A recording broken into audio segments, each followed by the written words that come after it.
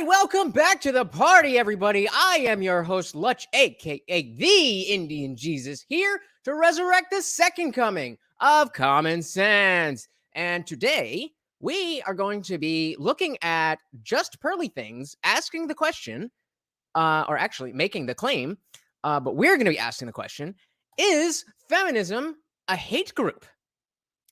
Wow, so shout out to the replay gang. If you are catching this after the live party, we haven't done it yet, but I'm damn sure we're gonna have a good ass time. So make sure that make sure you are here next time. Hit that subscribe button, ring the bell, so you'll be notified as soon as the party begins. Speaking of the party beginning, before we get into just pearly things, I want to give out a shout out to the sponsor of the stream. That is right.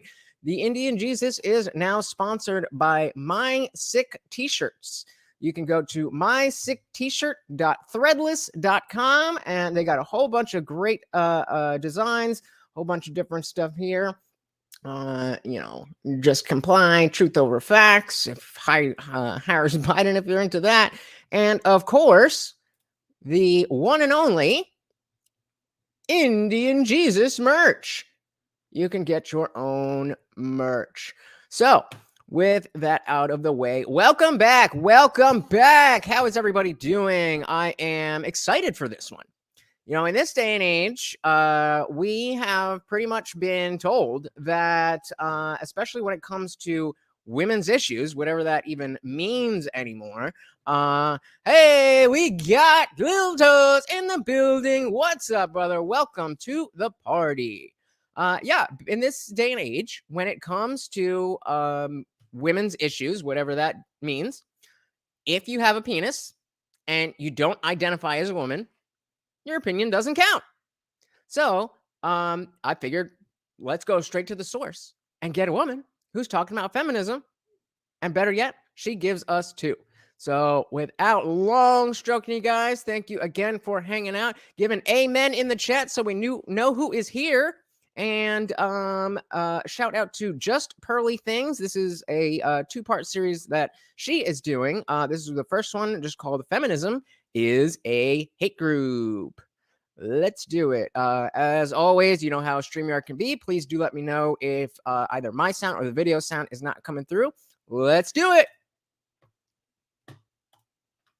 Pearly Things YouTube channel. Today I am in Leicester Square and we are interviewing people about this topic. Feminism is a hate group. We are going to see what the people of London think. Before I start, do not forget to subscribe to the channel and ring that notification bell that we are going to be notified of my daily videos. While you're at it, sign up for our memberships for our exclusive behind the scenes perks. Okay, let's get started.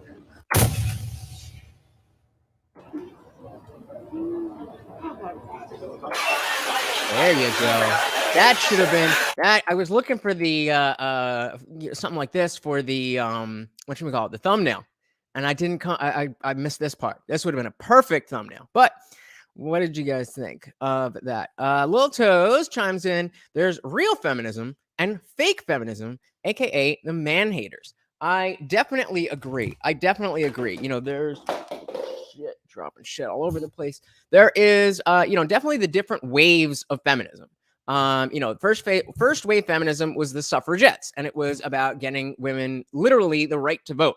Then after that, you had more of the bra burners, women's lib, and legitimate equality under the law. I'm down with all of that. But then they got all of that, and then they're still fighting for more. And I think it is rotting the brains of men and women as to expect what people should be, how people should be thinking, and how they should be acting. So let's let her get into it, because again, having a penis, my opinion doesn't matter on this, does it? I need you guys to help me recruit. Okay. Do you wanna? Yeah, you wanna sit? Come on, sit down. Yeah. Yeah, can you sit? So we do discussions with people on the street. I'd love to have a conversation with you. No, just I want to know, what's your reason? What's my reason? Here, sit. I'll tell you. I said, don't. Okay, because the thing is, we're just having, the reason we came was to get discussions. Man, make a decision. Like, why are you coming up to me and asking to be a part of my video and asking me these questions if you're not going to be in it? Sit down or don't sit down. Like, it's just like we came here, we only have so much time. But if you want to sit down, I'd love to have a discussion with you. Yeah? Yeah, I just want to know. Yeah. Yeah. So I get that, you might just be curious, like, oh, what is this? But as she said, it's like, do you care about this or do you not care about this? Hey, we got Delirious in the building. What is good? Delirious says equality is good. Feminism is discrimination. Well said, brother. Well said. Dive in. Okay. You want to sit? Another one. It's like these grown ass men. Do you want to talk on camera or do you not want to talk at all? Like, I either sit down or I need to move on to the next one. What do I mean? It's a hate group against men. It's not about equality. Women hate men that are fat. And what did Delirious just say? He just said equality is good, feminism is bad. And what did Pearly just say? Either sit down or I need to move on to the next one. What do I mean? It's a hate group against men. It's not about equality. Women hate men that are feminists. Go Delirious. Yeah, come on, sit. Ah. Come on, I have 100,000 subscribers. This is the perfect place. Like, sir, do you think I have all day? Like, are you gonna sit down? Or are you just gonna talk to me? I don't argue for free, okay? Yeah, come on. I'm stealing that. Once I get monetized, I'm not arguing with none of y'all motherfuckers for free. Come on. Everyone's being all feminist about it. Right, so first of all, Okay. be careful. Okay. Right, we're not too far away from Old Compton Street. Okay. If a feminist sees you holding that sign, she'll come over and punch you in the face to tell you how innocent she is. Well, thank you for the party. That's it. I mean, exactly, right? That's exactly the whole point. That's ironic. That's the first thing that somebody who's trying to defend feminism says in this video. Yeah. Moving on. Okay. So be careful. Okay, so I think feminism is a hate group. I think they actually hate men. I don't think it's about equality. I think in 2022, as a woman, I have nothing to fight for today. This is my opinion. I'd love to hear what yours is. Right. What you're feeling is true. Okay, you say that. Okay. Feminism has been changed and corrupted. Okay. But so has people. Positives whisper, negatives shout. So we tend to see negatives first. So no matter which group you're in, negatives will always be prominent in your head. So when you look around the world, all you see is that's negative, whatever. So you live in a world of negativity. And that makes people angry. Yeah. And that leads to hate and other things. So why do you think that What? is? Why do you think as women we focus on like the hate rather? Because we live in one of the freest societies ever in history. Yeah. There are two motivational forces. Okay. Survival, reproduction. Okay. Survival, fear, negative, get away from me. Yeah. Love, positive, come towards me. Okay. Positive, negative. It's very simple. But we twist. We love what we fear what we love, and we twist. Okay. By nature, everything twists. The earth goes around the sun, blah, blah, blah. What? So What negative does that shout, mean? beauty whispers.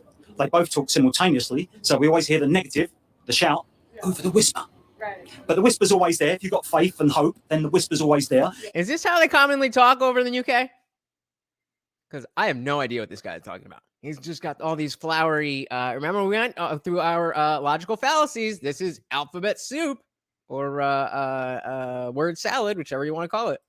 If you haven't, because You know what? Let me make sure we're good here. Oh, God shouting damn is it. so God damn it. All right. loud, then everything is darkness, black, negativity, anger, hate. Right.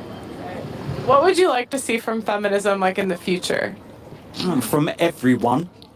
Because if we're talking equality, Yeah. from everyone. Because feminists don't actually want equality. They just want equality when it benefits us. I was born in '67, Summer of Love. I was raised through the bra burning and the independent Yeah. woman. And Is that the accent that he's South African? Yeah. right? And I've always been raised by strong women. Yeah. I got my testicles from my father, but I got my bollocks from my mum. Yeah. Yeah?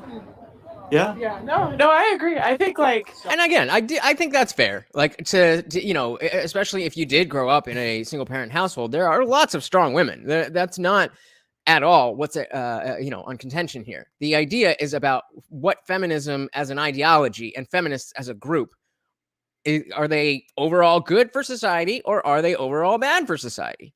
Let's see. Oh, you're South African. Yeah. This is in the UK. Gotcha. Well, welcome to America. So being passionate and having strength and tenacity shouldn't be a bad thing, yet it is looked upon as a bad thing now, because it's a more sheep-like environment. So the people that are more fearful, worried, hateful, negative stand out more in a peaceful crowd than they would do when everyone's lively. No, I don't even think the majority of women are feminists, to be honest. Most women I know like don't identify as a feminist because that group is like they're just so man-hating. I would love to be able to do a panel on that. I mean, YouTube itself is so male-centric in general, and then obviously I'm a smaller channel, so I mean, I doubt there's even a woman that's going to come through this whole stream. But I would love to know just what percentage of Western women actually openly identify as a feminist, and not just like if you ask them if they are feminists or not, then yeah, I guess, but like, you know, they will announce it and they you know, stick to that title, and it means something to them. I'm just curious how many, especially compared to like, let's say 2012 when I graduated college. I think there's been a huge shift in the landscape, and even then, you would hear a lot of anti-feminist, I don't want to say rhetoric, but anti-feminist sentiment coming from women. What is up? We got Before the Billions in the chat. What is going on? Please go check out his channel. I can drop that in the chat here. Very high value gentleman here. Thank you for being here, brother. How are you today? Diving back in. Like I love men. I grew up around brothers. Okay, some people want to be dominated, right, on one level, but then hate themselves on another level. Oh shit! I wasn't even subscribed to you Before the Billions. I apologize. I am now subscribed to the channel of Before the Billions. The link is in the chat. Please do go subscribe. This is William. Well, that's you. And this is us. And they build up their own internal battle, their own yin yang. Negatives tend to win, unfortunately. Well, thank you for coming by. I appreciate it. I needed someone to get the ball rolling, so this is great. I think that's a good way to put it. Just getting the ball rolling. Nothing really happened there. Dude is kind of just talking out his ass, and then let's get to the juice. Before the Billion says, I'm doing well. Just paid an arm and a leg for this AC unit. How are you? I am also doing well. I just found this woman today. I'd heard of her a couple of times before, but I saw this video, and it's actually the second part that I saw, and I'd had it on my watch later playlist, and I put it on, and I was like, oh, I've got to share this with you guys. Again, especially because being a man, everything that you say about women has to be co-signed by at least one woman. At least one. You're not a misogynist if one woman says what you say is okay. That's the new rules. Thank you. The problems are larger. Yeah. Humanity. Yeah, I agree. Look at what we do to each other. Look at what we do to the planet. Look at what we do to ourselves. What was your name? And do you have any links you want to plug? Do you have any like Instagram, YouTube? Okay. Jason, human. Okay. Thank you. All right, good way to start off. What a nice man. See, that's the type of guy I'm looking for, to sit down, have a nice civil conversation. I thought she was going to say, that's the type of guy I'm looking for, like, in marriage. That's the type of dude I'm looking for. Like, nothing against dude, but I don't really see it. Let's see who's next. You're my guy. I've been looking for you. Again, her holding the sign. Why couldn't I find this when I was looking for a thumbnail? Come on. Come sit. And guys, obviously you're not, in these type of on the street situations, Nobody expects you to have a textbook worth of knowledge on anything just sitting down as you're going throughout your day. That's not the point. The point is having the discussion and putting it out there. You can always react to it and fill in, whatever else you meant to say. Just yesterday. Was it yesterday? Yesterday, I released a video reacting to my own conversation with real Nathan Daly because I didn't feel like we had the time to really flesh that out. And I thought, we needed to do the conversation justice by adding more context. And I did that. But just because, there wasn't that much time to talk about it, doesn't mean that I'm just like, I'm just gonna, who cares? Because how are you gonna change anything? How are you gonna change anything? Hi. I love that. No. I love that she's showing all this. Okay. You got an opinion? Come on, sit. I love that she's showing all this because you don't get a lot of behind the scenes stuff from YouTubers a lot, and I mean you do sometimes, but you know what I mean. Okay, so what's your name? Gloria. I'm Pearl. Nice to meet you. Oh shoot. So I think feminism is a hate group because I think that it tears down men. And I think they just advocate for women, and they advocate for women at the cost of men. Okay, so you think it's detrimental to women nowadays? I think it's always been detrimental. Okay, and the reason. So I mean, unless she's saying that she doesn't think women should have the right to vote, again, going back to what we were talking about earlier with the different waves, I don't know if she wants to say that it's always been detrimental. It's definitely positive for women to have gotten the vote. I would say, I know a lot of people don't necessarily agree with that, some of them being women. But if you're going to say feminism was always an issue, then you have to go all the way back. That's exactly why we have the different waves of feminism, because it's not all the same. Like they push things like the pay gap when the pay gap doesn't even exist. Like that is not a first wave feminist issue. That is a third, fourth wave, whatever wave we're on now. I would call it the fifth wave, where it's the gender bender, whatever. But that's a current thing, and to that point, it's been debunked to no end. That it's again more of the past wave. Now it's more about blending the genders and getting trans women specifically to to be included in women's right and expand the definition of what a woman actually is for women. So they're actively tearing down men to like build women up.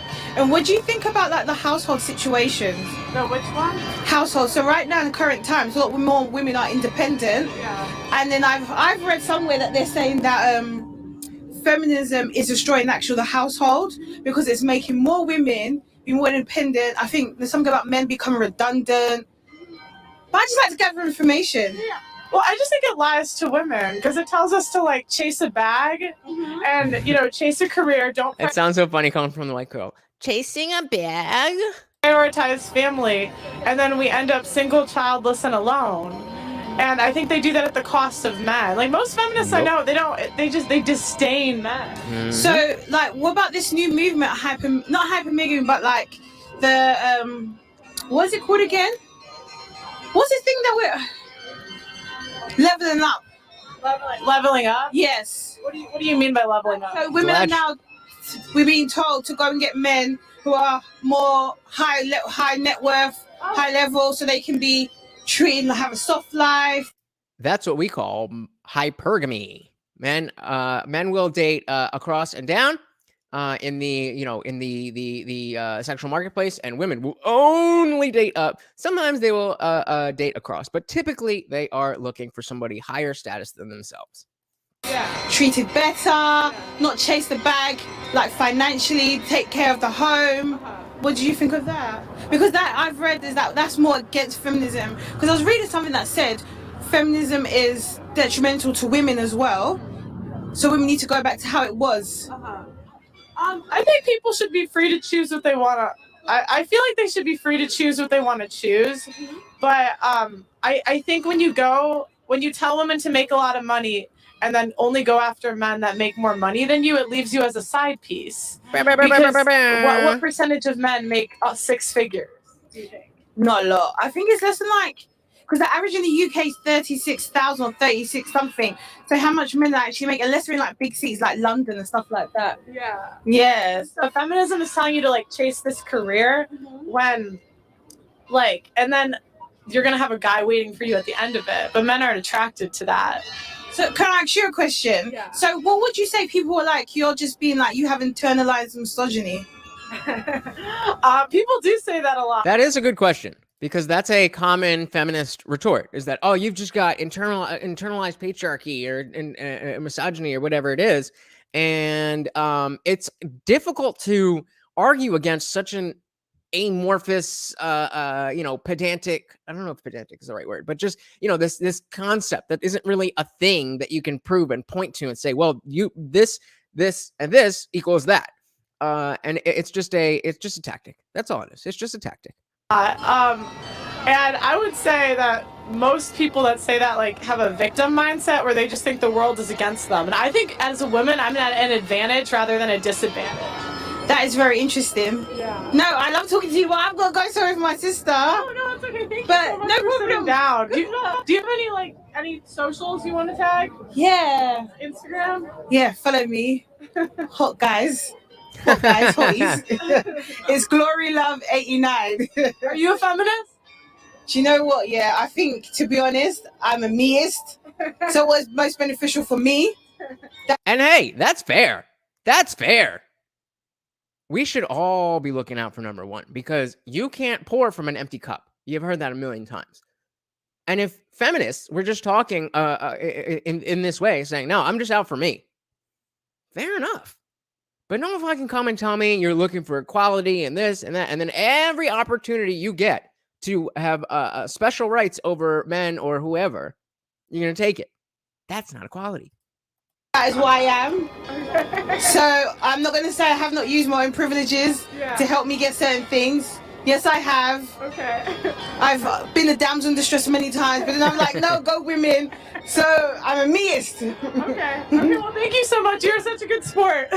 Yeah, she was chill. I liked her. Okay. What do you think of feminism?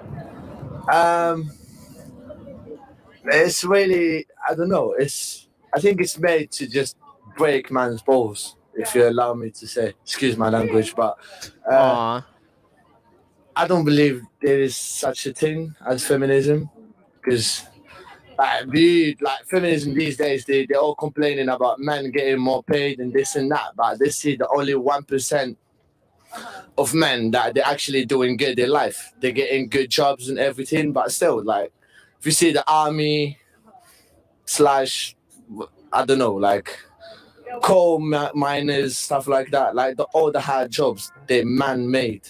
Yeah, I don't want to do them. Mm-hmm. Yeah, exactly. Exactly. So like, so like when you see women, they're more like office jobs for women, or like nurses, like teachers, stuff like that. But like, you guys should be paid more for harder jobs. That makes sense. Well, it is happening now, no? So technically we get a little bit more money than you guys do, but I think we're worth it. Do you think that women should march the streets for male OnlyFans models and strippers that don't get paid the same? No,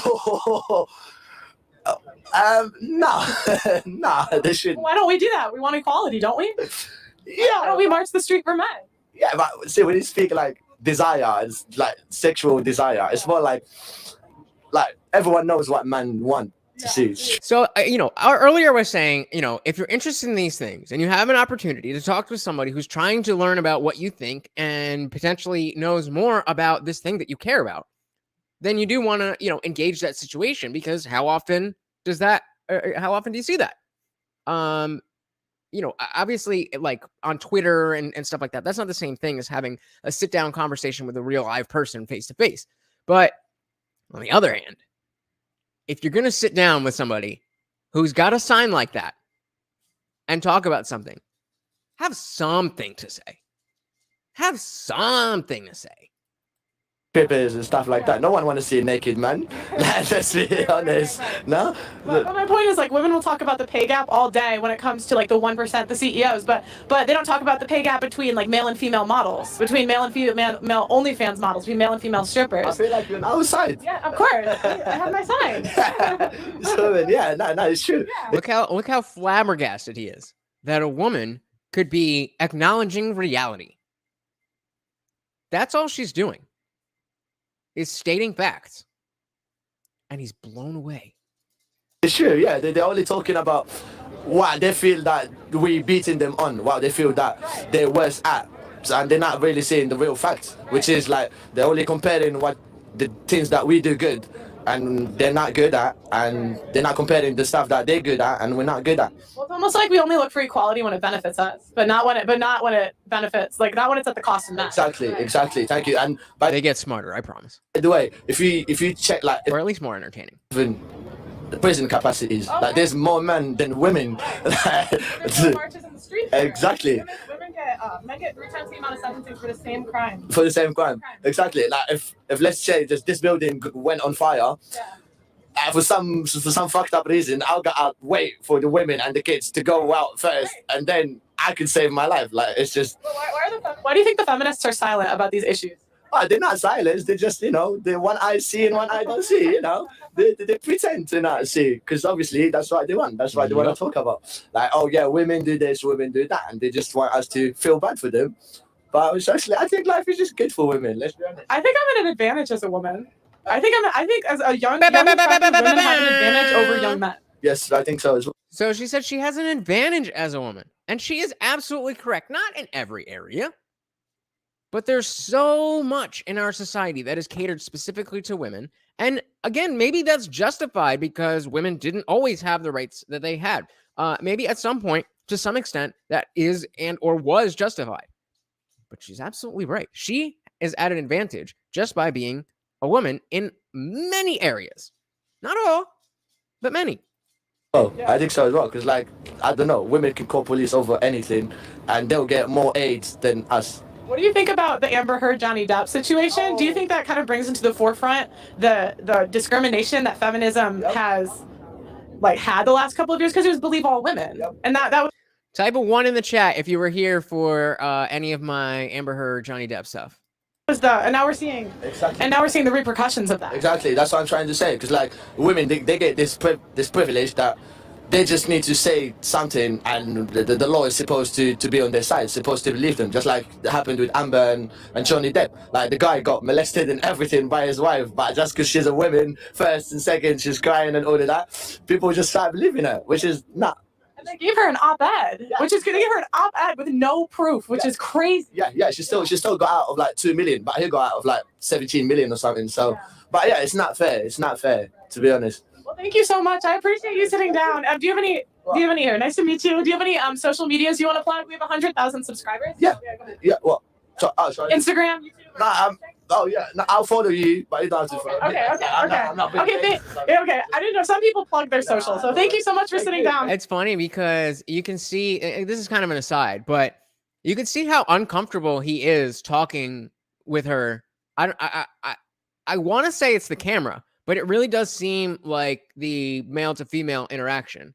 I was watching some of her other videos, and I just heard a stat she read from the live show that she does. I think she does a podcast. And she read a stat that for 2021, 1 out of 3 men are either virgins or have not had sex in the last year. And this guy embodies that. You got to talk to people. You got to become more comfortable with the notion of talking to people in general for many other reasons than just sex. But it's weird when you come up with, you don't have to follow. I'll follow you. You don't follow me. That was just weird. Have a good one. Yeah. Agree, disagree. Feel free to sit down. Yeah. Come on. She needs to change my mind sign like Crowder. Okay. Hi. All right, we got some lady on lady action. Let's go. Hey, what's your name? Gabriella. And would you consider yourself a feminist? No. I'm surprised. I've had so many people come up and say they aren't feminists. Why do you think that is? I don't know, maybe they don't want to look bad, because if you say that you're not a feminist, then you're bad, and So when I went out to do interviews, I really was encouraged by how many people actually agreed with me and didn't believe in feminism or identify as a feminist. When I originally went out, I thought that everyone was going to just disagree and be mad, but it was really cool to see that, maybe not all Western women are lost. But I just don't want to be associated with the word. It doesn't mean that I don't identify with some of the things that feminists say. I just think there's a lot of prejudice about feminism in general because of, as you said, sometimes they get very offended or the attitude. I just don't like it. What do you think feminism is fighting for in 2022? I mean, they advocate for equality, but sometimes it's not really equality, is it? It's not very balanced sometimes. So, some things that you were saying, I don't like that woman wants so many rights, but a few things that are considered normal in society, like the man has to pay for dinner, or the man has to ask out, or the man has to propose to a woman. Why does it have to be like this? I don't agree with it. I think that if you really want equality, you should have equality in every field, even if it's not convenient for you, Yeah, and what do you think about the Johnny Depp and Amber Heard situation? Do you feel like that was the fault of feminism? So let's see. This is from June 30th. So not that old. I've heard definitely used feminism in a bad way, for herself, and people at first sided with her only because she was a woman, so they assumed that she was right, and because a man is always a bad one who's beating up women, and some people don't realize that actually it can be the other way around. And thank God that Johnny actually won the trial, and it shows that the justice system is right, and they see through people's lies and things like that. Yeah. And again, a little aside from the feminism thing, it absolutely is a great thing that Johnny was able to tell his story and get the judgments that he did. But as she'll talk about, Johnny Depp is the top of the top. He's rich, he's powerful, he's well known, all of these things, and still it took 6 years for him to get any kind of justice. So when it comes to your average dude, yes, it's a win, but it's very, very small, or it's just one step on a long journey. Let's put it that way. Agree. Why don't you think we see women marching the street for men that aren't let into bars for free? Because they don't care. It's not their problem, is it? Right? Yeah. They want equality, don't they? They want equality for that. They want the same things as men, but they don't care what men don't have, and they have. So it's not that they want equality. They just want what men have. It's not that they want equality. They just want what men have. And men have what men earn. Because we know in this gynocentric society that she just alluded to, that men don't just get stuff for free.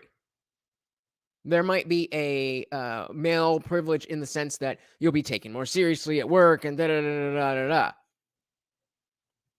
But that's it. You still got to earn everything.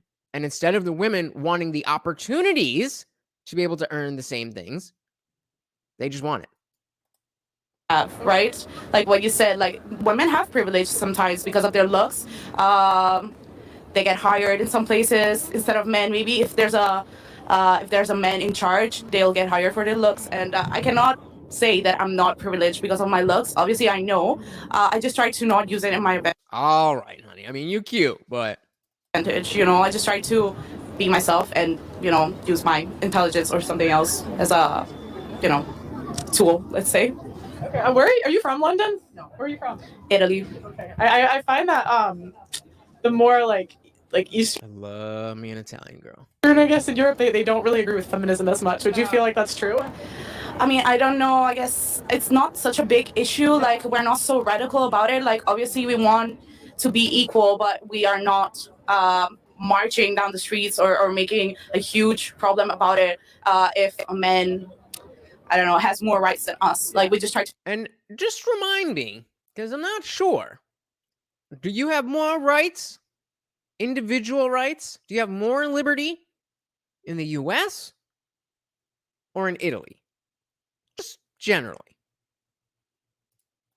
Fight for it, and even in our private lives, Do you feel like equality is possible with anyone. Like even me and you, we're both women, right? But me and you, like we're gonna be unequal in different things. So when people say equality, I never know what they're talking about. Yeah, What some people are talking about, the rational people, what they're talking about is the equality of opportunity, that everybody doesn't get the same things. They just get the opportunity to work for the same things. Other people mean equity, which is exactly everybody gets the same thing no matter how much you do or don't do. because I guess there's always a third party that kind of sets the standards, right, for equality. So I guess equality just means like same chances and possibility for everyone. But I don't even like the word equality. I think we were talking about this with some friends. I think equality is never the right word because people come from different backgrounds, different like even economical situations. So we don't have the same possibilities. So I disagree completely because of that distinction. If you're talking about equity, then yes, it's ridiculous to think that we're all going to have the exact same things. But equality of opportunity under the law too. That's another, I guess, qualifier that we want to put on it. You're not going to be equal. I'm never going to be equal to LeBron James in basketball, no matter what laws are passed. But I should have the just as much right as him to try out for the to make my way through the ranks and get in the NBA if I have the skills, which I don't. It's almost like equality of opportunity would be better than just. There you go. yeah, I don't remember the exact word we use. Not equality, we use like inclusion or something like that. Yeah. Equity. Okay, well, thank you so much. I appreciate it. Do you have any socials you want to plug? Yes, my Instagram, it's Gabby_DMUA. I'm a makeup artist. Thank you so much. I appreciate it. You guys, I was really hoping to get somebody that disagreed with me because at first, everyone that came up to me just agreed with me all day. Until dun dun dun. What's your name? My name's Nizana. I'm Pearl. Nice to meet you. All right, Nazana. So I'm going to assume, based on that Nazana is going to disagree. But I'm very interested to see how and where. Would you identify as a feminist? I would say that I do, yes. Okay. So what do you think we need feminism for in 2022?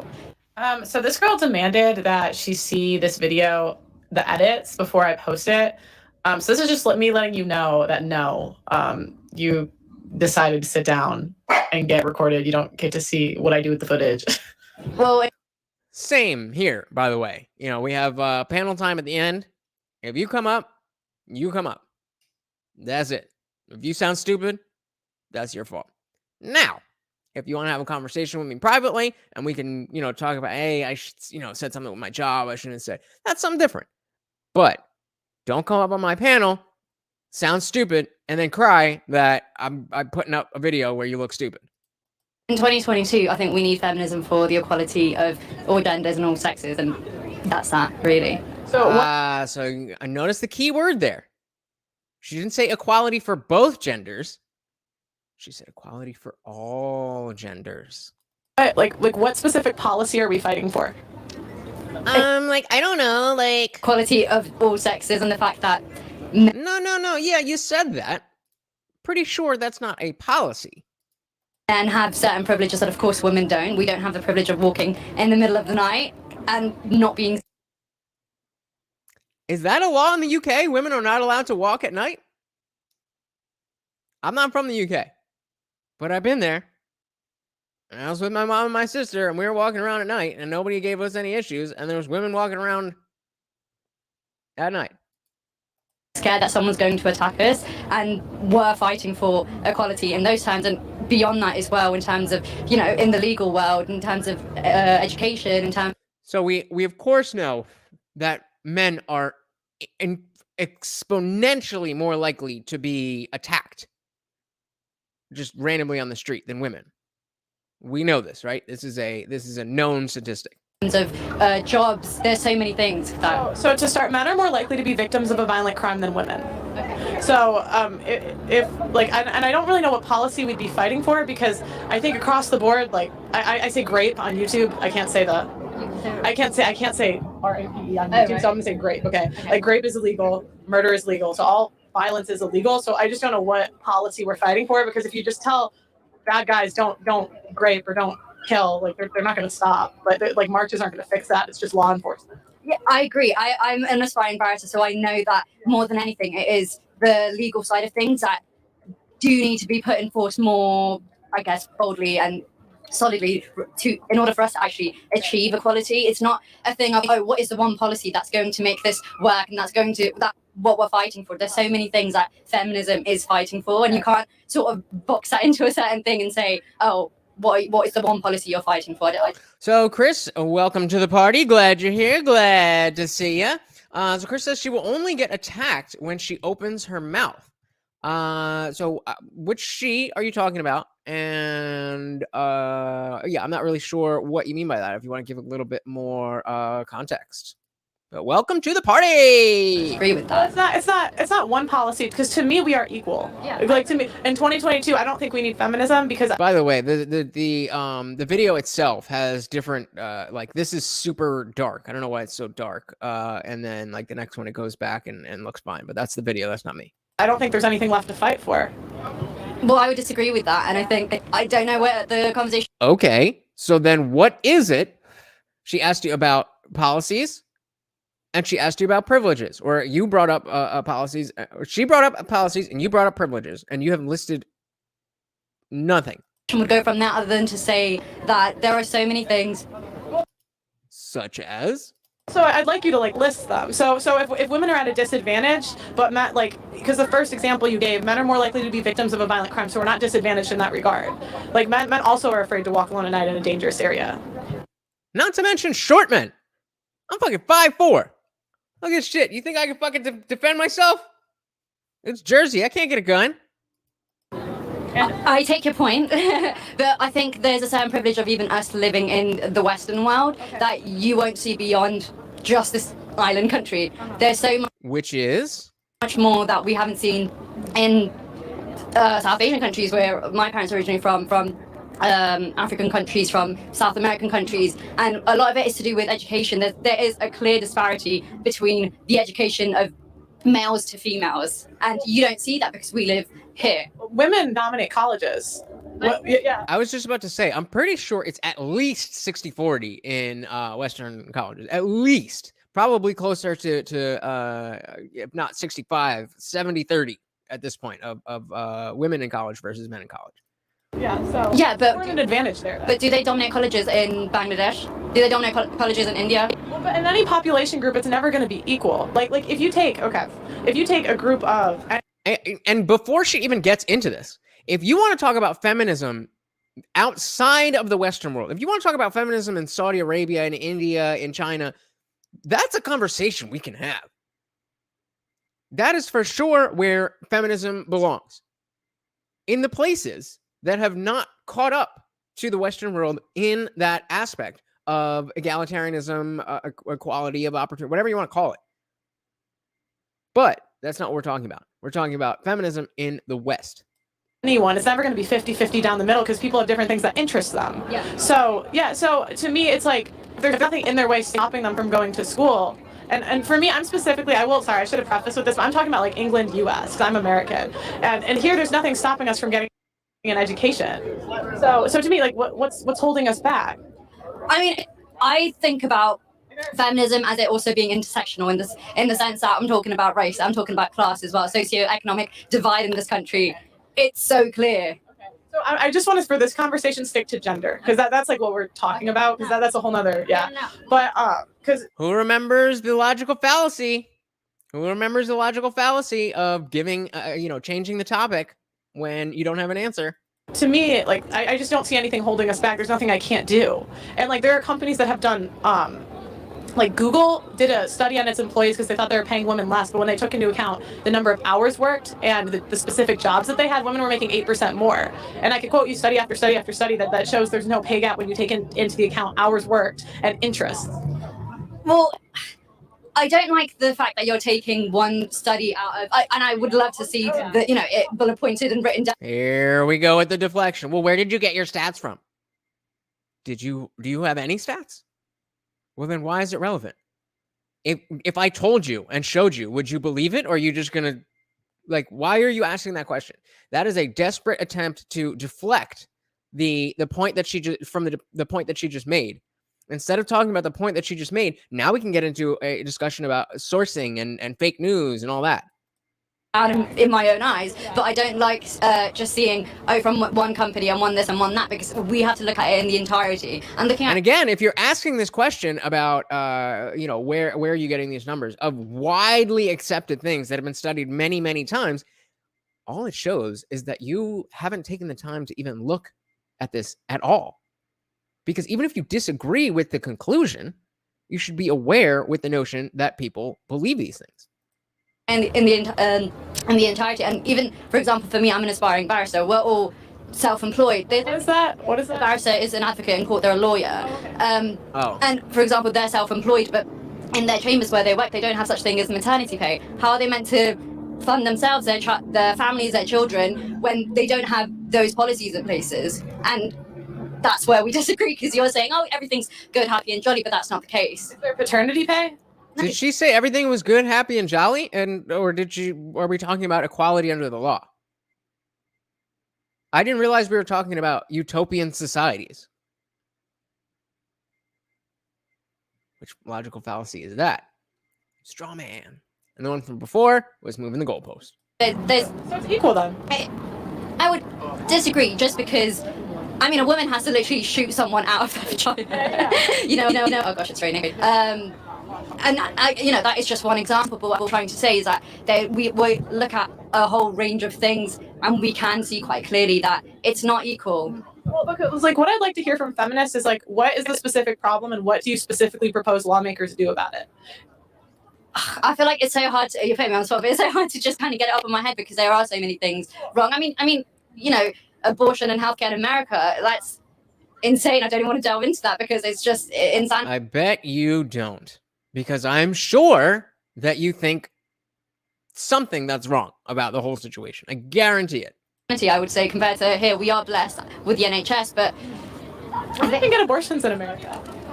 It's not illegal, yeah. But in certain states, there's certain conditions and there's certain things that had to be in order for someone to get an abortion. Again, I don't live in the US, I don't want to get into that. Well, because the one thing, like men aren't, like with women if I don't want to be a mother, I can get an abortion or drive to a state that allows me to get an abortion. But if a man doesn't want to be a father, he's stuck on child support for 18 years. He can't opt out of being a father the way that women can opt out of being a mother.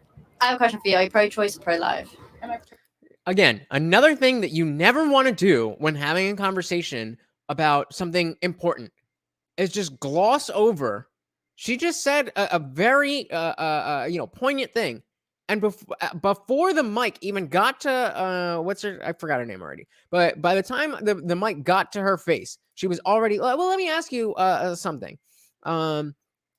So Chris says, deleted my last comment because it wasn't well thought out given the context. This is definitely not a convo to pick up late. Well, I mean, you're not late. We just started, and the idea is that, these women who are sitting, and men and women who are sitting down, really aren't giving much. It's not like we're diving deep into the tenets of feminism and all of that. They're just giving very superficial answers because they haven't thought about it. It's just, yeah, feminism is good. I'm a woman, so feminism, yeah, that's good. And that's the end of the line of thought.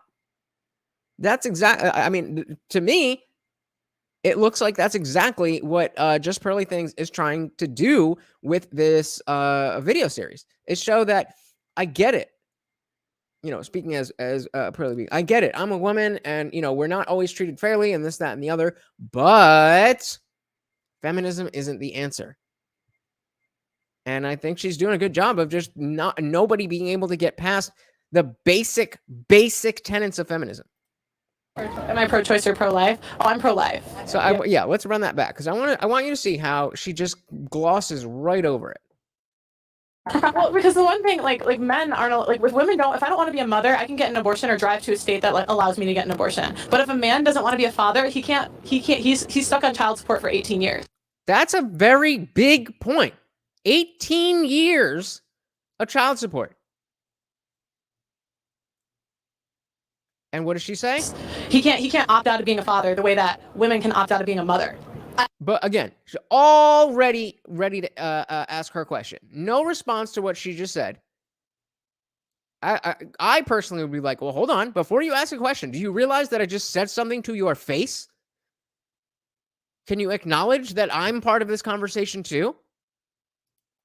I have a question for you. Are you pro-choice or pro-life? Am I pro-choice or pro-life? Oh, I'm pro-life. Okay. Yeah. I can see quite clearly. Sorry, what was Then your why did you ask? question? It wasn't a question. The disrespect. Let's go back and watch that again. She made a great point, and homegirl over here clearly wasn't listening, didn't give a response to what was said, asked her a question which she already knew the answer to. Like, disgusting behavior. Just disgusting behavior. I can get an abortion.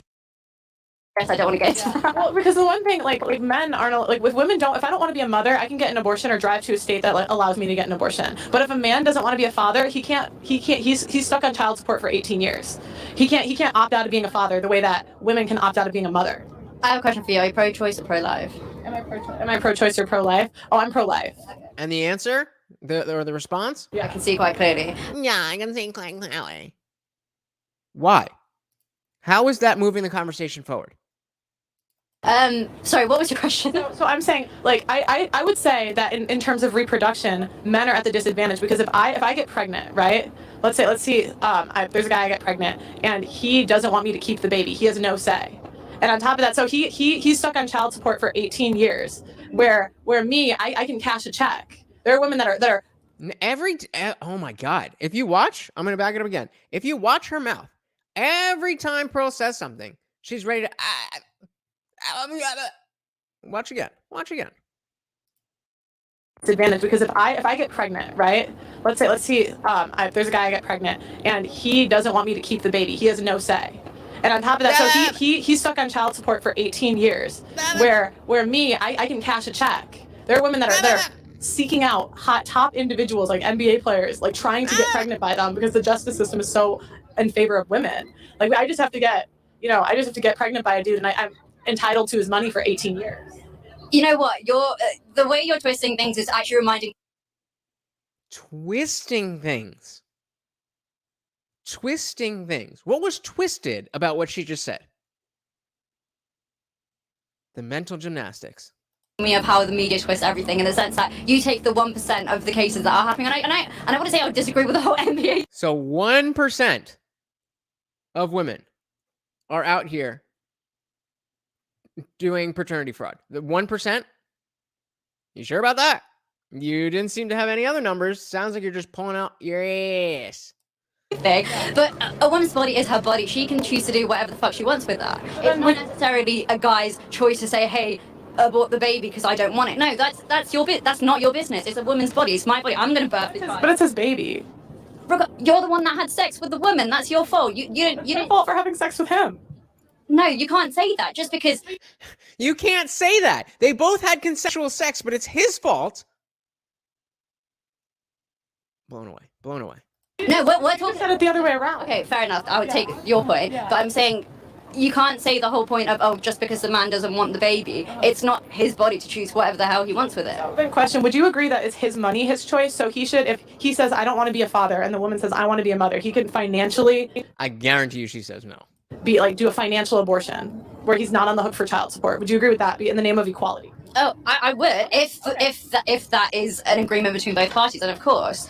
No, where she says I want his child support and he says no, like I don't want to give it to you. So should he be, because a woman, if I get pregnant, I have the option to say I don't want to be a mother. But if I get pregnant, he doesn't have the option to say I don't want to be a father. So you're asking, so if the woman says, hey, I want your money, and the guy says no, I don't want to give it to you. Yeah. Oh, that would be a difficult one. I'll probably have to give a bit of a think on that. I haven't ever thought about it, and I don't want to give my opinion without validly sort of backing it up. Yeah. And that's fair. That's fair. That's always a fair response. That's always the smarter response than trying to pull something out of your ass. Like only 1% of children are from paternity fraud. So yeah, I'll give that a think. Because I'm just like, this is what I mean when I say feminism is a hate group, because we only advocate for women. And in that case, like in my head, it should be pretty cut and dry, because like if a woman gets to choose not to be a mother, then a man should be able to choose not to be a father. I'm going to go back to the point of you saying feminism is a hate group. I think that in and of itself is not what feminism is, of course, as any feminist would argue. Why, of course? Again, how often do we talk about just saying things?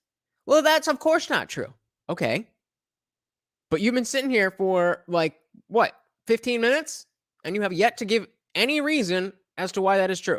You've just said it. But how everyone perceives feminism, I guess that's in their own eyes what they see on social media. But how I perceive feminism is to be an equality of everyone, equality of sexes, equality of gender. So it's not the superiority of women, which I think that's your angle into this. I never said women are better than men. It's more so, hey, I would love to have the same rights as you. Again, there it is. There it is. Not that we want equality. I want what you have. And what was the other thing she said? Something about how, let's back it up, sorry. It's one perceives feminism, I guess that's in their own eyes what they see. That feminism, it's in your own eyes. So feminism is not a real thing then. If just everything, whatever it means. To me, feminism means beating the shit out of every woman you see. That's just what it means to me. It's in my eyes. That's what feminism is. So you can't. That's what it is to me. That's what you're saying. That's what you're saying. Words have meanings. On social media, but how I perceive feminism is to be an equality of everyone, equality of sexes, equality of gender. So it's not the superiority of women, which I think that's your angle into this. I never said women are better than men. It's more so, hey, I would love to have the same rights as you. That's literally it. Well, to me, we have the same rights, if not more, especially in the legal system, because men get 3 times the amount of sentencing for the same crime as a woman. And right now we're seeing the effects with Amber Heard and Johnny Depp. Believe all women. Like, look where that got us. That was at the cost of men. Because if a man that has privilege and power, that happened to him, what happened to the average guy? I know. I agree with Amber Heard. Exactly. What did I say? Just before. And yes, I did watch this before, but I skimmed through them at 2 times speed just to make sure I'm not going to bore the fuck out of you guys. But exactly. Johnny Depp is up there. And as great as a victory for men that is, it's only a small step on a long journey to when Joe Schmo with no money and no anything can get the same justice that anybody else can. We're not in that world. And feminism doesn't want that world. I think that's regardless of how much they tell you they do. The difficult case to kind of look at, just because, I know in terms of American law, it kind of makes it easier now for, it makes it harder now for women to have no evidence or, so I know where you're coming from in terms of that, but sorry, read back to your question again. So would you agree that that in that case, feminism was at the detriment of men? Because that was specifically during the believe all women era. Well, I don't understand you. So my question is, in that instance, the Amber Heard and Johnny Depp, would you agree that feminism was at the detriment of men? Because that was during the believe all women era. Oh, right, yeah. I wouldn't say feminism was. I think in terms of the Amber Heard trial, I would say it kind of roots back to more the criminal justice system than it is to do with feminism. In the sense that, I believe all women are able to have a voice and can be a complainant in a case and be fairly tried. It's not the sense of, hey, we should all believe her. I never thought, hey, we should all believe her or we should all believe him. But it wasn't in the justice system. Like that. Like you can't say it was like the justice system because like what happened was she got an op-ed. So it was just it was a left-leaning magazine that gave her an opinion editorial with no evidence and was able to assassinate his character with no evidence because we should believe all women. No, that's what I'm saying. I can't go too much into that just because, I don't know insanely too much about it, to be fair. But no, I do agree that if there's no evidence against someone, then... Okay, so we agree on that. Yeah. The one thing. Yeah. But again, like I said, with that, it's very hard because in terms of that, my opinion is just every woman, every man should be heard in the justice system, the criminal justice system, and they should be fairly tried. And it's not the case of Johnny Depp winning. They both had to pay damages. It was more so that Johnny Depp was just awarded more damages. It wasn't a criminal trial, so we can't say anything in terms of that. Sorry, my legal Nizana's coming out. So my other question, if feminism is about equality, why don't you see women marching the streets for men to get into bars for free or for male OnlyFans models to get the same amount of pay? Like we see for, the women's soccer team. I think the least of our worries is about men getting into clubs for free, There it is. Men getting paid equally is the least of our concerns. I think there's so much more that we have to fight for. That's the most, I don't know, fickle thing ever. So I would say no comment to that, just because that's a ridiculous question. Oh, well, what about modeling? Let's take like the modeling industry. It's very much favored. Like women get paid more in the modeling industry than men, but we don't see any marches for that. Where with the women's soccer team, it's a big commotion about them getting paid the same. I think I would revert this question more so back to, again, this being one case scenario. So I don't know the evidence behind it, but I can imagine that why women get paid more is because there's a higher demand for them. But I could also argue, what's happening at Wall Street? What's happening at Canary Wharf? What's happening at Chancery Lane? There's clearly gender disparity there. Where I work, gosh, you would hardly see a woman at the highest authority or the highest stage in our career. So I say that to you as well. So again, it's a one. Do you know why that is though? What do you mean? Why there's more men? Yeah. Because they have male privilege in the fact that they're able to go through life in many stages without having to worry about certain things. Even as like an ethnic person, a woman has to take care of her family. There are certain barriers that you just don't see in, I don't know, in like a Western world. Maybe because they're not there.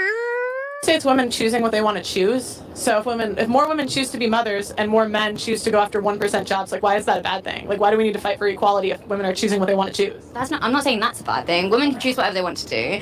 That is what you're saying, though. That's precisely what you're saying, because if you take the things that you are saying to their logical conclusion, you want to force women to go into jobs so that you said it yourself. We just want what men have. Then work for it. You have the opportunity. Nobody is holding you back. Can choose whatever they want to do. It's more so the fact that the aspiring women and the aspiring men, even if it was a 50-50 ratio, is going to end up at the top, it being maybe 20% women, 80% men. And she's right. But that's because the men are willing to do what needs to be done in order to get to the top. The women who do what it takes to get to the top, you know where they end up? At the top. Because that's just how the system works. But I don't think it's the system. Like so I'll give you an example. My dad, he's in the 1%, right, in terms of income. But he worked 80 hours a week my whole life. I didn't see him. I don't know many women that want to work 80-hour weeks, like 12-hour days every single day for 20, 30 years. Like, I think most women have a natural inclination to want to be with their family. Yeah, no, that's fair enough. But also there are women that are like that. There are women that want to be the top 1%. There are women that don't mind working 80-hour weeks, but they don't have an opportunity to get there in the first place. So what opportunity do they not have? They're hiring quotas that specifically they want to hire women over men. She's just spitting facts. You know, usually we see this in the context of like a Steven Crowder or something, and it's a little bit more political rather than even though they're talking about laws, this is more of a philosophical type of conversation. And of course, like I said at the beginning, having a penis and not identifying as a woman disqualifies you from this conversation. So thank you to Just Pearly Things for doing what I am not allowed to. Even with hiring quotas, I don't necessarily agree with it, because it's almost so much for, I don't know how to describe it other than it's not really, it doesn't have, I don't know how to say it. I don't know. I don't think quotas are enough is probably what I'm trying to say. So what would be enough? Genuinely giving women I wouldn't even say benefit of the doubt, but where credit is due, and allowing them to work their way up the system, really. How are we not giving credit when we hear women's empowerment all the time? I never hear men's empowerment. Well, we need women empowerment in the world, in this world. Because do we though? And I get what she's saying, that, again, because of past injustices and whatever, but we have made up for that. Everything is about pushing women and celebrating women in every way possible, no matter what they do, even if it's not good for them. So we have that. So what exactly is it that you are pining for?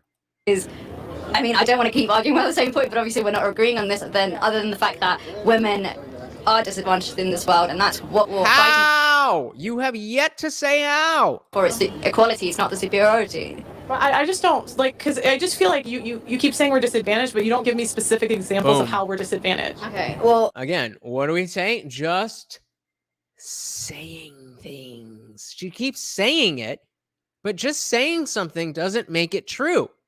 It doesn't matter how many times you say women are disadvantaged, women are oppressed, women need this, women need that. Give one example. Even if you sat down and you weren't prepared for this conversation, then you would expect that if this is something that you feel passionately enough about to continue arguing, that during the course of the conversation, you'd be able to come up with something. Hey, we got a Jamie Dean in the building. What's going on, brother, sister, friend? Says feminism is dead and babies have killed it. Interesting. Glad to have you here, buddy. I'll message you on Instagram when I actually have a clear head and I'm not really extremely heated. Okay, no worries. Do you have any channels you want to be plugged in? I have an Instagram. It's at Legal Nizana. That's LEGALNI. There you go. Anybody need to do research purposes, shoot your shot. It's right there on the screen. ZANA. That's it. Okay, well, thank you for sitting down. I appreciate having respectful conversations with people that disagree, so I really appreciate you sitting and stopping. Thank you. Okay. I wanted to learn more about your view than it being mine, but I do appreciate it. Okay. Anyone? Yeah, anyone? Agree? Disagree? I didn't know your stuff, so What? I didn't know your stuff. Oh, you see my channel? Again, you see all of those people. Where was it? Just a couple of seconds ago. You see all these people walking around. Nobody willing to engage. Yet, I'm sure if you ask any of them, should we be fighting for this? Of course. We have to. I just tweeted about that earlier today. Then sit down and speak your piece so that other people can learn. Otherwise, you're just bitching. Every time you try to discuss something, no one ever told you, and it's rebuttal to be on. You can sit. You can be on the channel. Oh, you can check. No, All these people. There we go. I don't know about. Okay. And I specifically I specifically understand that notion because, we've done a couple panels on this channel, but it's so difficult. People left and right, you can't get away from people talking about how they care about this issue and that issue and da. But ask them to, I don't even ask everybody to cam up, but ask somebody to have a 2-hour conversation about any of the things that they care about. Impossible. And what does Jamie say? Also, about your I have a penis, so I can't comment on feminism quote from a little earlier. I said, unless you identify as a woman, but continue. Yeah, but you identify as a woman, do you not, Jamie? I specifically said having a penis takes you out of this conversation unless you identify as one, as a woman. Did you see my Instagram post, or did you just were you just walking? Oh, okay. Yeah. Okay, so what's your name? Key. And what do you think about feminism? I think it's different now. Okay. I think that a lot of maybe first and second wave feminists might not agree with the new wave right now in terms of how things are being done and what they're fighting for, and not being able to necessarily support in the same way, like by what they actually say. You know what I mean? There you go. If you're gonna sit down and have a conversation with somebody, have something to say. A lot of things are said right now that are not actual beliefs, but more so talking points that sort of disrupt the idea of communication and conversation. So it gets. Look how drippy this dude is. You got the checkerboard here, and I'm digging it. It's a bit hard to actually have a genuine conversation. So yeah. What's interesting? I'm going to show you this stat. Did you know in 1848 and in the late 1800s and 1900s, feminists were bombing churches and planning assassinations? Okay. Didn't know that. So it's to me, it's always been a hate group. What is a hate group? Define a hate group. That's a good question. See, again, I have to disagree with her there in saying it was always a hate group. Because again, we go back to the first wave feminists. As far as I know, even if their tactics were violent and whatever, if they were trying to get the right to vote and they weren't able to get that, and that is, equality under the law, there's some gray area in there. There's some, lots of things have been spurred on by, protest and even violent revolution. That doesn't necessarily mean that it's always okay. It's about, it depends on what the protest is about. It depends on how seriously you're fucking shit up. But if somebody took my vote, my right to vote away, then I might have reason to be up in arms about it. I think the feminists want privileges at the cost of men. Boom! Feminists want privilege at the cost of men. I think, yeah. Again, I love this dude. I love this dude. He's not just sitting waiting to talk. He heard what she said, and then he wasn't exactly sure how to respond to it, so he gave himself a second to think about it. This is how you have meaningful, progressive conversations. When I say progressive, I don't mean politically. I mean progressing from where you started. I think I can hear that. Yeah. I also think that most people that fight for anything would do it at the cost of anything, as long as it supports what they believe. Yeah. So, but I hear you. That's interesting. Because to me, it's just like they scream equality. So I just want to see. Yeah. That is the one thing. But I think that equality. I think the argument for equality is one that isn't. It's nuanced. Yeah. Surely, right? And I think that it depends on what you mean by equality and what needs to actually be equal versus what needs to be what's the word? Based on merit, for example. Right. There you go. If it actually makes sense for certain people to be in certain positions. Do you think that women need feminism in 2022? I don't know, because I don't think feminism is the same thing. I think it's different. I think it depends on what you define feminism as, and I think that's one of the issues of feminism. Do you want to hold this? No, because the photo might be a bit uncomfortable. I don't know. No, we're not supposed to. Cool. Yeah. Okay. You never take your hands off the mic. You never take your hands off the mic. Whenever you're doing interviews, that's something I don't even know where I learned. I think it might have been a journalism class, or it might have just been somewhere. But you never let go of the mic, because once they've got your mic, you always hang on to that. If you watch the UFC, every post-fight interview, you'll notice that, like, whether it's Bisping or Rogan, whoever it is, they will, sometimes the fighters will try to take the mic, and they'll always keep their hand on it, because especially that situation specifically, motherfuckers will just go wild. We saw the Khabib thing. He just jumped into the crowd. Imagine if he had a microphone. So Jamie Dean says, violence for political gain through fear is definitionally terrorism. It's a fair point. Now, the question is if you're going to define terrorism like that, then is terrorism inherently an immoral thing? If in the 1700s, if slaves had a violent uprising, would that be terrorism? And then a different question, would that be a bad thing? Hey.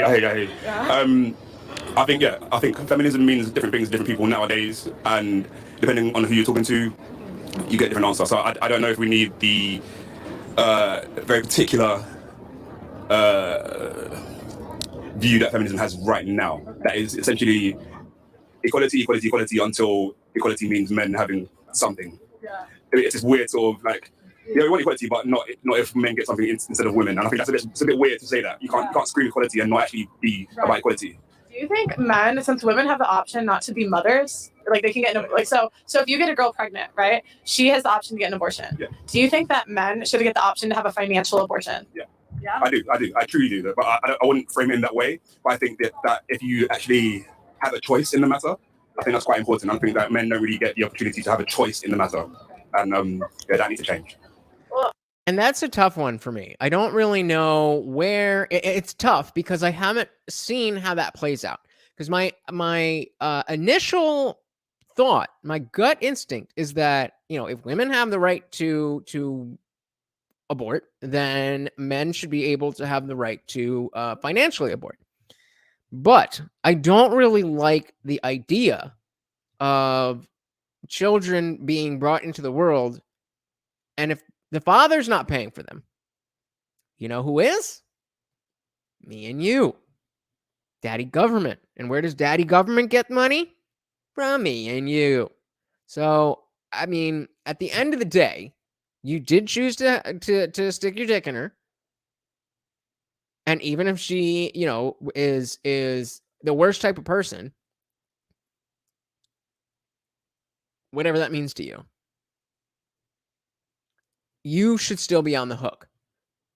Not us. I didn't have sex with her. So why should I pay for it? Right? And so, Jamie Dean earlier said violence for political gain through fear is definitionally terrorism. And so I asked if if the slaves in the 1700s, if they had a violent uprising, would that be terrorism? And separately, would that be a I don't remember if I said a good thing or a bad thing, but Jamie Dean says yes and yes. To say otherwise would be morally revisionist. Interesting. So I think I asked you if it would be a good thing, not a bad thing. So if you're saying yes, it would be a good thing. Does that mean that terrorism isn't inherently a bad thing? Because we're giving an example of what you would define as terrorism, which we are saying is a good thing. So it can't inherently be a bad thing then, right? Thank you so much for sitting down. I appreciate it. I thought this man was very nice, and I liked his outfit. Should I say you don't have to? Can she sit a little closer than you got? Oh my gosh, we just can't be giving this out. Okay, so see, did you catch it? She's like, can you move a little closer because I can't be giving it out. Always keep your hand on the mic. What do you think that feminism is a hate group? So I was actually standing here thinking about that, and in a certain sense, I agree, but not. The first thought I had was, yeah, this is hatred towards men, blah blah blah. But actually, I think it's not that. I think it's. I sense in modern feminism a certain amount of hatred towards femininity. Okay. Oh! Like I think about. Ooh, interesting. He said it's a hate towards femininity.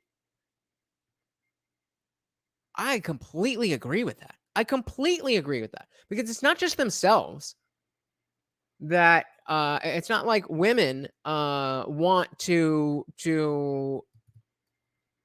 women want to become more masculine, and they say that they want men to become more feminine, but it's very clear that actions speak louder than words, and feminine men, they might get women, but they're not it's not a functional relationship. Very interesting question. A hate of femininity.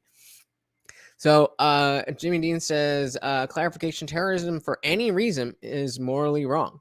So you're saying it would be morally wrong for slaves to violently attempt to take their freedom? Is that the position? What is it that a lot of feminism over the last 30 years is about? And it seems very much about having the kind of power, prestige, and sort of the picture of success that men have and created, rather than the kind of feminine version that men haven't created or have created. And picture of success.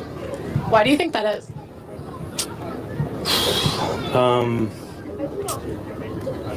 Well, I guess it's a movement that at its foundation seems to really derive in the political sphere.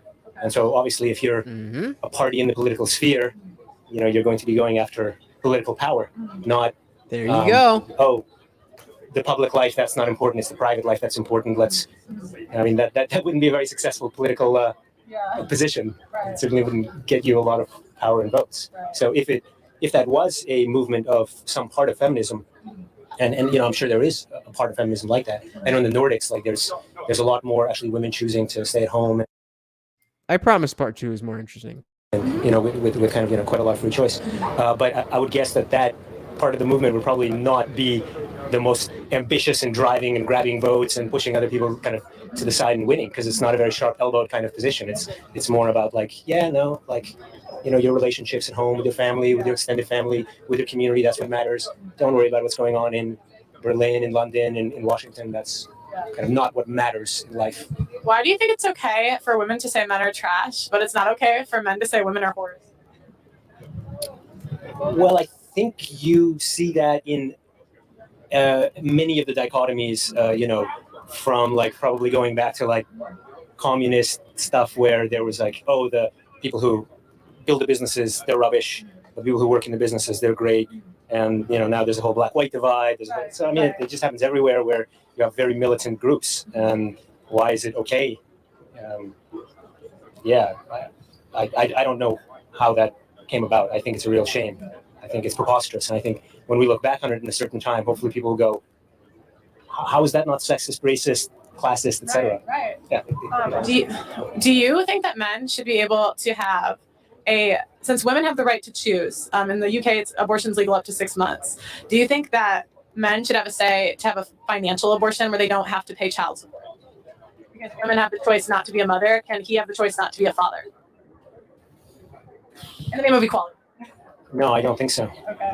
I think you I mean, that's one to really contemplate. I'm sure there's some scenarios but no, overall, I think, whatever kind of accident or decision-making power you had, you've done it, and now you have an obligation to that. So wait a minute. Is this guy saying that effects have causes and that actions have consequences? Crazy. So you agree with women having the right to choose? I do. Don't you think that favors women though and not men? Because if I wanted to, then I could go get pregnant by a rich guy, and then I have a check for 18 years. I think it takes some part of him doing something as well. No, I agree. But you have like cases where like there's entire Reddit threads where women are just trying to figure out how to get pregnant by men, and it's almost like the laws allow women to be predatory. Yeah. Well, the laws absolutely allow women to be predatory. And that is just another way where, as a man, you have so much more on your shoulders to get through life as a successful, meaningful person. Women have so many outs. Women have so many outs. As a man, just cross your fingers and hope you don't fuck the wrong girl. I mean, that's all you can do. All the vetting in the world will not change the nature of women and how the laws work. Lead attorney just did a stream the other day on a 10-second shout out to TLA for making a 3-hour stream off a 10-second 10-second TikTok. But it was just the TikTok was a female attorney. And the caption was, me trying to convince my cheating client to have sex with her husband again to revive alimony payments. And it's her pushing the phone over. It's like, come on, do it. All you have to do is get dude thinking with the wrong head, and he could be on the hook for thousands of dollars a month for years.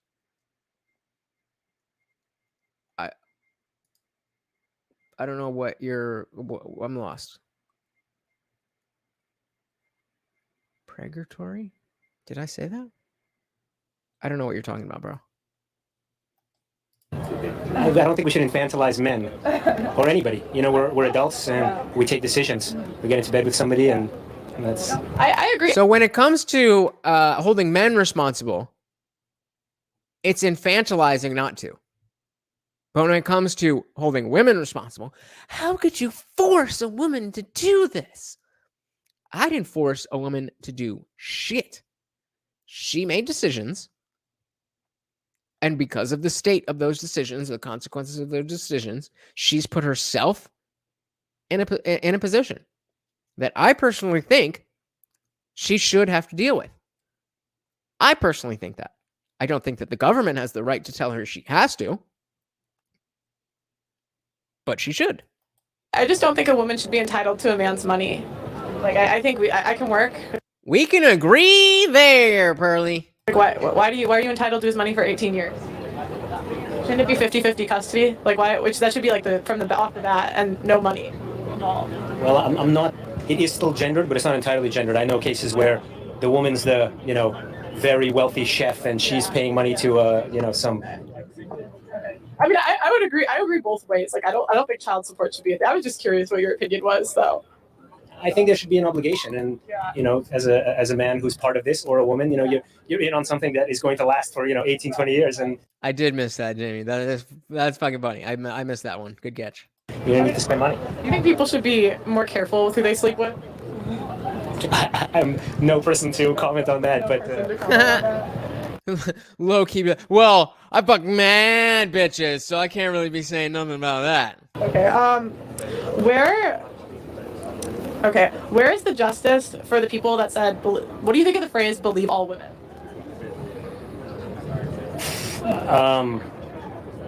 Well, I think I think we have gone very much to the extreme recently, where somebody's life can be completely undone through mere accusation, and I think that power does need to be curbed in some way. Hopefully, we'll find a balance in the next whatever. Yeah, I hope so too. Thank you so much for sitting down. You're really fun to talk to. Appreciate it. So that was part one, and part two is definitely better because she said, she was looking for people who were going to disagree with her so that they could have that conversation. But even if you're going out there looking for those conflicts so that you can expose them, it's still important to have conversations with people you do agree with on things so that you can dive deeper into the actual, the actual issue. If you care about, whatever it is, if you care about feminism, if you believe in feminism, then on the one hand, you want to talk to people who don't agree with feminism so that you can have that conversation. But in order to have that conversation, well, you also need to talk to other feminists and exchange ideas about what it is that you do believe, what it is that you do stand for, what it is that you want to fight for. So that when you go over and have that conversation with the anti-feminist or, just the person who is not a feminist, you have something to say. You need to have something to say. So, the part two is pretty much the same thing, but I do promise it is better. It gets a little bit more contentious. It is from about a month later. Same kind of thing. Sets up on the street, and we can see here there's plenty of people around. She's still in the UK. There's plenty of people around. She should have no problem. Everybody and their mother. Name somebody you know that uses social media that has not said one word about Roe v. Wade or the procedure. Name one. Are we to imagine that none of these people are any of those people? They're just not willing to have the conversation. Shit. What up, guys? Welcome to the Just Pearly Things YouTube channel. Today we have part two. Guys, you already know. I know we've been promising this for a minute, but I went out and I asked the people, is feminism a hate group? And this is part two of what they said. Oh my God, I'm so nervous. Hi. See? Why does it get dark like that? I'm Pearl. What's your name? I heard you the past few conversations. Okay. I'm Angelica. You're Angelica? Yeah, I'm Angelica. Oh, I did not. I had beef with this girl. Nice to meet you. Nice to meet you too. So my statement is that I think feminism is a hate group. And I'm going to give you the definition. A hate group is a social group that advocates and practices hostility, hatred, or violence towards members of another group, like of race or gender or whatever. Yo, do me a favor. Where the fuck is everybody? Do me a favor. Hit up one friend. She'll be like, yo, come check this out. Share the link. Do that for me. I will greatly appreciate it. Where the fuck is everybody? Honestly, I didn't quite hear you all the way. Okay. A hate group is a social group that advocates and practices hatred, hostility, or violence towards members of a race, ethnicity, nation, religion, gender identity, sexual orientation, or any designated sector of society. Right, and you're saying that feminism falls under that category of a hate group. Yeah. I disagree. Okay, So tell me why. I disagree because I think feminism means something to each person individually, and so you're sort of generalizing a few people into one group, and that's not necessarily like why I would be a feminist or why like people in other countries would be a feminist. So that's why I would disagree. So the reason that I think feminism is a hate group is because oftentimes the things that they advocate for are at the cost of men. So I think Johnny Depp and Amber Heard is a perfect example where about 5 years ago, the idea was believe all women. And I would say that was feminism. That was feminist movement, ideology, believe all women. And now we're seeing the effects of that 5 years later because a man with money, power, and privilege had his reputation destroyed. What happens to the average man? Yeah, so Exactly. That's, and again, I can't take complete credit because I did hear her say this before, but that's exactly the point. Like I was saying before, Johnny's a man of means. He's got it. He can throw millions of dollars at a legal team. But what about you? What does that mean for you? And don't forget that he still had to, he still lost some of the settlement money to Amber. I mean, it was only $2 out of $15 million, but you got $2 million?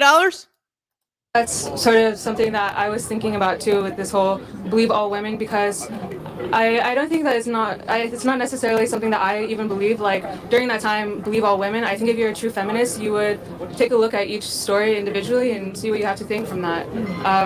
So I can't identify with someone who said, I believe all women, because I don't believe anyone like without. There's some crazy like girls out there, just like there's crazy guys. But I will say that there people should believe women more. Like for even just in my own experience being harassed at school, I didn't have anyone sticking up for me or for my rights.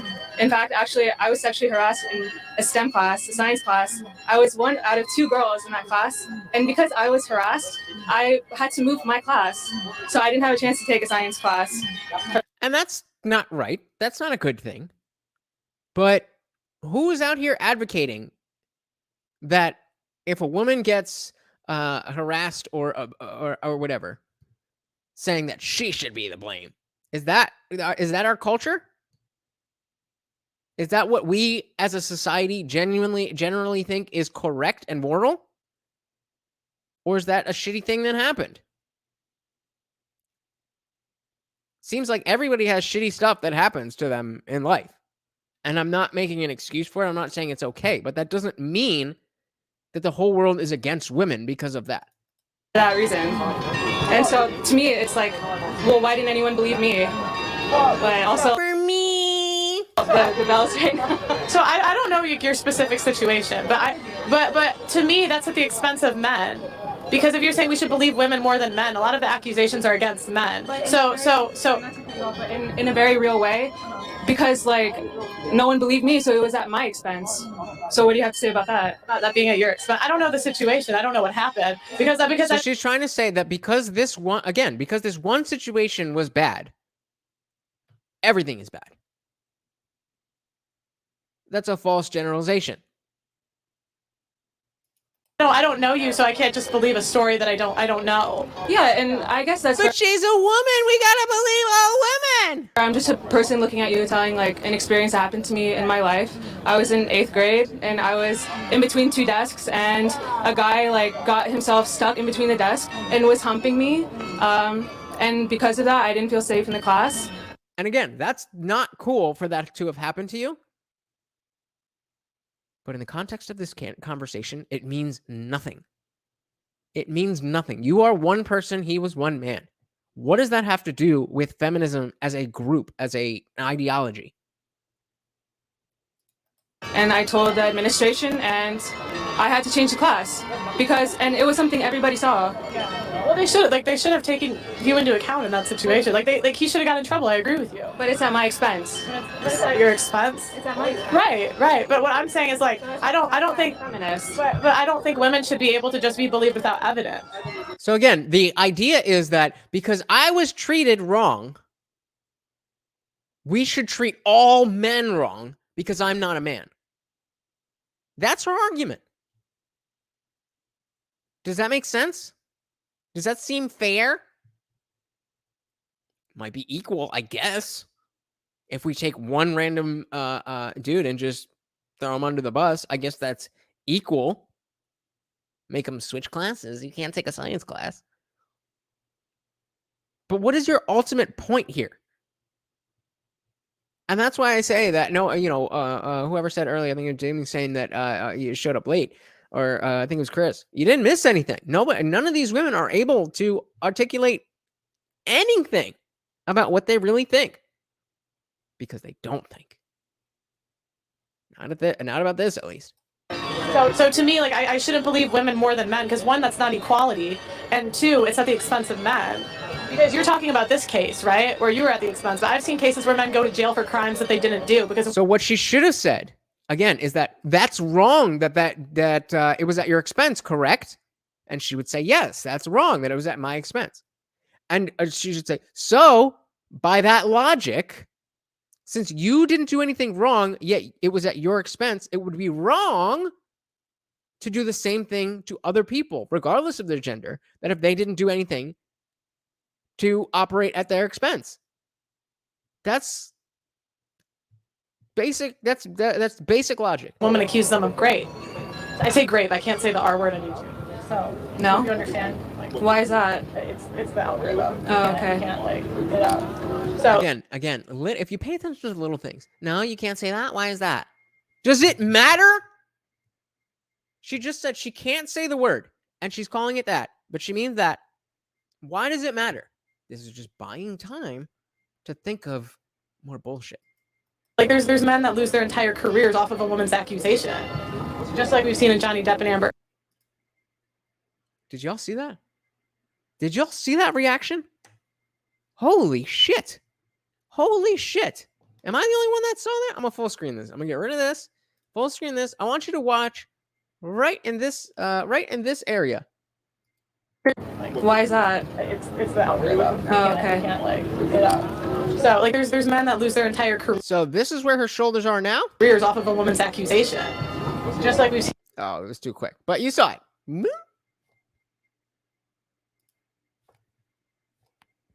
Oh well. Don't care. Doesn't have to do with me, does it? Then no, I don't care. And Johnny Depp and Amber Heard.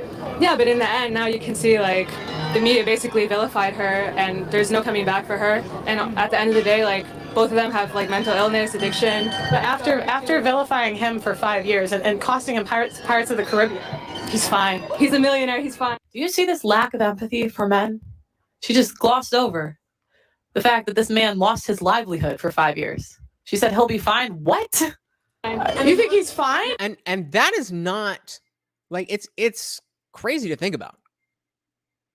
But it's absolutely a common thread of thinking. He'll be all right. That's not the point. So you work hard and you become a man of means, and just because you can take it, you're allowed to be abused? Would you say that about a rich woman who went through the same thing? Of course you wouldn't. Because your ideology is bullshit. That took away his livelihood. But everyone is supporting him at the end of the day now. 5 years later. 6 years later. People looked at him like he was a rapist for years. I honestly didn't even hear about the article until the case, the trial. Okay, well, in the U.S., I'm telling you, it was huge. He was in the Pirates. You know what Pirates of the Caribbean is? Yeah. So he lost. Like that was his movie, and they took him out of it because of her accusations. Because of the idea we should believe women over men. I think that's probably more a problem with the media, and the fact that the media tries to kind of jump onto certain like trends, especially social trends, and the fact that Believe All Women was something that was picking up speed. I think the media is trying to make money always, and so they have to appeal to women, and so Believe All Women, it makes sense. But I'm saying I believe that, but that's just how it works. You kind of do, because even before you said we should believe women over men. I never said that. I have it on camera. You did. You said we should believe women more than men. I never said that, but yes, you did. Okay. I will say that sign language, shame, insults, guilt, and the need to be right. The need to be right. We have it on camera that you just said that. No. I can just say things. There people should believe women more. Like, well, I didn't phrase it the why correct way, but I would say that I don't think that you should believe men over the expense of women in the terms of like, I mean, you say like you don't know my personal case, but like the world is made out of individual cases. The world isn't like a big generalized group that you can say like, you know, believe all women. Like if you're a real person in a day-to-day life, like you don't generally believe all of something. Like you have your own personal beliefs from the world that you see around you. Right, but I'm talking about a movement. So I'm talking about feminism as a movement. And that was a movement that feminism pushed. But who is like feminism too? Like there's not like a head of the feminist community. There's not like if you want to look at a real feminist, you could look at Malala Yousafzai, who was shot in the head by the Taliban, and she is arguably the leader of feminism, I would say, today. That wasn't even two different sentences. That wasn't even two different sentences. There's no leader of feminist movement, but if you look, Malala is definitely the leader. Malala is an anti-Muslim extremist speaker. I don't know if she identifies herself as a feminist, but I don't think so. I could be wrong about that. But again, when we have in America or the UK, when we have girls getting acid splashed in their face for going to school, then yes, I will agree that we need feminism. When's the last time that happened in the Western world? And that's an actual hate group. I mean, I think we would agree that like the Taliban is bad to like altogether. Yes, I would. Yeah, but I'm saying that that's stunning and brave to come out on the internet and say ISIS is bad. Someone who is arguably like the head of the feminist movement. Right, but what I'm talking about is that feminism advocates for things at the cost of men. And I'm saying even in this conversation, like you even said yourself, you should believe women over men. And it's like that ideology is what I'm talking about. I don't remember saying believe. Oh, first she didn't say it. Now she doesn't remember saying it. Women over men. I personally don't really believe that, but I'm also curious about like, for example, in terms of like collecting evidence, how should I be believed? Like, well, I think if something were to happen to me, how should I be believed? Like, what kind of evidence are you looking for exactly? What evidence? Right. Evidence of whatever you're accusing. Right? I mean, am I misunderstanding the question? If you're what evidence are we looking for? It depends on what you're accusing. If you're accusing somebody of stealing something from you, do you have that thing? Do they have that thing? That's the evidence we're looking for. If we're talking about you being paid, then go to the hospital, get a kit, take a plan B, do whatever you got to do, and they'll be able to tell. They'll be able to tell. Well, I think it's innocent until proven guilty. Yeah, but so the fact that needs to be uttered in 2022. Hey, remember, innocent until proven guilty. Now I know, fine, this is the UK. I don't know exactly how closely they adhere to that. But it's sad that we have to just argue that people should be held innocent until proven guilty just because they're men. So like sexual harassment or sexual assault, it's pretty hard to prove when that has happened to you. So I think that if you're going to say like feminism is a hate group, you should also have like maybe some idea about how to solve some of the issues for women that, you know, women particularly do face, like sexual harassment or sexual violence. I think women are the number one victims of sexual violence all over the world. Trying to tread carefully. if somebody is going around raping women, right, he either, people have patterns of behavior. So if you don't have the evidence, it will be likely that someone in the future will also come forward and have the same story. And if you get a bunch of people that have the same story and have all tried to press charges again, you can make a better case. Like if you go get a grape kit the day after, like there's ways you can collect evidence and convict someone that's guilty. It's not rocket science. There's systems in place. We live in a culture, believe it or not, where we don't want people paying each other. we also live in a culture where we don't want people speeding on the highway. That doesn't mean people don't do it. But if you don't do it, if you are the victim of that, and you don't say anything, A, all you're doing is allowing that person to go and further victimize other people. And then B, you can't complain that things aren't, that you're not being taken seriously if you don't present anything to be taken seriously. I can't cry that nobody believes my claims about seeing aliens if I never told anybody that I saw an alien. What are we talking about? It's not like this process that it's impossible to convict someone. I'm just going to back up where what her commentary is. You just need to have the evidence. The day after, like, there's ways you can collect evidence and convict someone that's guilty. It's not like this process that it's impossible to convict someone. You just need to have the evidence. And modern women like want to be able to convict men without the evidence. Well, men are more likely to be victims of a violent crime than women. That's because men are more violent, obviously. Well, it depends. It depends. That's not even not true. But again, like, well, men are more violent, so, you know, innocent men who aren't violent, who cares about them?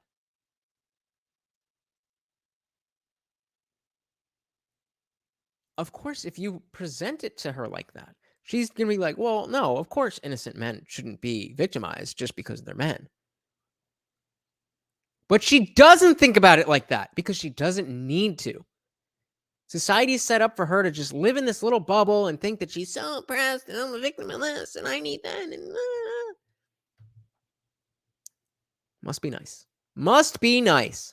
Because, like in domestic violence cases, when it's one-sided, unreciprocated, women are more likely to abuse their partner and then it not be reciprocated. On top of that, the highest numbers of domestic abuse occur in lesbian relationships. I'm sorry, I didn't. So women are more likely to abuse their partner and it's not reciprocated. So if you look at abusive couples, right? Most of the time they're abusing each other. And if you look at the cases where it's not retaliated, it means one's hitting the other and they're not abused back. Women are more likely to do that to men than men are to women. I don't know where you get that information from. Where's that information from? Again, why does that matter? Do you have anything to refute that? What if she says Rasmussen or Politica or whatever? Where does that get you? You're not asking that to ask. You're asking that as a deflection. So it's a documentary. It's like about this girl. She basically like dove into feminism and dove into like the men's rights movement. I can get it for you. I'm not just like making this up, but yeah, I can get it for you. What do you think that you and the channel mixed up? Yeah. Okay. It's Destroy the Director. Okay. Yeah. I'll check it out. Did you check it out? But personally, like, I can't really speak on information that, we said, believe all women. Like, I don't know you. Like, that's fair. Yeah. That's fair. And in my life experience, I've definitely seen men be more violent towards women, and I haven't ever seen a woman be violent towards her partner. Oh, so you know everybody in the world. That's what I was missing. She knows everybody in the world. That's how she can make these generalizations. Because what she has seen isn't just anecdotal because she's one person. No, that's scientific. Okay, my bad. I've seen girls hit guys and nobody does anything. I haven't seen that. Ooh, missed it again. Look. I've seen girls hit guys and nobody does anything. I have. This is studied. This is empirical. There's nothing to argue about here. This is this is reality. Seen that. And what kind of hit? Like a little knock on the shoulder? Or... Okay, Amber Heard. You were not punched. Okay, Johnny, you were not punched. I gave you I'm sorry if I didn't punch. Like, any hit is unacceptable, and if you hit a man, you should expect to get hit back. Why would you hit? Not advocating hitting anyone. Just advocating for that notion. Someone and not expect to get hit back. Men don't have that. Like, why are women special? Like, why do we get a special privilege that men don't get? If he hits him, he's getting hit back. Yup. I don't think anyone should be hitting anybody. That's another deflection. I agree. I was just meaning like in a playful conversation, like you hit someone's shoulder or A something. playful conversation. Violence against men, to her, is a playful conversation. To quote the late, great Kevin Samuels, you can't make this shit up. Okay, you're talking about like tapping. Yeah, I don't mean like actual violence, but I don't know. I haven't really seen women being violent towards men. If you have in your own life, then I would have to I haven't seen it, so it doesn't exist. ask you where you're from. Oh, that's another logical fallacy. Who remembers which one it is? It might just be personal incredulity. Where you see that. And you see men being violent towards women all the time? I've definitely had situations in my personal life where my friends have been victims of domestic abuse. So there's, and I think she's just about to say this, but so in her view, because she hasn't seen men abusing or women abusing men, that doesn't happen.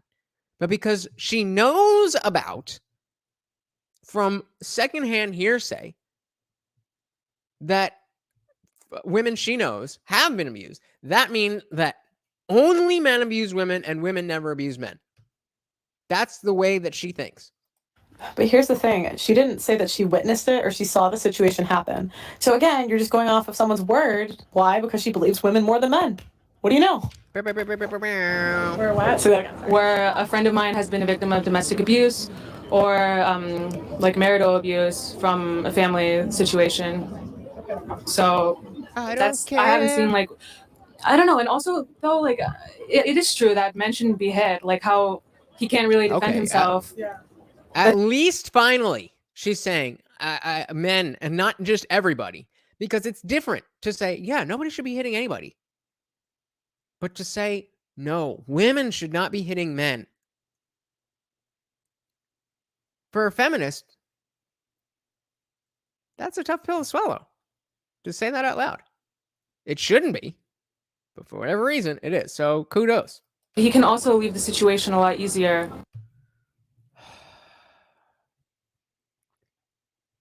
What was Johnny Depp's go-to move when Amber Heard and him got in an argument?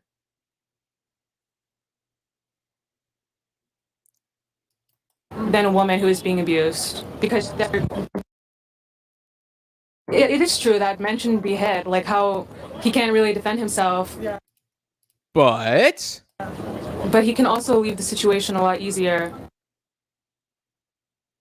than a woman who is being abused, because how? They're typically smaller than their partners and physically not the same like kind of match. Okay, guys, you'll notice this trend with modern women and feminists. Whenever you try to hold a woman accountable, they move the goalpost and say, "Well, but he could leave." Imagine. Let's flip the script, right? Tell him, Pearly. She's getting hit. Girl's getting hit. Well, she could have left. She could leave. Is that right? Is that how we should talk? Do you think men are believed when they're victims of domestic abuse? Maybe not in the past, but I think now more, especially after this Johnny Depp. You are not punched. He won 13 million. Fair enough. I'll give her that. Situation. Okay. Well, I appreciate you sitting down and talking to me. Yeah. I mean, you've been going for a while. Yeah, I see you out here doing this, but I'm just wondering, like, for myself, I watched you do this a few different interviews, but I'm just wondering, like, what exactly are you getting from these kind of conversations? Do you find that you yourself are learning more about people, or are you just kind of pushing an agenda? Again, she was doing good before. Or are you just pushing some kind of agenda? Well, automatically, that's a leading question. So you're automatically going to put her on the defensive. That was a good question. What's your point in being out here? But words mean things. And if you accuse somebody indirectly, and what's another logical fallacy that this one just came up with? The false dichotomy. Are you trying to learn or are you trying to push an agenda? Because those are the only two reasons that anybody would ever talk about this. Because to me, like, honestly, I just heard kind of like you're sticking to the same talking points, and I didn't really hear a lot of like discussion from your end. From my end, to me, I just get public opinions on stuff. Okay. So I just get people's public opinions, and I have a lot of the reason I do what I do is I advocate for men's rights. So I have two brothers that they tried to commit suicide. So I just think the world is harder for men than the media really lets it be, and I think feminism. Yeah, I think it's tough on men. I don't think they advocate for men the way they should. So I'm sorry to hear that. Yeah. But also, Jamie, you're still here, right? it's if we uplift women, men will also be uplifted too. Okay, if you uplift women for what? For being women? Why should we just be uplifted for being alive? Like, that's the stupidest shit I've ever heard in my life. I missed that. That went right over my head. I was just, kind of upset that fucking nobody is here. I'm just talking to myself. But great point. If we uplift women, we'll uplift men. Well, what are we uplifting women for? And why are we not uplifting men for those same things? And if men are doing things that women are not, why are we doing this roundabout? Well, we'll uplift them, who will uplift them, who will uplift them, who will uplift them. How about we just focus on the people that are actually making the world better and contributing to society and hold them up? Like, okay, let's uplift men for just being men. Like, no, freaking. Fair enough too. I don't want to be like, oh my God, you're so amazing, just the way you are. You don't have to do anything. That would be so patronizing, and I don't want that. I want to be judged on the merit of the content of my character, what I can provide, what I can do as a man. And so it's not one without the other. Like, surely we do uplift women all the time. There's women's empowerment all the time. There's no men's empowerment. But are you aware about the abortion rights in the United States, and what do you have to say about that? Like, women, I think, just had their rights taken away for abortion. Oops, that's not what happened, is it? I don't need the right to an abortion. I'm careful with who I sleep with, and I use burn. But again, that's not what happened. And if you're not sure about that, and if you think that is what happened, do go check out the stream that I did, where we went through the entire the early leak, and then we talked about it later. And no, the right was not taken away because A, it's not a right. It is a privilege. That's a yes. In some places the privilege was taken away, but other places it wasn't. And you know who chose that? The people who live in the places that decide on those things. Protection. Yeah, but why do I need the right to an abortion? If you're raped? That's less than 1% of abortions. But it's still so let's talk about the... And even so, if you're paid, take a Plan B pill. Why? Like, did you... you have 72 hours. What could possibly be more important in those 72 hours? If that horrible thing has happened to you, what could be more important than not inflicting further damage on your life? And in such an easy way. I'm pretty sure, again, fact check me on this, but I'm pretty sure as part of the kit at the ER, they will give you the Plan B pill for free. Pretty sure. Yeah, fact check me on that. But what else do you want? 99% of abortions, because that's what girls do when they don't have a good argument. They look for the exception to the rule. That's the exception. Yup. I know people who have been raped, and so that's still anecdotal. That's still the exception. A lot of rapes also go underreported because it's a very shameful thing to happen to women, and also they don't have the evidence, and so it's even more shameful to go and accuse someone of a crime when they don't have evidence. What evidence do you have that it's underreported? How do you know that it's underreported? Because women who get raped don't 100% always go and report it. How do you know? Because I know people that has happened to. Okay, but how do you know, by and large, that it's a big issue? Because you're just automatically believing women without the evidence. Which goes back to what I'm saying. If my friend has trauma and she's shaking like this. We're not talking about individuals. We're talking about by and large. Yeah, but one person is a part of a group, and a group, for example, feminism isn't like there's not a president of feminism. There isn't someone saying this is the objective of feminism. That doesn't exist. The group is comprised of people with individual stories, with their own individual. But I need facts, data, and statistics for you to back it up. If somebody is saying, so if you look at statistics, for example, you can look at something. We've been going for 2 hours now, and we have not heard one privilege, one right, one anything at all that women have, or rather that men have that women do not have. Not one thing. We're 19 minutes into part 2. We're 2 hours into the stream.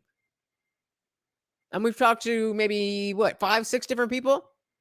And none of them have been able to give one example of a right or a privilege that men have that women do not. Like unemployment. You know how unemployment is calculated? Unemployment is calculated by when someone is actively looking for a job. But once they stop looking for a job, then it's no longer part of the calculation. And so that skews the statistic. You can think also about rape statistic. If someone isn't reporting what has happened to them, how can you have a statistic about something being underreported if they haven't reported it? Of course, I can say my friend, that has happened to my friend, because that's a real story that I know. So how could I honestly answer a statistic of something that's been underreported? There is no reportage of that. That doesn't make logical sense. No, but I'm saying you need to have some data. Like if we're talking about abortion, right? That's what we're talking about. And I said less than 1% of abortions are for rape, okay? And so you said, oh, well, it's underreported. So I said, okay, if that's your argument, then give me data that a large percentage of those rapes are from abortion. And it doesn't seem like you have it. Is there any data that shows that all rape that has been reported has been? I'm not saying that every single rape is reported. What I'm saying is you need to prove that it's by and large a problem where it's statistically significant, because it's like we're moving the goalpost here. Exactly. Moving the goalpost. Are we talking about, does RPay happen? Of course it does. Are we talking about, is that thing bad? Of course it is. That's not what she's asking about.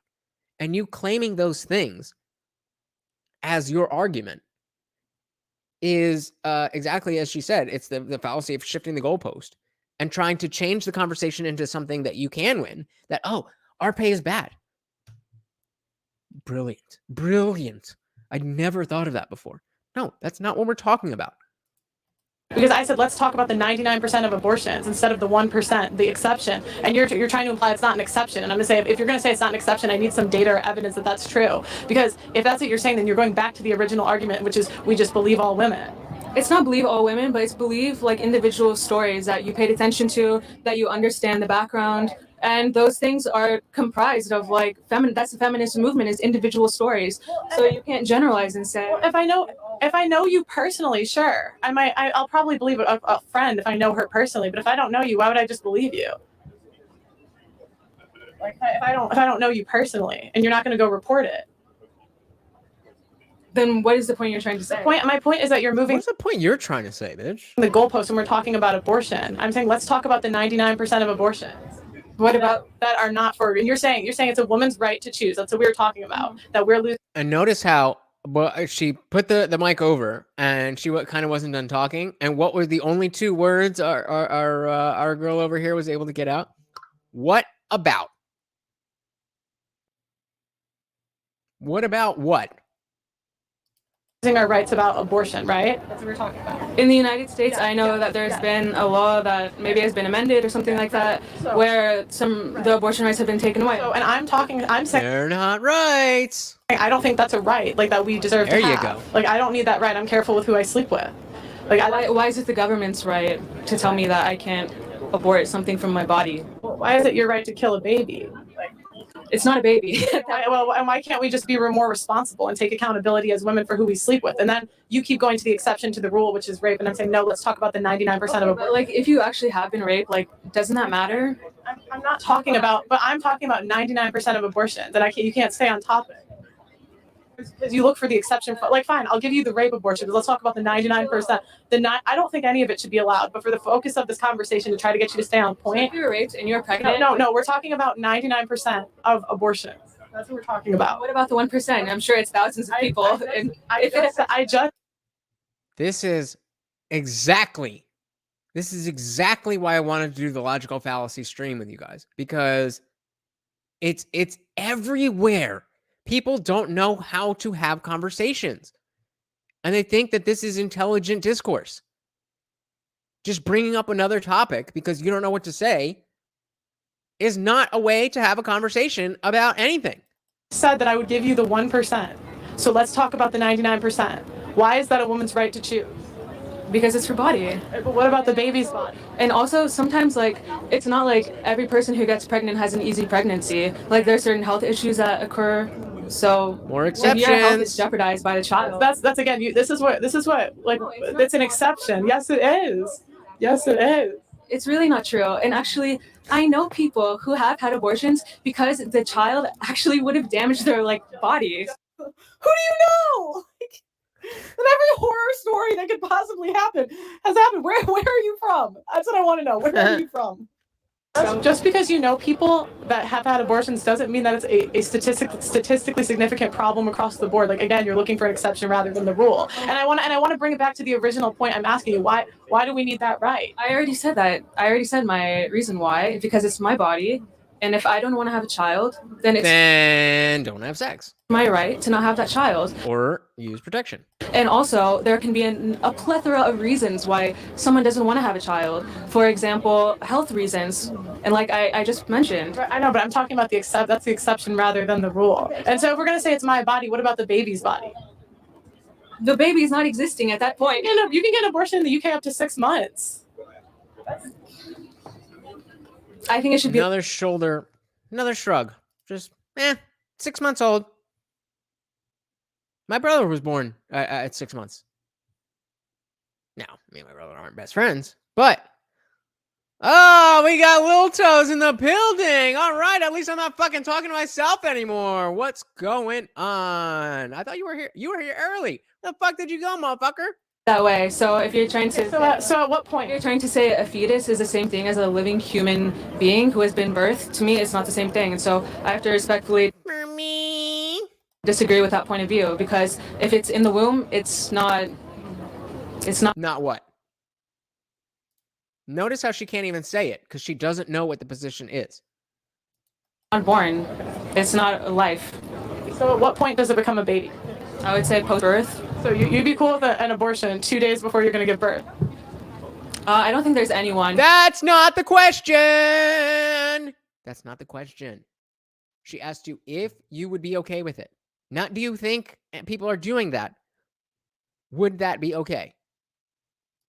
Who would go through an entire pregnancy and then get an abortion 2 days before giving birth? I want to hear the logic about exceptions. No, I'm talking about a logical consistency. Like you need to have a specific point where it's not a kid and it's not a kid. But you just said you want to have no exceptions, and you just said you want to have an abortion. No, I'm asking. No, I'm not that. That's not what I said. You're not listening. I said what point is it a baby? And you said birth. So I'm asking you with that, do you think someone should be legally able to get an abortion that's a woman's right 2 days before, a month before? Like, where is the line? That's what I'm asking you. I would say if someone wants to have an abortion 2 days before they give birth, that's their right. And I think that's their right. Is it though? Some states believe it's their privilege, but it absolutely is not their right. And Lil Toes, yeah, you are on point. This girl is exactly.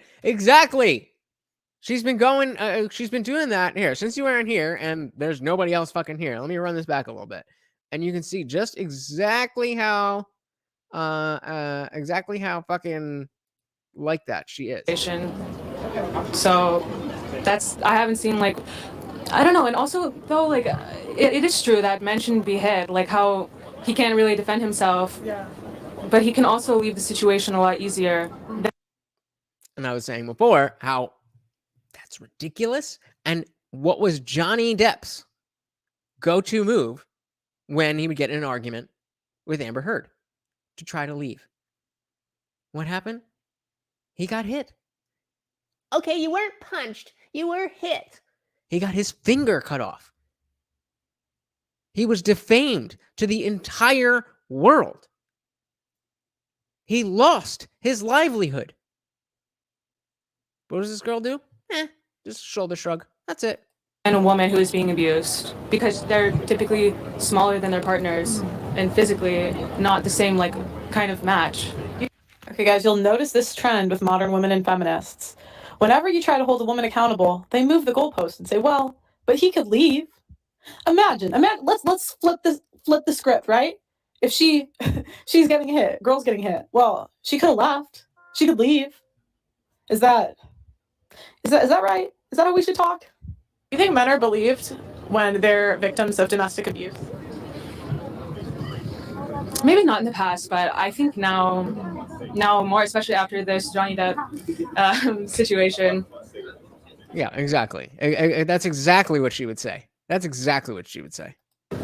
Okay. Well, I appreciate you sitting down and talking to me. That's it? Yeah. I mean, you've been going for a while. Yeah, I see you out here doing this, but I'm just wondering, like, from my... And again, since we just watched this, listen to this question. And you tell me if this is a genuine question or if this is her attempt at a gotcha. Ready? Myself, I watched you do this a few different interviews, but I'm just wondering, like, what exactly are you getting from these kind of conversations? Do you find that you yourself are learning more about people, or are you just kind of pushing an agenda? That was a valid question. Why are you doing? What is your point here? What's going on? But as we went over in the logical fallacies, false dichotomy. Because to me, like, honestly, I just heard kind of like you're sticking to the same talking points, and I didn't really hear a lot of like discussion from your end. From my end? To me, I just get public opinions on stuff. Okay. So I just get people's public opinions. And I have a lot of the reason I do what I do is I advocate for men's rights. So I have two brothers that they tried to commit suicide. So I just think the world is harder for men than the media really lets it be. And I think feminism, I think it's tough on men. I don't think they advocate for men the way they should. So, I'm sorry to hear that. Yeah. But also, I'm sorry to hear that. But it's if we uplift women, men will also be uplifted too. Okay, if you uplift women, for what? For being women? Why should we just be uplifted for being alive? Like, that's the stupidest shit I've ever heard in my life. Like, okay, let's uplift men for just being men. Like, no. And again, as I was saying earlier when he was here, that I completely agree with that. Nobody should be revered just for being. We should all have to accomplish something. Now, I do understand that because of their baby-making functionality, women do have an inherent value that men don't have. But all women have that inherent value. So all it does is make you equal to other women. Oh, freaking. And so it's not one without the other. Like, surely we do uplift women all the time. There's women's empowerment all the time. There's no men's empowerment. But are you aware about the abortion rights? Notice the whataboutism. She didn't know. Women are uplifted all the time. Why aren't we uplifting men? So about abortion. That again is a deflection. It's, oh my God. In the United States, and what do you have to say about that? Like, women, I think, just had their rights taken away for abortion. I don't need the right to an abortion. I'm careful with who I sleep with, and I use protection. Yeah, but why do I need the right to an abortion? If you're raped? That's less than 1% of abortions. But it's still but let's talk about the 99% of abortions, because that's what girls do when they don't have a good argument. They look for the exception to the rule. That's the exception. It's not the rule. I know people who have been raped, and so because you know people, the rule is that all women get our paid. Gotcha. So a lot of rapes also go underreported because it's a very shameful thing to happen to women, and also they don't have the evidence, and so it's even more shameful to go and accuse someone of a crime when they don't have evidence. What evidence do you have that it's underreported? How do you know? How do you know that it's underreported? Because women who get raped don't 100% always go and report it. How do you know? Because I know people that has happened to. Okay, but how do you know? More anecdotal evidence. evidence. I don't think this woman this is why, again, that I wanted to share the logical fallacy things with you guys, because I don't want you looking this stupid. I don't want you looking this stupid. She looks stupid as hell right now. And if she understood what she was doing wrong, then she may be able to articulate her position in a way that was more tenable. But she can't. Oh, by and large, that it's a big issue because you're just automatically believing women without the evidence. Which goes back to what I'm saying. If my friend has trauma and she's shaking like this, we're not talking about individuals. We're talking about by and large. Yeah, but one person is a part of a group, and a group, for example, feminism isn't like there's not a president of feminism. There isn't. So remember, she just said that there's not a president of feminism. There isn't someone saying this is the objective of feminism. So there's no leader of feminism. That's her claim. Doesn't exist. The group is comprised of people with individual stories, with their own individual. But I need facts, data, and statistics for you to back it up. If somebody is saying, so if you look at statistics, for example, you can look at something like unemployment. You know how unemployment is calculated? Okay. Unemployment is calculated by when someone is actively looking for a job. But once they stop looking for a job, then it's no longer part of the calculation. Remember, the original point here was we uplift women all the time. Why aren't we uplifting men? And this is where we've gotten. And so that skews the statistic. Okay. You can think also about rape statistic. If someone isn't reporting what has happened to them, how can you have a statistic about something being underreported if they haven't reported it? Precisely. So how can you know that it's underreported if there's no statistic for that? Like, yes, it does make sense that,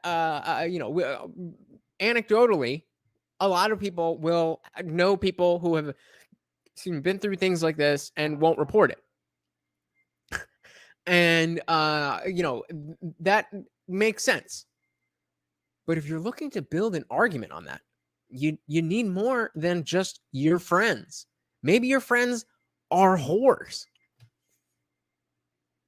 I'm not saying they are. I don't know them. I'm just saying, I don't know. Of course, I can say my friend, that has happened to my friend, because that's a real story that I know. So how could I? Okay, so that's one person. Now let's get back to the conversation about people at large. Honestly, answer a statistic of something that's been underreported. There is no reportage of that. That doesn't make logical sense. No, but I'm saying you need to have some data. Like if we're talking about abortion, right? That's what we're talking about. And I said less than 1% of abortions are for rape, okay? And so you said, oh, well, it's underreported. So I said, okay, if that's your argument, then give me data that a large percentage of those rapes are from abortion. And it doesn't seem like you have it. Is there any data that shows that all rape that has been reported has been? I'm not saying that every single rape is reported. What I'm saying is you need to prove that it's by and large a problem where it's statistically significant, because it's like we're moving the goalpost here. Because I said let's talk about the 99% of abortions instead of the 1%, the exception. And you're trying to imply it's not an exception. And I'm going to say if you're going to say it's not an exception, I need some data or evidence. And remember, she only brought up abortion because she couldn't talk about uplifting men. That's true, because if that's what you're saying, then you're going back to the original argument, which is we just believe all women. It's not believe all women, but it's believe individual stories that you paid attention to, that you understand the background, and those things are comprised of that's the feminist movement, is individual stories. So believe all of those individual stories as long as they come from a woman. Is that not what you just said?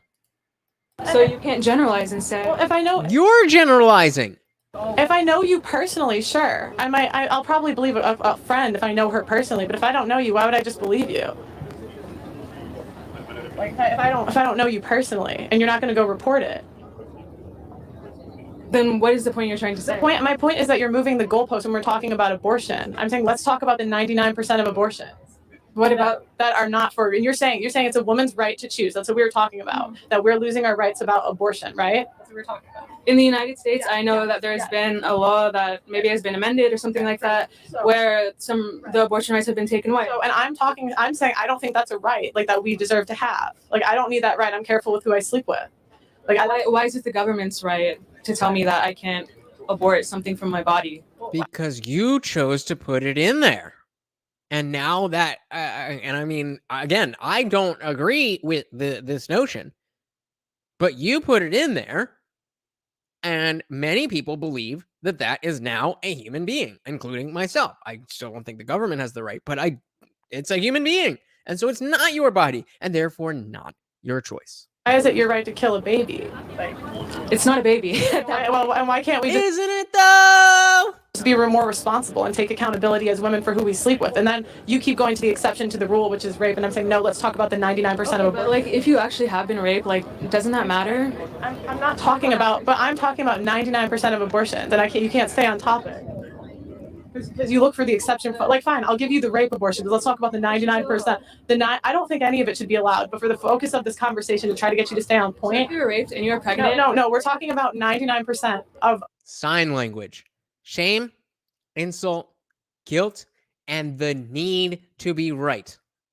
This is how most, let's not say most, this is how too many women speak and think. Abortions. That's what we're talking about. What about the 1%? I'm sure it's thousands of people. What aboutism? I just said that I would give you the 1%. So she's conceding. She's saying, okay, I'm completely against abortion, but I will say, for this conversation, let's say, okay, if you are paid, then you can get a margin. That's where we're at. Okay, what about the 99% of other procedures? She just can't even wrap her head around having that conversation. Talk about the 99%. Why is that a woman's right to choose? Because it's her body. But what about the baby's body? And also, sometimes, like, it's not like every person who gets pregnant has an easy pregnancy. Like, there's certain health issues that occur. So if your health is jeopardized by the child, that's again, this is what like, it's an exception. Yes, it is. Yes, it is. So it's not an exception. So that if it's not an exception, that means that a majority of pregnancies end up harming the mother's body to a point where the baby needs to be deleted. How are we existing if that's the point? Or if that's the reality? Sounds like you're kind of just talking out your ass again. It's really not true. And actually, it is though. I know people who have had abortions because back to the anecdotal evidence. The child actually would have damaged their body. Who do you know? Like, and every horror story that could possibly happen has happened. Where are you from? That's what I want to know. Where are you from? Just because you know people that have had abortions doesn't mean that it's a statistically significant problem across the board. Like, again, you're looking for an exception rather than the rule. And I want to bring it back to the original point I'm asking you. Why do we need that right? I already said that. I already said my reason why. Because it's my body. And if I don't want to have a child, then it's my right to not have that child. And also, there can be a plethora of reasons why Ain't nobody gonna give me a salute? Come on, who's here? I want to say hello. Someone doesn't want to have a child. For example, health reasons. And like I just mentioned. I know, but I'm talking about that's the exception rather than the rule. And so if we're going to say it's my body, what about the baby's body? The baby is not existing at that point. You can get an abortion in the UK up to 6 months. Again, I think it should be that way. So if the shoulder shrug. And again, I was saying my brother was born at 6 months. So, in her mind, it would be totally cool if he was murdered. Totally fine. You're trying to. So at what point? You're trying to say a fetus is the same thing as a living human being who has been birthed? To me, it's not the same thing. No, not the same thing, but still deserving of the qualification of life and the right not to be murdered. So I have to respectfully disagree with that point of view, because if it's in the womb, it's not born. It's not a life. So at what point does it become a baby? I would say post-birth. So you'd be cool with an abortion 2 days before you're going to give birth? I don't think there's anyone who would go through an entire pregnancy and then get an abortion 2 days before giving birth. I want to hear that. That's not the question. That's not the question.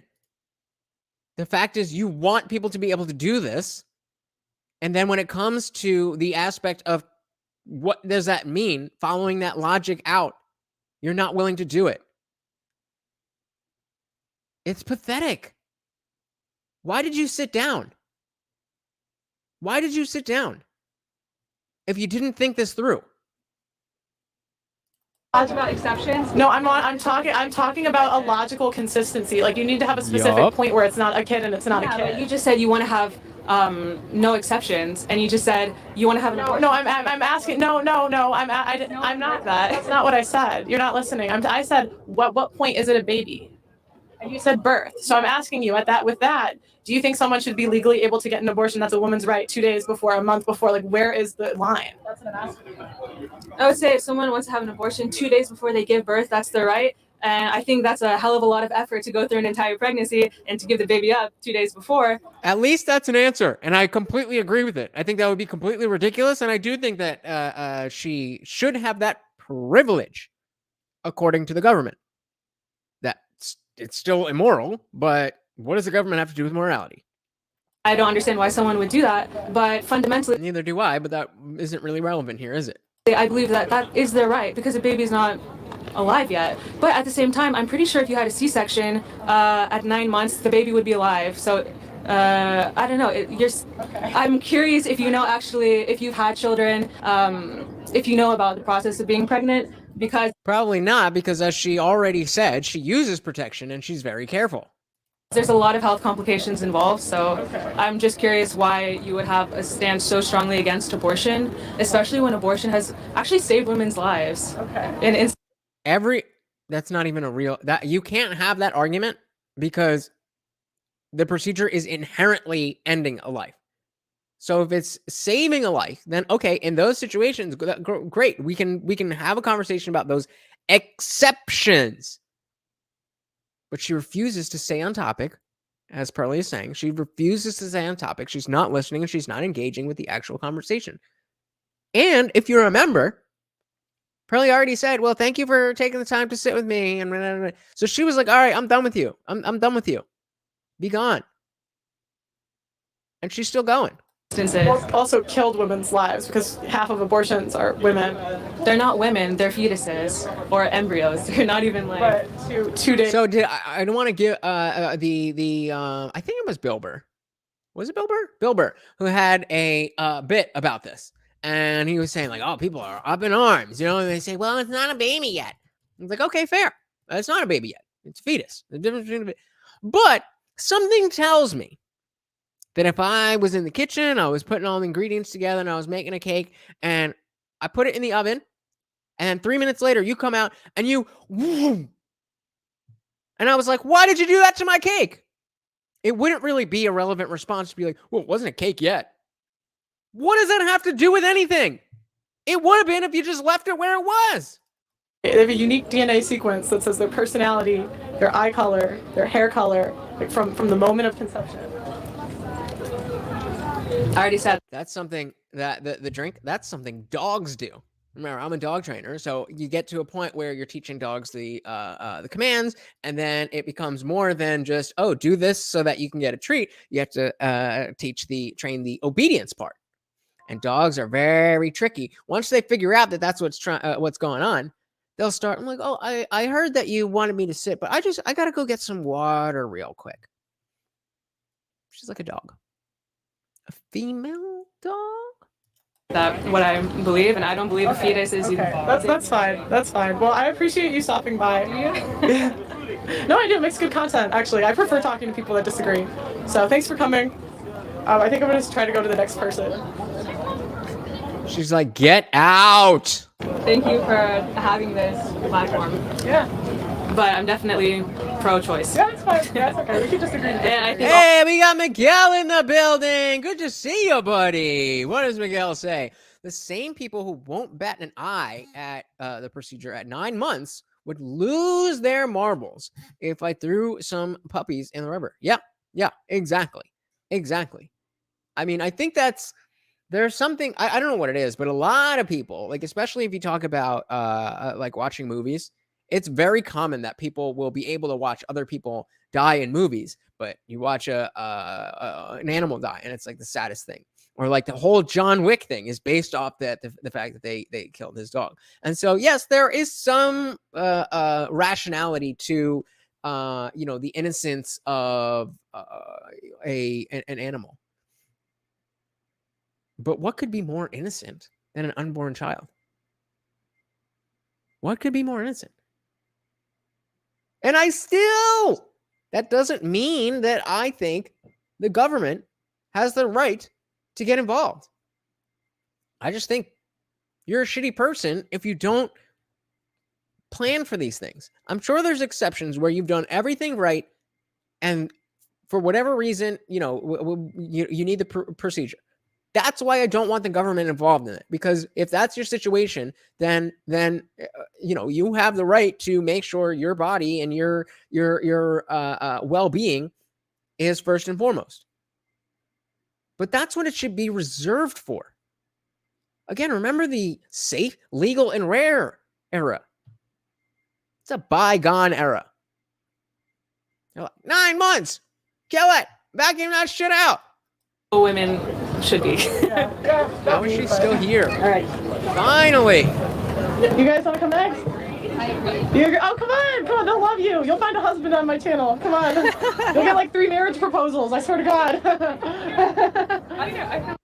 What does she look like? I'm about to shoot my shot if that's the case. Okay, yes, that's it. See, again, I don't know why the camera's all dark. Like, what kind of lens you get on here? Fix the lighting, girl. Curious. I see this like on YouTube debates, and I think it's really interesting. Okay, this girl was literally the sweetest. That was one of my favorite people I've interviewed. Like, she was so nice.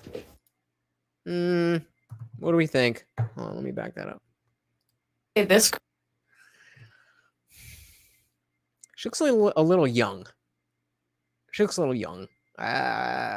She looks like she needs braces and too young. Girl was literally the sweetest. That was one of my favorite people I've interviewed. Like, she was so nice. Yeah. So I think feminism is a hate group, and I'm going to give you the definition of a hate group. A hate group is a social group that advocates and practices hatred, hostility, and violence towards members of a race, ethnicity, nation, religion, gender identity, sexual. Okay, another group, basically. What do you think of that? I don't know, hate group is quite strong. Okay. I feel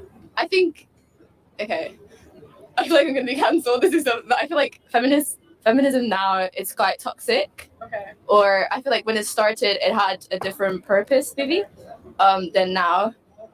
Yeah. So I don't know if I would say hate group. Okay. I definitely know like people that are feminists. I wouldn't say that they're like extreme in that sense, but I see there's a lot of things that people that call themselves feminists do that are quite hateful. So, yeah. Why do you think it's okay for women to say men are trash? Have you heard that before? Yeah, I don't think it's okay. Why? Like, as a society, it's acceptable for us as women to say men are trash, but if you hear women are whores, like, it's like, ah! Yeah, I also think, like, men don't want women to feel bad or hated or, like, excluded. Okay. So I think, I don't know why is it okay. I don't think it's okay. I feel like there's a double standard regarding to that. I think when I heard that growing up, like I had friends that say that, and I just thought it was a bit wrong because if it was the other way around, they would think, yeah, it's just not okay. There you go. We got somebody who's talking some sense. And of course, it's always the young ones. It's the ones who haven't been poisoned by the world, poisoned by the media. It's obvious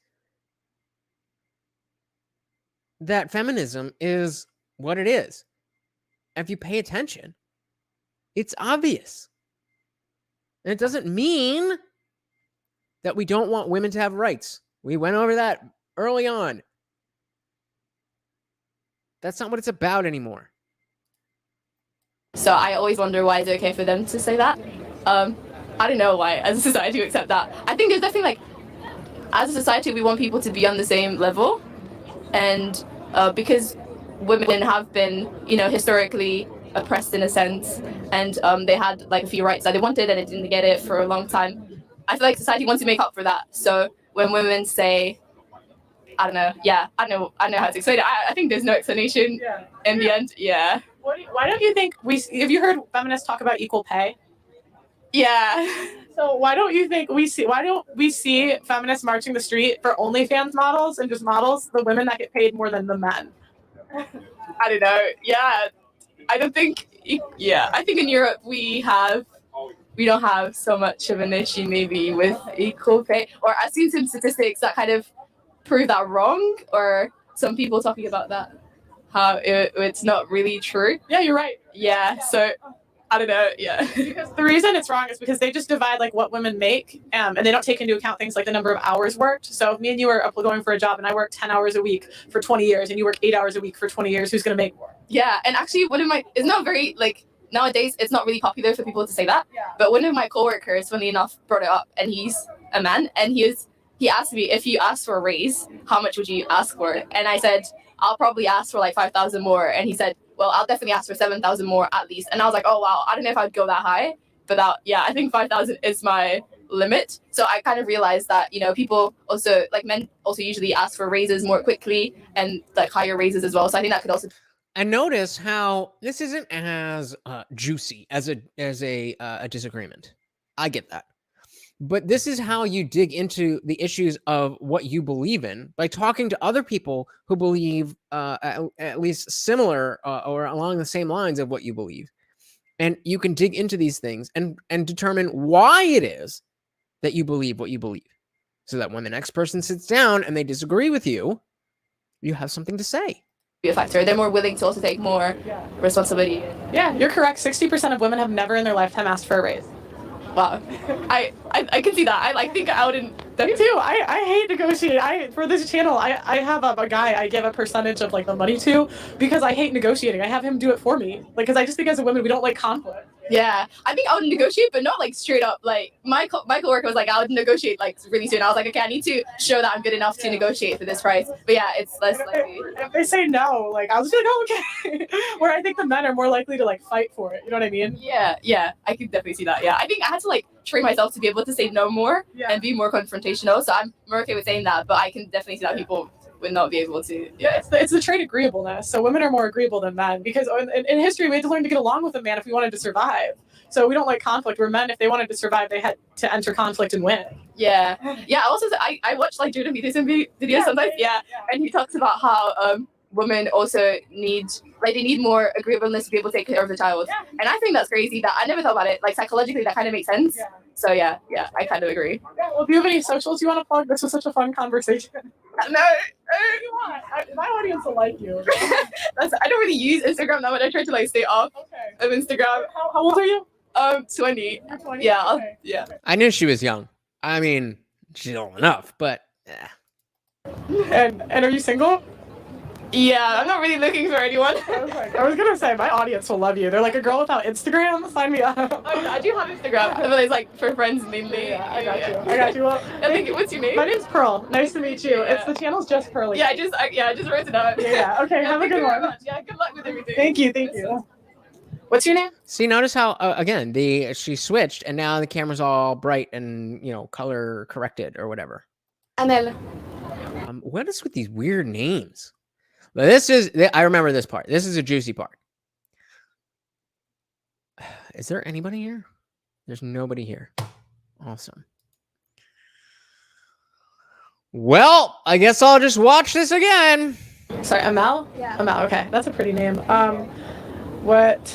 Okay, let me pull up. So my assertion today is that I think feminism is a hate group. Yeah. And a hate group is a social group that advocates and practices hatred, hostility, or violence towards members of a race, ethnicity, nation, religion, gender identity, sexual orientation, or any other designated sector of society. Do you agree or disagree? I disagree. Okay, why? I don't think it's a hate group. I don't think the big I don't know how to say this, but the big thing that feminism wants to talk about, I don't think it's about hatred. I think it's about equality. I think it's about representation. I think it's about just opening a conversation. I don't know why you think it's a hate group, and it's not about towards hate about men or other people. It's just about wanting the things in the same opportunities and the same voices. So my question to you is, what in 2022, what opportunities are women not afforded that men are? I mean, in certain places like feminism, I think. Sorry, I just want to, in the West, so England and the US. I just want to say I'm not from the UK or the US. I'm from France, actually, but I just can't speak on that. For me, feminism is about not only fighting for yourself, but for all the women around the world. So women who don't have the same opportunities that women from the UK or from France or from the US have, because that's just a fact. They don't. What opportunities do we not have? Like in the France, the UK, US, what do we not? Again, is this any different from what we've been hearing from everybody? From everybody. It's the same shit over and over and over again. And none of them have thought it through. So all she needs to do is give basic level shit. And like, oh my God, I never thought of that. I mean, in certain places, there's still discrimination about women. You're not taking with the same credibility as men. From experiences, they still have like harassment, sexual harassment going on. I mean, the 97%, Frida, like it's not all men, but it's all women, you know? Do you not, as a woman, have any problems or like aggressions or like commentaries or about because you're a woman or sexualized at a young age or stuff like that, you know? What happened? Was I sexualized at a young? No, I was pretty ugly. I think it's not. When I was young. I think it's deeper than that. I think it's not about if you're ugly, if you're pretty or not. I think if you just people just will sexualize you in many different forms. Do you think women sexualize ourselves though? You see girls like taking off their clothes and like getting like from a young age. You see girls taking off their clothes and getting on social media. What do you mean? And women will say that that is due to conditioning, and to some extent, that may be true. But if you understand that that conditioning is there, then you have the mental power to not give in to it. But they do. In young age. Like I mean, my sister's 16, 15. I see her friends. They're like in bikinis and like shoving their boobs and like shaking their butt on social media. Like they're sexualizing themselves. Yeah. So do you think the problem is them or not the person sexualizing them? I think it's both. I mean, I think you can't take accountability from women. Like if I walked around here butt naked, I can't be mad if men sexualize me. I wouldn't be mad. I mean, that's silly. No one's asking you to be butt naked, but I think if a 16-year-old girl just wants to have fun and just wants to get a picture with her friends and not expecting to be sexualized immediately and just wants to have just a picture with her friends looking good. So that's what's going on. We're just randomly, just an innocent picture with your friends because you're having a pool party or a day at the beach. That's what Instagram is. And it's not just that. Like I have TikTok. There's 16-year-olds shaking butt. It's not like they're just taking a picture at the beach. They're shaking ass at a young age. And I think as like an older generation of women, we need to like tell younger women like that's not acceptable behavior because like men you're gonna get the wrong type of attention. I mean, but you're taking all the accountability off of the women and just putting it all on the men. I don't. Maybe I think. Feminism is about having a choice. I think if someone was to walk up butt naked, that's their fucking choice. I'm not gonna say that you can do that because I don't agree with that. That's your life. I wouldn't do it personally, but I wouldn't judge you or force you to not do it. I agree with you. Like I think women should have the choice to do whatever they want to choose. Like they just don't have the choice to avoid the consequences of what they're doing. Isn't this a leftist talking point? Freedom of speech doesn't mean freedom from consequences. Freedom of expression doesn't mean freedom from consequences. Reason I think there should be like nudity laws, like no. Right? We'd agree, okay. But at the same time, I think you need to warn women of the outcomes. And if you dress a certain way and you act a certain way, like I have 3 little sisters, and I tell them if you dress a certain way and you act a certain way, men are going to look at you a certain way, and you don't want them to look at you like that. So you agree? You agree that the problem is the men sexualized? No, I think it's dangerous for them. No, This is simple cause and effect. So that's like saying, don't drive into a wall because you will get hurt. And then she's saying, so you agree it's the wall's fault for being there. She should be able to drive wherever she wants. Sounds stupid when you actually apply the logic, doesn't it? I mean, partially. I think there's creepy men. I agree with you. I don't think it's the majority of men. I think it's a minority. I think it's a small percentage of men. But what I do think is like you have to take some accountability as women for the way we're acting and presenting ourselves. And I'm not just going to put all the blame on men. You're not putting all the blame on men. You're actually minimizing the suffering of women who have experienced like rape, sexual aggressions, and things like that on an everyday basis. What does that have to do with 16-year-olds shaking their ass on TikTok? Talk about it's men's fault. This is literally what they think in like Sharia law countries. That men are so animalistic that if a woman is not in a beekeeper suit, then it's her fault if she gets R-paid. I didn't think I would be taking the liberal stance here, but I'm pretty sure that women have a little bit more agency and have a little bit better understanding of social norms than this woman is giving credit for.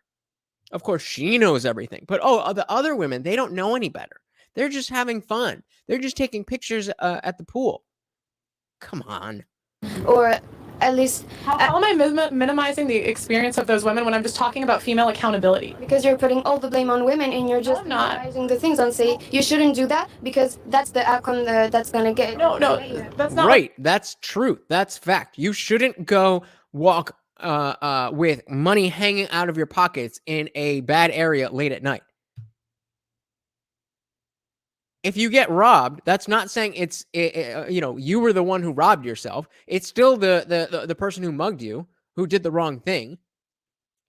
But the point is that you can avoid those people who exist already. People who are going to R-pay, people who are going to steal stuff. They already exist. So unless you're trying to deny that those people exist, then you have to operate in a way that includes their existence and not putting it on men as a whole or women as a whole, but just acting in a practical manner.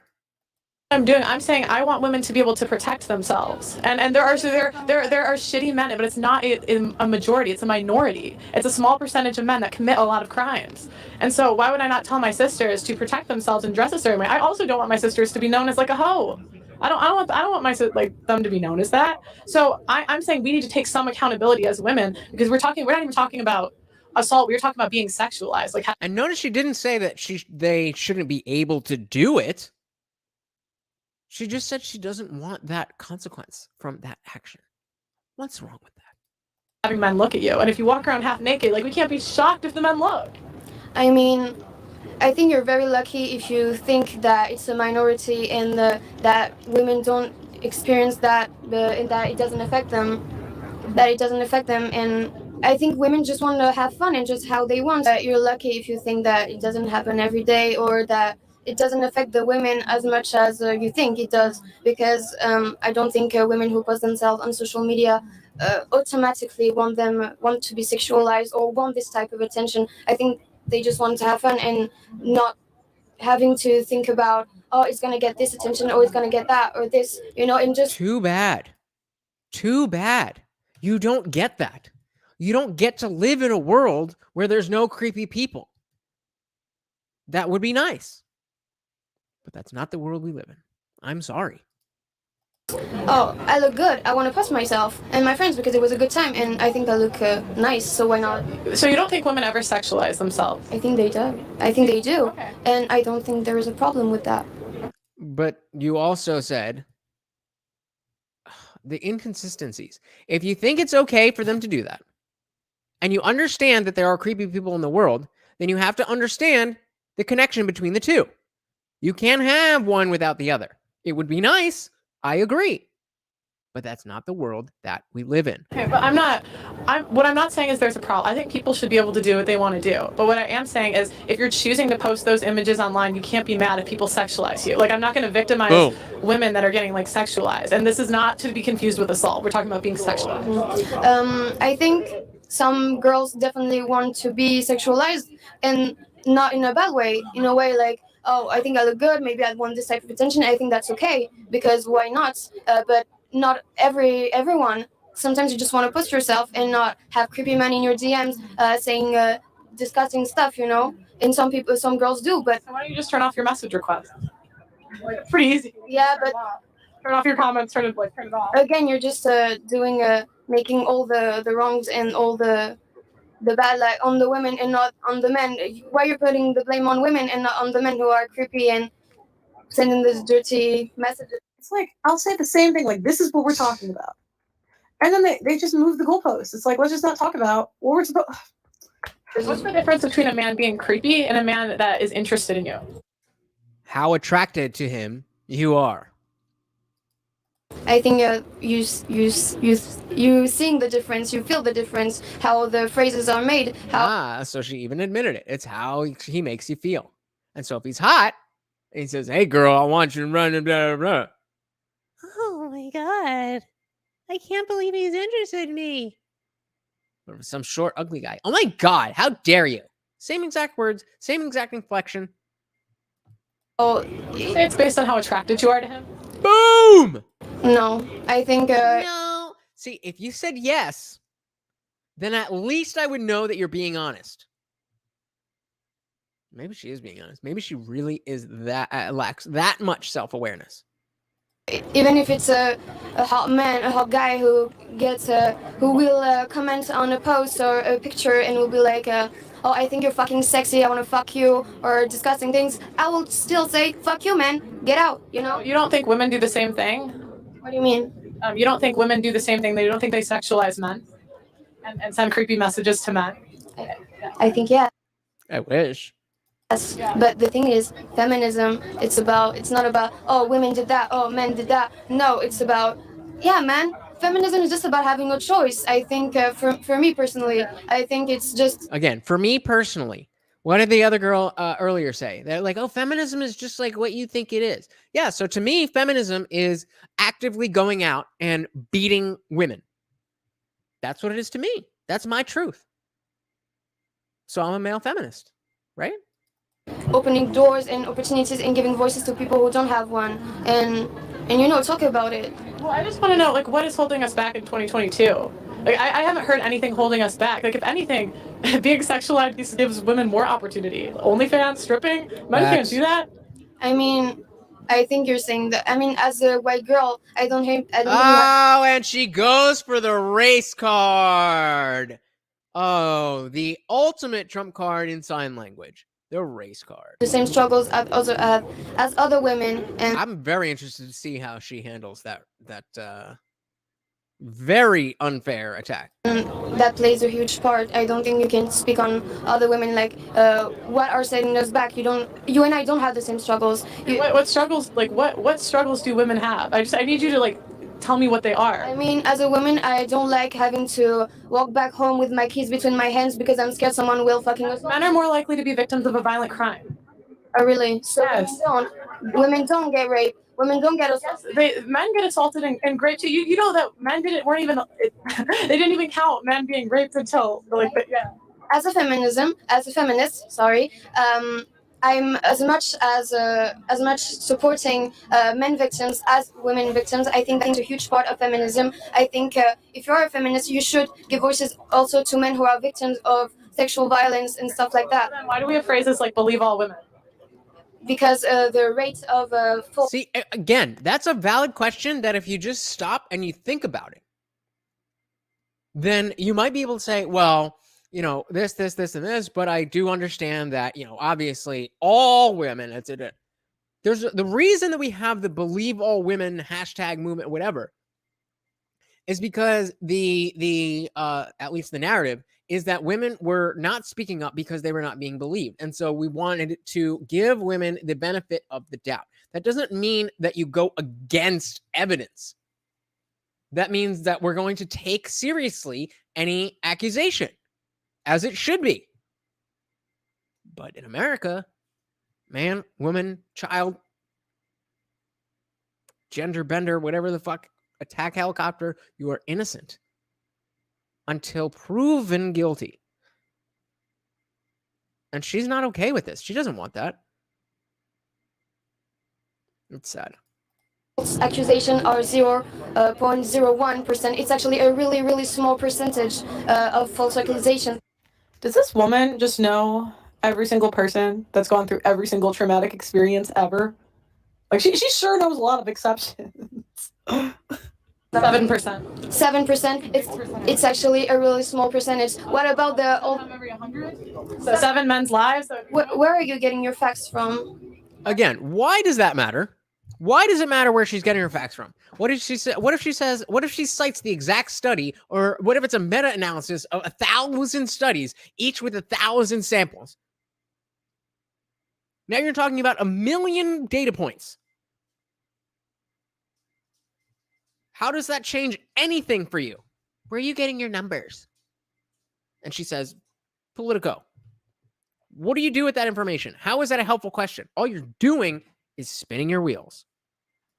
Where am I getting my facts from? Yeah. They're from different studies that have been done. Yeah. What are your studies? What are my studies?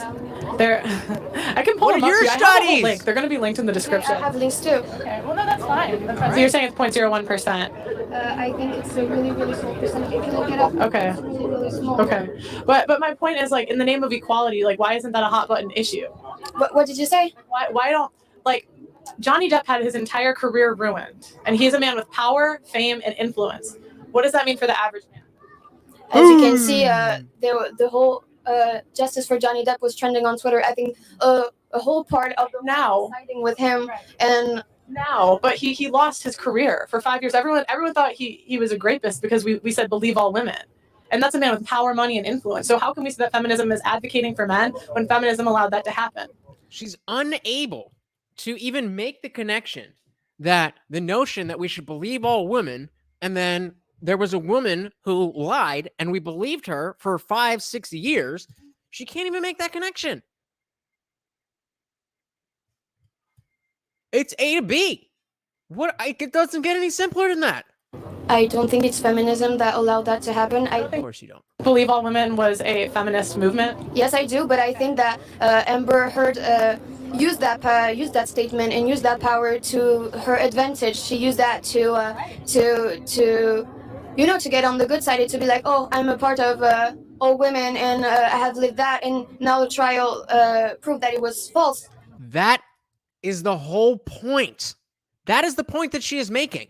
That because of believe all women, Amber Heard was able to ride on this bullshit for 6 years and ruin a man's life. That's the point. But we shouldn't take the blame on all other women who did live those experiences and who are, real victims. Right. She lessened the effect of those women's stories because she lied. So us believing all women hurts women, because if we don't believe, or if we believe all women, then the assumption has to be some of them are lying, and so then any given woman has to be has to be considered as lying. But again, with innocent until proven guilty, we have due process. Everybody who accuses anyone of anything is assumed to be wrong until proven otherwise. But she doesn't want that for women. She wants women to have that special privilege that, no, you just believe me. And silence their voices and just be like, oh no, don't believe all women because Amber Heard did that. So I don't say don't believe all women. I say believe the evidence. And they gave her an op-ed with no evidence. None. That wouldn't happen for a man. I mean, so if we're so concerned with equality, like why was that allowed to happen? Because it's the justice system, unfortunately. It wasn't through the justice system. I mean, social media played a huge part in it, but you can't blame everything on that. You just agreed it was a feminist movement. Believe all women. Like you. Yes. But so I'm saying this was the result of a feminist movement, and that's why I think it's a hate group, because it was at the cost of men. Do you not see all the good things that feminism gave to whataboutism women and to all people, to people in general? I think it opened the conversations. It opened. It gave voices to people who don't have one. It gave a lot of things. Personally, it helped me. It opened the conversation. To me, this is the exact same conversation as the religious conversation. Well, it doesn't matter that we are moving priests around because they were stupid little boys, right? It doesn't matter because, there's Catholic charities and there's people who've gotten off drugs because of religion, right? So it's all even, right? But it can't just be to anyone. Just because you're a woman? Like, I don't think every woman. Yeah. You can. I think everyone should have an opportunity to say what they want and to share their stories, whether it's Not what we're talking about. true or false. You have the right. That's a birthright. You can share your experience. I mean, if it's false or Right. That's the freedom of speech part. But you don't get to be believed automatically. right, that's not my issue. You have to say it after. You personally, every person has to think for themselves and see, oh, do I believe it or I don't. That's personal, you know. Well, I agree, but my point is I don't think the media should be giving platforms to women with no evidence just off the fact that they're women. Like, so if you okay, so let's say you had a story. I don't know you, right? But let's just say you had a story, you had no evidence. Let's say it was against some famous guy. It would be irresponsible on my part to give you a platform if you had no evidence that happened. So I should just shut up. You should press. That's not what she said. She didn't say you have to shut up. She said she should not give you the platform. You have the right to speak whatever it is that you want to say. Charges. I mean, a lot of women do, but it doesn't get past that. It's not that easy. It's really not that easy. I can say it from experience, it's not that easy. People don't take you seriously, or it doesn't get through, or people who... Imagine, I'm getting assaulted by men in power. I can't do anything. If I don't have a platform, if I just report it, it's not going to get passed because they have the lawyers. They have a lot of stuff that I don't. So I will be defenseless. So having a platform is the only thing that can protect me. Okay, so I just want to follow this train of thought. So you think that... Thank you, because I'm getting lost with this. It's just fucking going off. It would be responsible of me, let's say that happened, okay? If you had this story against this politician, for me to give you a platform with no evidence. I mean, I wouldn't say no evidence, but I mean, if you had a story, let's just say. I mean, if you want to talk about it, I'm not gonna say no. That's not the question. If you want to talk about it, that's not what was asked. What is so difficult about people just answering the questions that are asked to them? Listen to the words that are coming out of the person that you're in a conversation with. And this is on camera. What is a conversation with her like when a camera's not there? It must be horrible. Shut up, don't say it because I don't agree with you. If you want to say it, say it. I mean, all people will have an opportunity to speak, and that's freedom of speech, you know? Right, I'm all for freedom of speech, but when it becomes defamation of character, that's when I have an issue. So when it becomes, we can give any girl a platform, and we just believe her regardless of the facts and the data and the statistics and the evidence, that's when I have a problem, because that comes at the cost of men.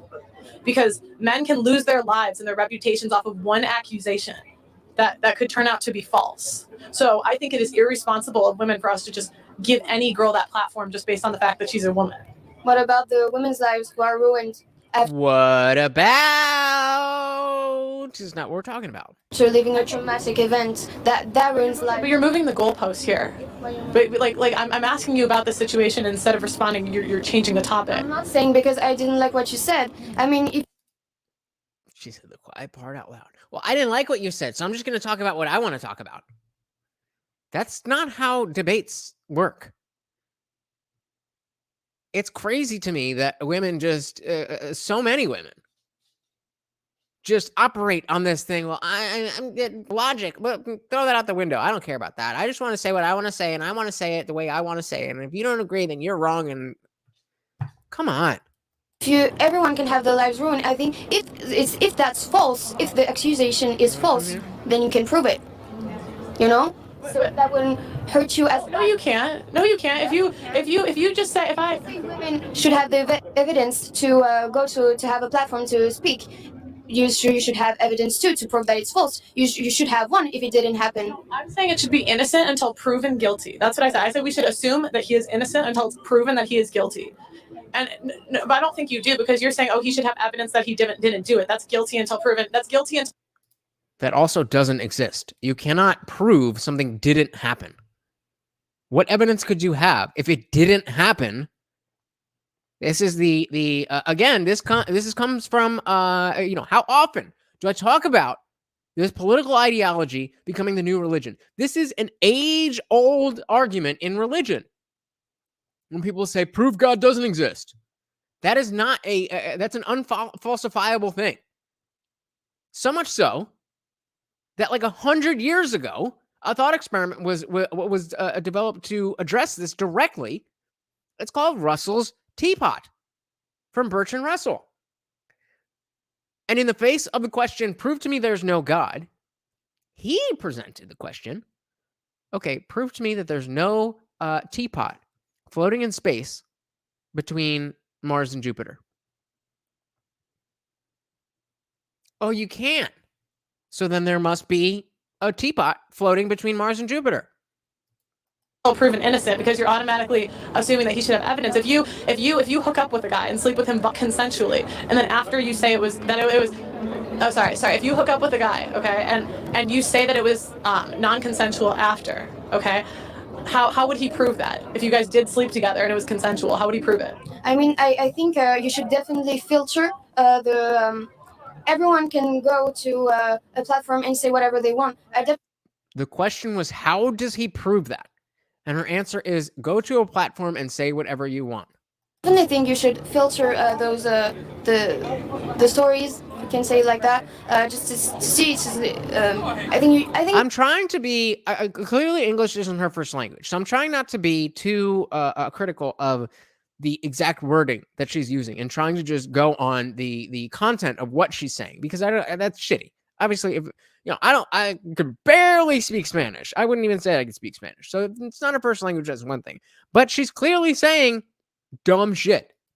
you shouldn't go to like a platform or something. You can talk about it in public if you don't have anything. But most people do. Most people who go to these platforms or stuff to talk about their stories, they have some backgrounds. You're stupid if you don't. The question was, should it be guilty until proven innocent, or innocent until proven guilty? And this is what she's saying. I don't know how. Trying to get them to. It's okay. But okay, so we kind of agree on some level, right? At least a little bit. We could do it around. We agree on the level that it should be innocent until proven guilty, right? We shouldn't. There should be some vetting on who we let onto public platforms, right? Yeah, but it has nothing to do with feminism. It's just the law. I would say that no, it's not the law. I mean, innocent until proven guilty is. I'm talking about the court of public opinion. You can't control everyone.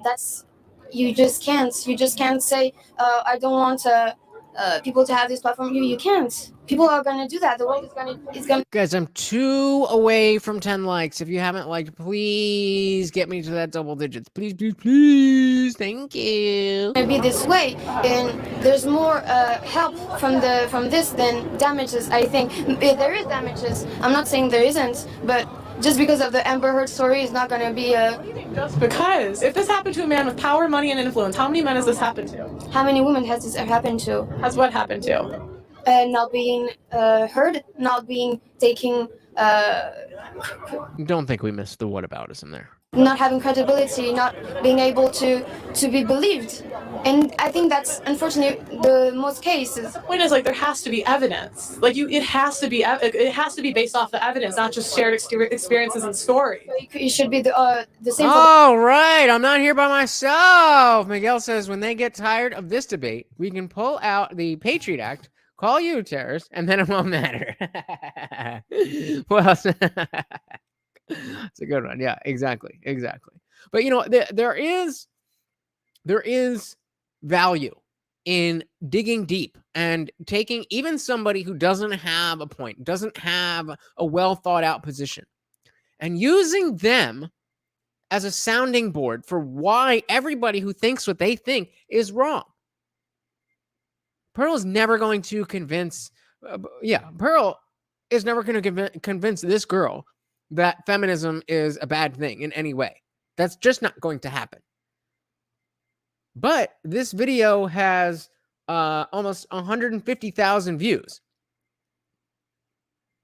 And even though nobody's fucking watching this, but the idea is getting the message out there will show the next person who wants to try to support this feminist talk will understand that there's not only men, but there's women out here who are willing to take you to task and actually go down this rabbit hole. the other way around too. Correct. Yes. I think both ways around. It has to be based on evidence. If it's the same for the other way around, then I agree. If it's just about women, then I don't agree. But my point is that like feminism pushed believe all women, and it was at the expense of One more like, guys. I'm one away from 2 digits. men. Like that's my point. Is if feminism really was about equality, it would have been believe all women and men, but it wasn't. I think real feminists know that you should believe men as much as women when it comes to stuff like that. I think the real feminists know the difference, and if they don't, I don't agree with that. So then we would we agree a little bit, right? On that, a little bit? Yeah, a little bit? I mean, on that, yes. Okay. So what do you think, I wanted to go back to a question I had earlier. In 2022, what specific policy would you say feminists are fighting for? I think I can't speak for all feminists because, I'm just speaking for me. For me, I think it's important because I have in my history, in my family, and I am originally I'm Moroccan and Algerian, and you don't back there, in Morocco, not all women. Hey, we got Sketchy Plays in the building. Welcome to the party. What does Sketchy Plays say? Bro, this feminist is making me lose brain cells. Don't they all? But as I was just saying before, it's important to see what it is that they really think. How far have they thought about this stuff?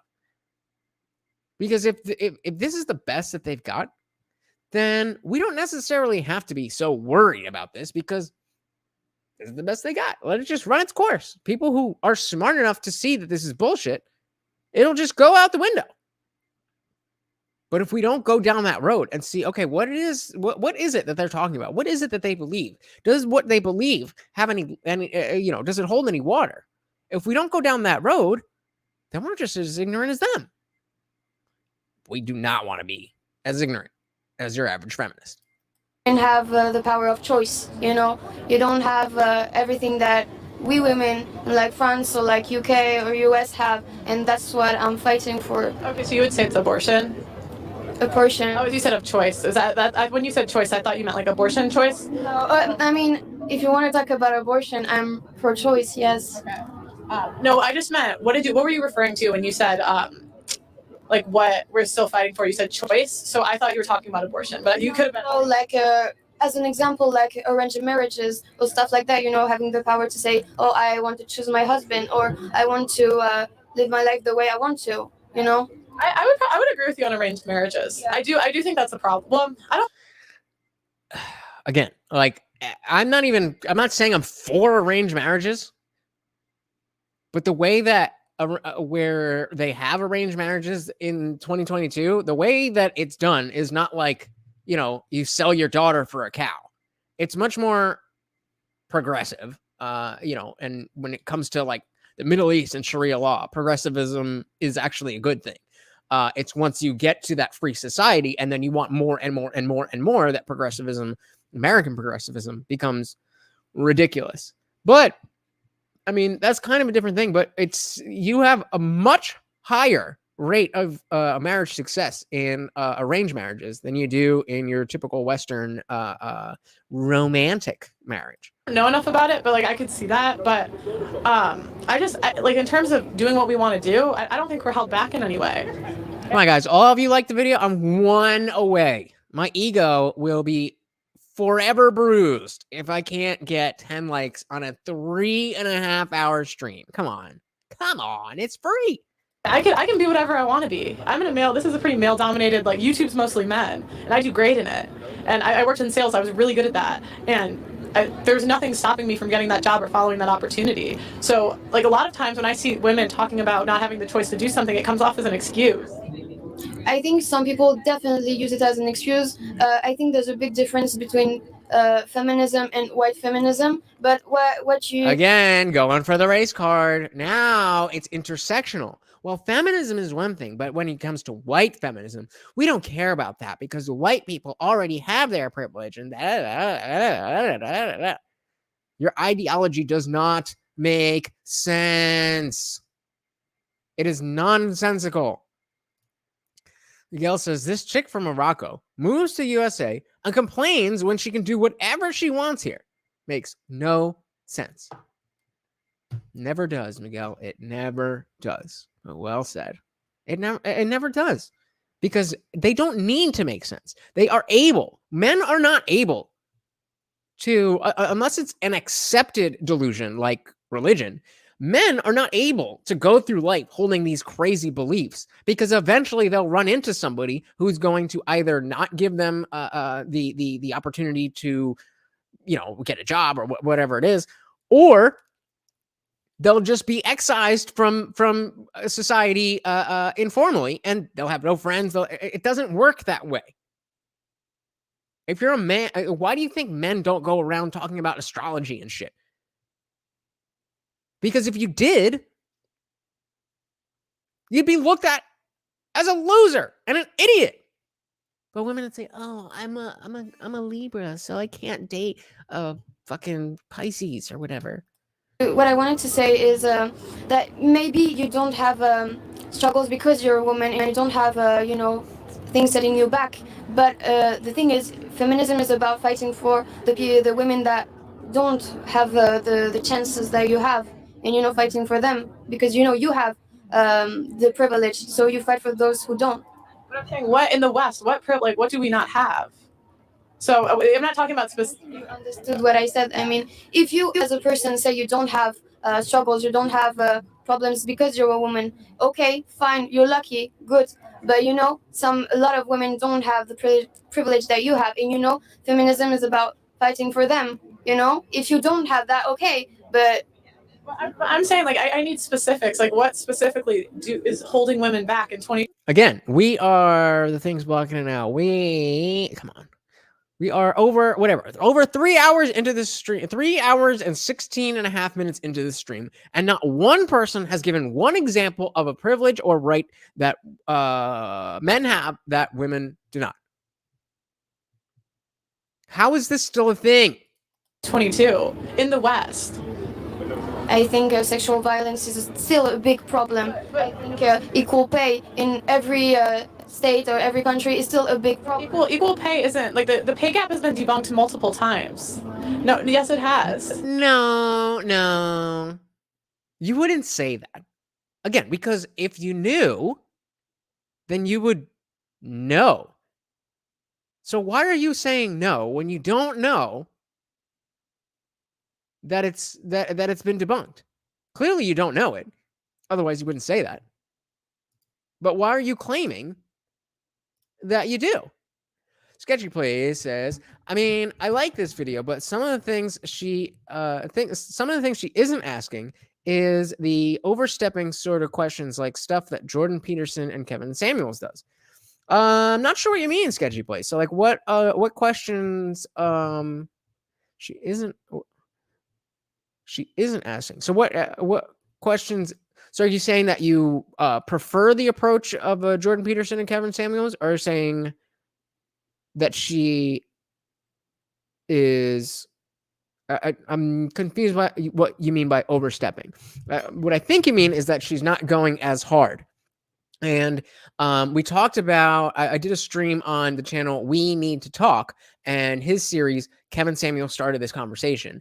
And one of the big things about that was the idea that, there's so many women that needed Kevin Samuel's type of approach in order to really get what he was saying. Because so many other people try to dance around it, and it just goes right over the head. It makes it too easy for them.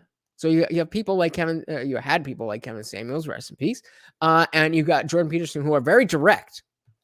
But at the same, in the same breath, there's also people who hated Kevin Samuels simply because they couldn't grasp his message because of his approach. So as much as I revere the work of Kevin Samuels, and for the most part, Jordan Peterson as well, there is a very specific conversation about feminism that you're going to get between two women that you're simply not going to get with a man and a woman, or a woman who is acting like a man, and addressing it in a very masculine way. So I definitely agree with you, Sketchy Please, but I think that that's there. We have that. And could you imagine this woman ever calling into Kevin Samuels, and even if she did, actually taking his advice? No. But maybe, even though on camera right now she's acting how she's acting, maybe she'll walk away from this conversation and play it back in her head and think, that these things that I thought I believed so deeply, maybe they don't have as much value as I thought. And even if that's not the case with her, then again, 150,000 people have watched this video aside from us. I guarantee you there's women in that audience of 150,000 people that are gaining an understanding of what feminism is, and more importantly, what feminism is not from this conversation. But I definitely agree that it is a completely different approach. So Miguel says, "You're smart, Mr. Jesus. Please just call me Lutch or Jesus." No. You are smart, Mr. Jesus. So if women have the same rights as men, could we apply this to race as well? Yeah, of course. What rights does one race have that another race doesn't have? I don't think that, and again, when we're talking about the perspectives and the experiences, nobody here is arguing that women don't have to deal with things that are specific to being women. That's not the argument. The argument is that under the law, you have every opportunity as everyone else, man, woman, black, white, red, green, whatever. That's the argument. So Sketchy Plays said this earlier and then follows up with like asking give me an example or show me the evidence. She has been saying that. She's been saying that all along. And she has a little bit softer of an approach. And I don't think we would have gotten a peer into what this woman really thinks about this stuff if she was talking to somebody like Kevin Samuels, because she would just shut down and she would go into her sign language, which she already is doing. But Pearly here is able to dance on that line. So that I would have loved to seen a conversation with this woman and Kevin Samuels for sure. But I don't think that she is somebody who would have benefited from that message in the same way in turn when it's compared to being delivered like this. And we'll jump back in with Lil Toe's comments here. Any social scientist worth the salt will tell you that the pay gap doesn't exist when you take into things. No, you're wrong on this. I'm telling you, because you don't take into account the way they calculate the pay gap is they just look at how much men make versus how much women make. But that's the problem. They don't take into account how many hours women work and how many hours men work. They don't take into account what jobs women pick and what jobs men pick. Men pick fields that make more money. They choose that. And it's crazy that there's anybody still thinking that the wage gap is just the wage gap as it was always presented. But they're allowed to just navigate the world without having to think about anything critically, because that's just the way the world works.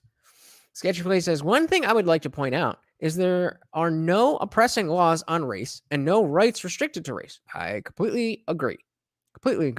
So, Miguel, you were asking about this earlier. Yeah, I think it's in the exact same realm. People have equality under the law. I mean, in America, American citizens collectively have the same rights under the law. Now, that doesn't mean that the government won't try and infringe on those rights. That doesn't mean that you're going to get a fair shake in the legal system if your rights are infringed. But those rights are inherent to you. So one thing I'd like to point out is there are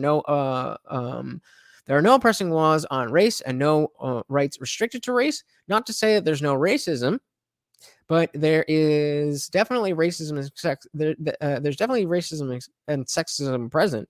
But to say that in the modern world, black people and women are oppressed is untrue. 100%. 100%. But these people want, and check out the video I did yesterday. It was just an on-demand video, going through what I was talking to Real Nathan Daly about, why it is that, Black people feel like they need to stick to uplifting the Black community and sacrificing themselves for the Black community instead of as Black individuals, right, working to their own personal benefit. And then as a community, they all will be doing better because they're all working on themselves instead of worrying about a community. Even in this stuff, you don't, with feminism and everything, you don't hear about, you hear about women's rights, but you don't hear about the women's community or the female community. You don't hear about, the like this idea of having a separate community. I think, and I could be wrong, I'm wrong about a lot, but I think it is detrimental to the Black community to hold on to this idea of the Black community instead of just being, hey, you're in America. You are an American. You have all the rights of every other American. Stop worrying about what people who happen to share your melanin levels are doing. Worry about yourself. Uplift yourself. Be the example. As Gandhi said, be the change you want to see in the world. Don't commit crimes. Finish high school. Get married before you have children. And don't commit crimes. That's how you fix the Black community. That's how you fix America. I have no idea what that means, but moving on. If you look at the countries that have the most choice, women make less. And it's because they choose careers with people as opposed to things. When you said that men choose careers where they have more money, things like that, I think a lot of women don't have the same opportunities, so maybe they want to have those same careers but can't because it's mostly a male-dominated field. So not only did Pearl just talk about how she's doing very well on YouTube, which is a male-dominated space, but Miguel here is saying the office I work at is completely dominated by women, and they make way more money than the men. And he's not complaining. So, I mean, I might complain. I mean, that's the whole thing is equality. So, unless they are doing more, I would be like, yo, give me a pay raise. But this completely flies in the face of what this woman is talking about. Well, women are oppressed and they don't get the same careers because they don't get the opportunities because it's a male-dominated field. And No, wrong. It's the workforce and that whole landscape, that whole culture is way more amenable to women than it has ever been in history. Maybe you just suck. You ever think of that? If this conversation is any indication on how you run the rest of your life, then maybe it's not the patriarchy. Maybe it's you. So that's a struggle. Why can't they can join it? They have quotas. They have specific quotas and grants. Like they're begging women to join engineering. But engineering, I don't want to be an engineer. No, I know, but what I'm saying is like she's like, you don't have to be an engineer. Bitch, that's not the point. Oh my God. You're making it seem like there's something holding women back. And I'm saying when it comes to pay and income, when it comes to pay and income, there's nothing holding women back in the West. Like it's them picking jobs that make less money. Yup. I don't agree because you can't. How can you this is again sign language, shame, insults, guilt, and what? The need to be right. Well, I don't agree with those proven facts because I'm living my truth. This is what feminism does. At the least, this is the not so bad stuff that feminism does. It melts your goddamn brain. Speak for all women. I'm not trying to speak for all women, and it seems like you do, and that's what I don't like. What I'm doing is I'm taking away, I don't like women not being held accountable, and I don't like women blaming the world for their problems when it's what we choose to do.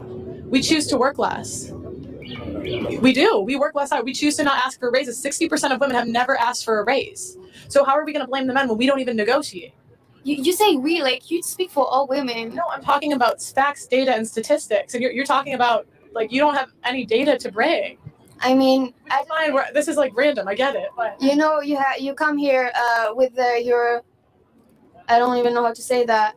Your camera sign, and you know, I think you're prepared for this. I get it. This is random. I get it. Yeah, but I mean, we don't have the same thoughts, the same arguments. But you know, I'm not trying to speak for everyone. I'm just talking for me personally, and I will never assume that my opinion is every woman's opinion, or what I'm thinking is what every woman is speaking. I'm just speaking for me. Yeah, I know. I mean, I don't. Most women don't agree with me, so I get it. But think about why you do the way you do it. I wanna talk about with you. I gotta get better with the mic. It's okay. Because I look at the evidence and the data, and And you don't. No, they don't, because I talk to them all the time and they never have it. I mean, when you talk to them all the time, you have them when they're on the street, when you have your whole thing packed up and ready, and you're just. How dare you? How dare you actually learn about the thing that you care about? How dare you? That's not fair. I'm just trying to live in my own little bubble where all the facts are just what I expect them to be without having to do any research. And you come out here in public and allow me to volunteer to sit down, and you're going to question my truth? Bro, it's like the condescending comments that they. It's like sometimes I don't think they realize how unpleasant they are to talk to. Like, just that's not true. On the street, and you expect them to have all the data, all the. Okay, that's not true. You don't know anything about my channel. I'm observing. I know. I'm saying I do live YouTube shows 4 days a week where I tell girls the topics. I say, come, I like to debate. Let's talk about it. And they still don't have the facts, data, and statistics because it doesn't back up what they believe. And I'm saying I do this four times a week. I've done it for 3 months. And I've never had a girl really bring in many facts, data, or statistics. It's always just what she feels and what she believes, individual stories and exceptions to the rule. You know, And why is it so difficult to just be like, oh wow, you know, I guess you're right. I guess I hadn't thought about it that deeply. I guess you've thought about this more than I have. I guess what I thought wasn't true. I guess my worldview is not. You will do any level of mental gymnastics just to stick to your story because reasons. do you when you say you have your live stream, you just have do you invite them before, or do you just ask them on the live? So no, it's like planned. Shout out to Sketchy Plays for joining the Discord. The link is in the description. The party never ends. Make sure you hit it. Let's get it. And still waiting for that 10th like. I would really love that. So today I'll ask you actually if you want to come. I do live streams in a studio in London, and so it's Tuesday, Wednesday, Thursday, Saturday. I do it 4 days a week at 8 o'clock at night, and we say this is the topic. Come on and talk about it. I say I like people like for you. You'd be a perfect guest because you don't agree. I like people that don't agree. I bring them. So I'm saying, but it's very rare that they come with any data. Like it's always just this is what I feel and what I think. Type of 1 if you think this bitch is never going on that podcast because she would get destroyed. my producer Ish wants me to say a comment that I just said to him. When girls say like a whole lot of nothing, I just feel like it's like chickens, like meh, meh, meh, meh, meh, like chickens quacking. I love this chick. If she's a little hotter, I might shoot my shot. Well, that was fun, I guess. So, I mean, we saw a lot that is just outrageous. Outrageous. We've been here for 3.5 hours, and not one man, woman, child attack helicopter could come up with a single right or privilege that men have that women do not. And it's crazy that this is how we, we allow, and I mean, allow is a strong word, but it's crazy that people are able to do this, to go through life thinking this stuff. So that's that's the end of specifically what I had planned. But I do want to show you guys something that is connected to this. It's the idea of the effects of feminism. So we go over to my good friend Tim Pool, and this is let's let him do the talking. We got a comment here first. We got Miguel says the right to walk topless down the street. That's a right I am very much in favor of. But not that. This video is entitled "Liberals Are Sterilizing Themselves and Removing Themselves from the Gene Pool." So, so let's go into it, and then we'll talk about the connections. Something that's serious and silly at the same time. Let's jump to the story. From TimCast.com, snip for a shake. Nashville hot dog joint giving out free milkshakes with proof of vasectomy. That's worth So, congratulations. Whoa. Yeah. I saw this tweet where this dude was like, your children will be going to school with immigrants and weirdo conservatives Right. because liberals are all removing themselves from the gene pool. I'll just break it down very simply for all y'all. More likely to have an abortion, substantially. Substantially less likely to have kids. Substantially more likely to get hysterectomies, vasectomies, to get whatever it's called, the tubes tied. Yeah. Man, we're really the party of fun over there. More likely to sterilize their own children. Yeah. Yeah. So, and again, the idea here is that when you think about life, when you think about womanhood, when you think about men in a certain way, this is what it leads to. Literally removing yourself from the gene pool. I just gotta say, the liberal left is very unlikely to exist as an ideology or tribal group in 40 years. I agree. I don't know what everybody's getting so worked up about when they're chanting about like being pro-choice. And it's like they're really just get good of it. Here's the crazy thing. Not even being I'm just serious. Conservatives, the reason why abortion was a guarantee that Roe v. Wade would have been overturned. Anybody in the 90s could have just looked at a simple arithmetic and been like, in 20 years, abortion will be made illegal. Why? Conservatives have kids. Conservatives don't want abortion. Liberals abort their kids. They want abortion to abort their kids. The math is simple. Over a long enough period of time, the voting bloc becomes more conservative and then votes away abortion, bringing back more liberals. I never thought that would be the main prop Democrats, is that we aborted all of our voters. Well, that's why they want to bring in more immigrants. The funny thing is they say that. They're like, we want to bring in more immigrants. We want to strengthen our voting bloc. And then when Tucker Carlson says it, they're like, he's a racist. Well, of course, that's the magic word. Yeah, of course. Well, even RBG was kind of against Roe versus Wade. I mean, my opinion on it is, different than obviously what my show does. It's sort of do what you do. I don't care, but I just don't think that the way they're going about it right now makes any sense at all. Well, and when I talk about tribalism and online fighting, how so much of it is fake. And when you actually talk to people who disagree with you in real life, you can figure out that a lot of you actually. Oh, thank you guys for getting me to 10 likes. So real quick, if you're not familiar with any of these people, obviously this is Tim Pool on his podcast, Timcast. On screen right now is Jamie Kilstein. He used to be a super SJW wokester, and then got excised from that community because that's what they do. They actually do a vlog, if you're not familiar, and they've started doing scripted things where, it's kind of him trying to get back in with the left by, it's fun. But again, this is where feminist thinking leads. And this guy is the prototypical male feminist, or at least was. He's coming out of it, but it's sad. And let's see how he views this type of stuff. You want the same thing, you go on Twitter and it's like, well, one party wants to kill women and one party wants to kill babies. And I think there are still a lot of people out there who they're not pro-choice because they're pro-abortion, but they're pro-choice in like really terrible circumstances. And I think when the left started changing it, I think Libby Edmonds tweeted this, where she had a tweet where it's like when the left stopped saying safe, rare, and legal and started almost bragging and boasting about abortions and, pushing the term.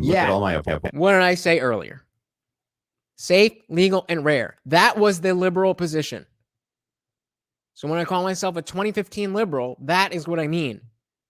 the divergence that we've gotten in the last 7-8 years is astronomical.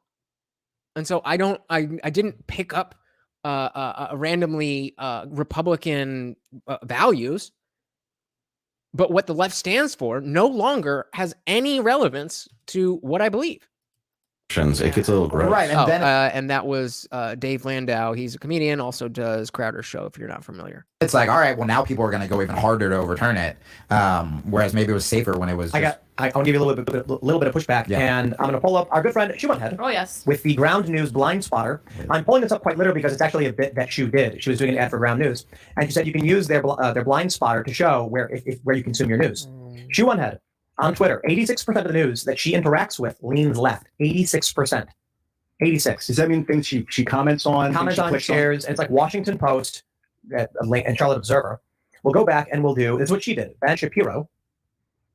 And Ben Shapiro is 40% right, 39% So if you left. can't see that, hold on. Let's move that. Ben Shapiro, the prototypical conservative guy. This is what his news looks like. Yeah, 48% right. But he is the right-wing online guy. So like, So this is the issue. Interesting. You go to a conservative who's pro-life, and they will explain to you the policy, what they think of Roe v. Wade, and why. You go to a liberal, and they'll say the right are evil and they hate women. That's what I used to say. I mean, that was a conversation I had with Seamus the first time I came on the show. That's why I was asking you and Seamus. Right, yeah. Where I was like, hey, can you tell me? Because I literally just heard if you say you're pro-life at all, you just hate women and you want women to give birth to rape babies and like that's your life. But and then it's all about Jesus. It makes sense that they're more like to remove themselves effectively from the gene pool. And I'm not saying it to be crass or anything, but it's literally true. Can you take me into that? You want to plug? Oh yeah, I want to see Jamie's. I want to see Jamie. Oh yeah, this is good. Jamie's changed a lot. What's your Twitter? Is it my name. This is just a way to plug my Twitter, by the way. Oh, my Twitter is at Jamie Kilstein. No, he's biased. Still follow him. I'm so super. Am I still super left? You're super left. Wow. Do that. Wow. If you can't see, that's 83% left. 83 or 81? 80. Let's see. That's 20. 83% left, and I think it's at 2% right. What's your Twitter, Dave? At Landau Dave. Yeah. Can I Landau? Can I just take this moment to say that I think that needing to defend your Look at identity. this guy. Right down the middle. Again, we got the 49% left, 36 right. And then you can see over here, Crowder. Yes, he's much more right wing. But as I always like to say, Crowder is for people who already agree with Crowder. Crowder's not going to be what you use to change somebody else's mind. It's fun, it's goofy, but it plays into the stereotypes of people who think the way that he thinks, and they do that on purpose. So that makes more sense. But these people on the right are not these, crazy far right-wing people. But let's see where they go with some of the left wing. They land out. I love it. Perfectly balanced as all things want. should be. That is what you want. I just Crowder over here. Perfectly balanced as all things should be. If you don't know that movie, somebody put the movie in the chat. Can everybody who calls me now a right-wing grifter, can I just send them over to this? Yeah, sure. Yeah. This political blog spot was called Blind Spotters. I don't know if that would help the case. A lot of sense. Look at this. I don't. Oh no, they're saying I'm a right-wing grifter. Oh, I got you. It's because you interact with Timcast the most. Oh, Maybe interesting. it's the only one I've seen where it's the majority of it is center. But it's because you Timcast. I mean, that's kind of Timcast. that's cool though. What else? I don't know if you got put a one in the chat if you're familiar with Timcast, because if you're not, then what I'm going to say doesn't matter. Yeah, Star Patch Lids. Oh no, not Yeah, that's a badge of honor. Snap. Yeah. Oh.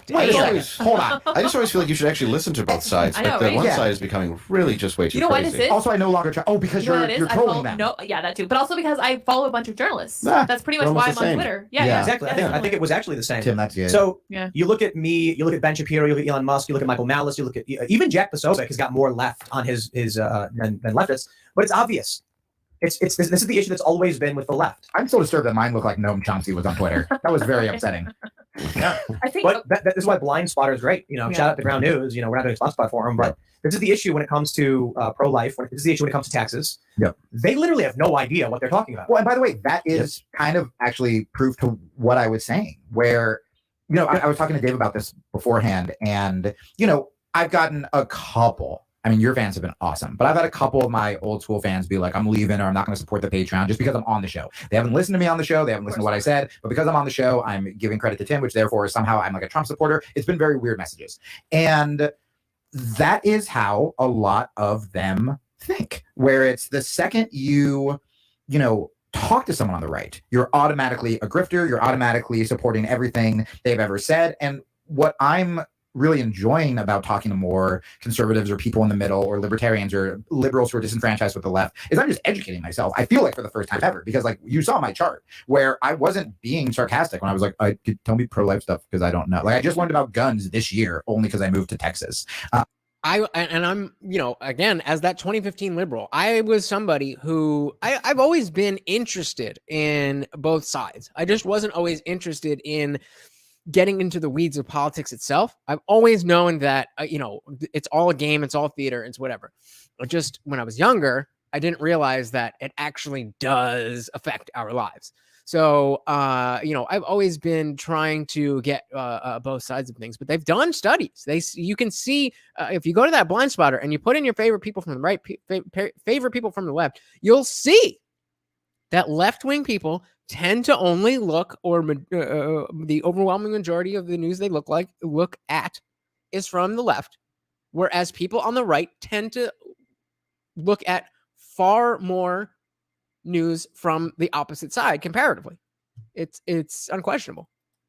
But it was just, I just had my talk. You're given your talking points. These are the talking points you just shout, whether it's you're racist, whether it's you want kids to die, if you're pro-gun, you want women to die, if you're pro-life, blah, blah, blah. And then you just do those, and you just try to shout as loud as you can, and then you get retweets, and then you go to bed sad and depressed, and that's... Sounds great. Yeah, it was a sweet life. Yeah, I just want to say real quick before we move on, I think the case can be made that encouraging diversity of viewpoints like the right wing does, much more than the left does, and the right has to defend their views much more than the left does. It's much more of an echo chamber on Twitter for the left wing. But I think that encouraging that diversity of thought is going to mean the literal difference between life or death as far as demographics go. Well, to keep right-wingers alive. What I think this proves is that if you are a balanced individual, you are right-wing, and if you are in a cult, you are left-wing. I don't know. I fall center. Like I had 62% center. But I don't think you need to pick a side. But that's because you actually don't do a lot of news. It was like timcast.com. I don't click on a lot of political mags. That's for sure. Look, my point is, all of these right-wing personalities, Ben Shapiro, his news is from a balanced perspective, and they're like, he's far right.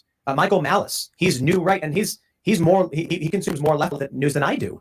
Oh, absolutely. So if you are someone who gets your news from a mixed batch and you formed your opinions off of real information, you are considered right wing. And so what is the point here? Exactly as he just said, that that right wing is now becoming a default almost insult to anybody who doesn't align with the political left wing's narrative. I like to separate Democratic politicians from Democratic voters and Republican politicians from Republican vote, because it's usually a very big disconnect. I think the Democrat and Republican politicians have a lot more in common with each other than they do with their constituents. Same with the voters. I think any random person out there, you probably have a lot more in common with them than you do with your favorite politician. But if you're just going to stick yourself in an echo chamber and assume, hey, we got the Patriarch 89. Welcome. You saw me on TLA. Thank you so much for coming through. I really appreciate that. We are talking about feminism, and is it good or not? Kool-Aid. Sketchy Place says the left automatically deems anyone who does not agree with their views as racist, sexist, ARPist, and users, because they say, let's make America great again. Yeah, that's that. And, I've told this many times, but, I like I said, I wasn't really initiated into politics, and the 2020 election is what really got me into it. But at that point, I didn't really know much about anything. So I was just watching mainstream media, and the mainstream media convinced me in 2019 that if Trump won the presidency, the world would end. And I was like, okay, well, fuck Hillary, but at least we got Bernie. So I was a Bernie bro for the longest time. And then we all saw what the DNC did. to fuck him over. So then I was in a position, I was like, oh, what do? Do I not vote? I can't let Trump get in office. That'll be the end of the world. And so even as I was a drug addict for 5 years, the most shameful thing that I have ever done in my life is to cast a vote in a general election for Hillary Clinton to be the president of the United States. And that's what happens. It's because of this shit. And it wasn't until after I was still hating on Trump. And I still don't like Trump. But I, started to see, okay, what's really going on here? Obviously, the world didn't end. And who was saying what? Why were they saying it? And what does it lead to? And all that stuff. I started paying more attention. And I started getting better at this. I'm certainly not perfect. But when I am into something, I'm into it. So I learned as much as I could, as I am continuing to do. And what Sketchy Plays here is saying is 1,000% correct. And it's right in line with, all that feminist stuff that we just were watching. It's cultish thinking being presented with facts that don't line up with your ideology. And instead of being able to humble yourself and say, I didn't know that. Thank you for teaching me something I didn't know. Maybe I don't necessarily agree with you, but those are interesting facts. I need to take some time and fold those into my worldview. Anything like that. Nothing. Just no. Typical sign language. That's insane. The left are people who are in an echo chamber who have no idea what's happening in the world, and the right is everyone else. Oh, absolutely. Well, I assure you, too, like we looked at Crowder's, it's probably because when we look at our show all day, we all watch CNN. We all watch every bit of left-wing media because we have to look at our side against that. So that's the only thing we consume all day is to see what their side is. We don't watch any other news source than that. So I'm sure by the time he jumps on Twitter, it's like all right, well, what's this, and this, to kind of see where those certain talking points are. For me, like when I got into you, it was because as somebody who had a viewpoint I had where I always felt that I was left. I was always raised in that kind of group, friends, whatever. I just thought the world was a certain way. I don't even know if I'd say right or whatever this is now. I just know that it's completely gone to a place where I have been pushed over to this side in the business that I'm in, being a comedian, wanting what I want. Like we were talking about punk music. Like Johnny Rotten said, he never thought he'd live to see the day that the rights were the ones giving the middle finger to the establishment. Or Trey Parker said that the right is the new punk rock. It's just different now. It's shifted because it's gone so far the other way that is anything that you say is just completely unforgivable. And 95% of the internet outrage is for currency, not because they actually feel anything. I really believe that. So I view that as the exception on the right and the rule on the left. Yeah. Yes. The right has a whole bunch of people who are genuinely saying, like, here are my thoughts. And then the left has the majority of their prominent figures are, what do I have to say to rile people up? Right. The right has those people, but yeah, they do. It's the exception, not the rule. And the left has some good people who make points they believe in, but they're not the most prominent. David. So Miguel here says, I pushed the Republican button until Bush took us to Iraq. Then voted Libertarian until Trump pushed for him twice. Pushed for him? For who? Pushed for him. Voted Libertarian until Trump pushed for him twice. I don't know exactly what that means, but I am I have we did the stream on the Mises Caucus of the Libertarian Party. I am very closely watching what the Libertarian Party is doing because I would love to have a political home once again. It was a short time and it was based on bullshit. But in 2015, I really felt like I was part of something. The anti-Trumpers, that was a thing. And I would love to feel like part of something in this country again, but actually have it be something that is beneficial, something that will actually improve people's lives. And I think that desire to be part of something is so strong in people that they don't care what it is they're associating with. They just want to be part of something. Think about the summer of 2020, the summer of love. How many of those people out rioting and burning shit and how many of those people would really even take the time to have discussions about what they're rioting about? Some of them for sure. But most of them, would you say that? I don't know. He also says, I voted for Trump twice. Felt like he wasn't a warmonger. Yeah. And guess who's the only president in the last decade who hasn't, and longer, who hasn't started a new war? Trump. So, you know, I mean, he's not a great guy. But we're not voting for a buddy. We're not voting for who your neighbor's going to be. We're voting for a commander-in-chief. And Joe Biden.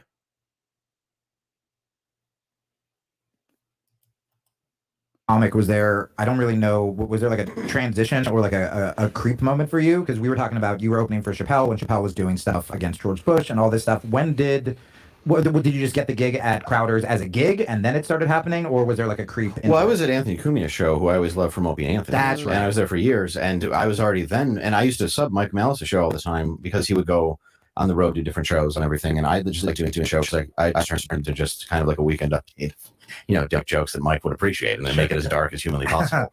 And I always like doing that. But because I joined that network, all of a sudden I had people angry at me because of something that Anthony didn't actually say, but was said that it was said. Right. The guy who was Patrice O'Neal's best friend, well, a show everybody wanted to be on, who all of a sudden was an outcast. That's what I grew up on. I grew up on all of the, you know, I was opening for Patrice, so I wouldn't have found out about it if it wasn't Opie and Anthony and all those guys. And that's crazy that so many leftists, people who are leftists now, came from the same place, listening to the same types of things, listening to the same type of people, same type of ideas,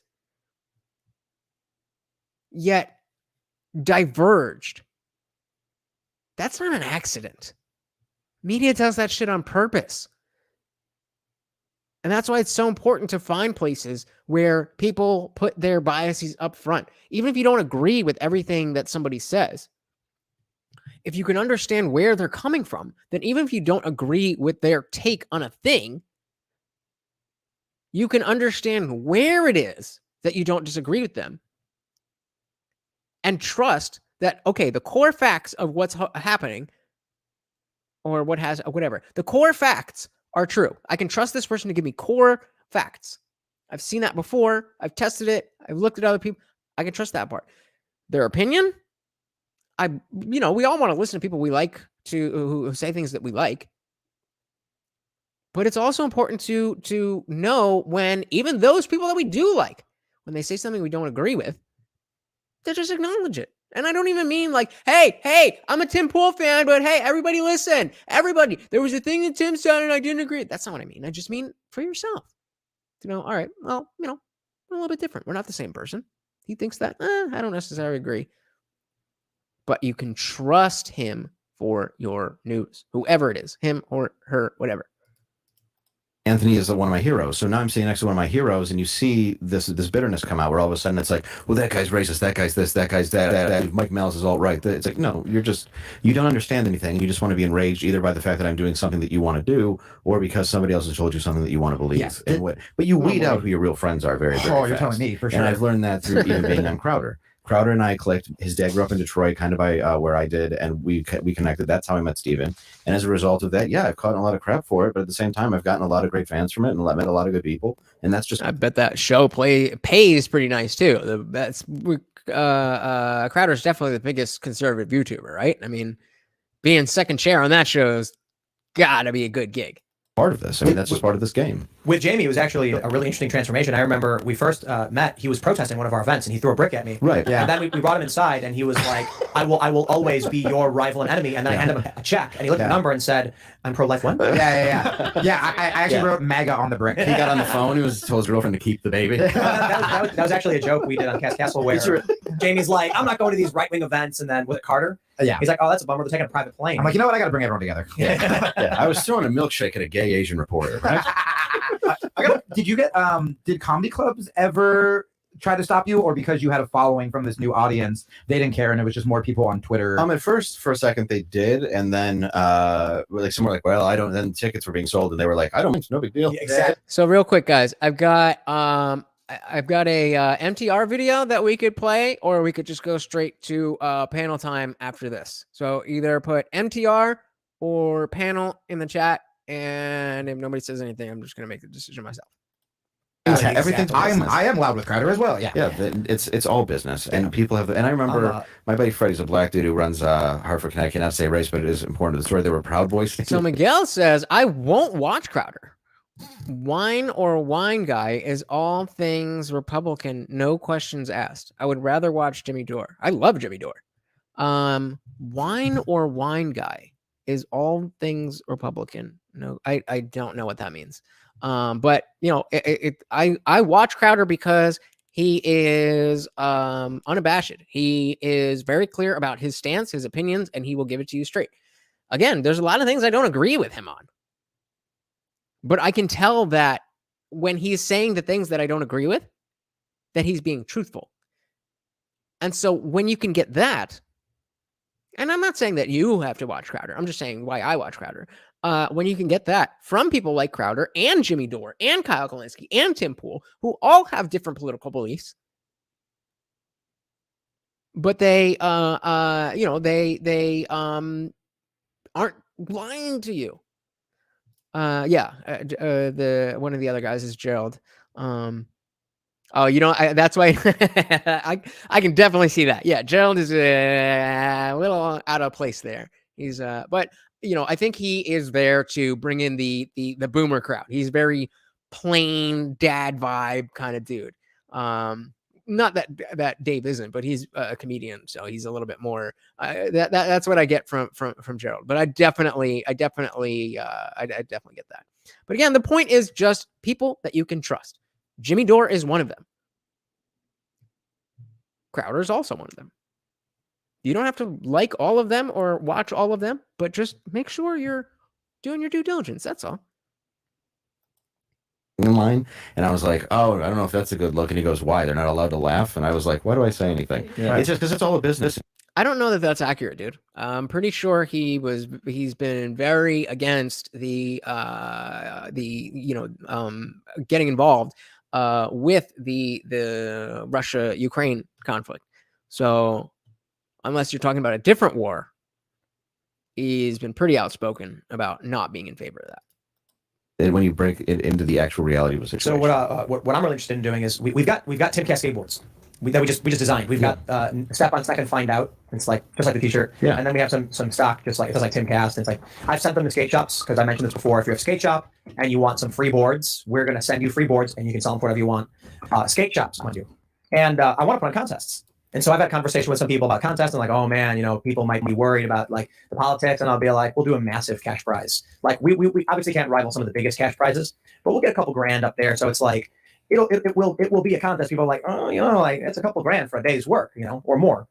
And I was told, yeah, but some people might just be like, it's not worth it because you're gonna make maybe 40 grand in contests this year, and you do that one for $5 grand. I was like 10 grand first place. Whoa. Now all these people who might pretend to have political convictions might be like, oh, and by the way, can I tell you like my yearly income? What was Nathan Daly talking about in the video I dropped yesterday? If anybody of you watched it, the cold open. You only need 10 seconds in. He's talking about green supremacy. That black people are not oppressed because this country is built on green supremacy. If you got the money, that's all that matters.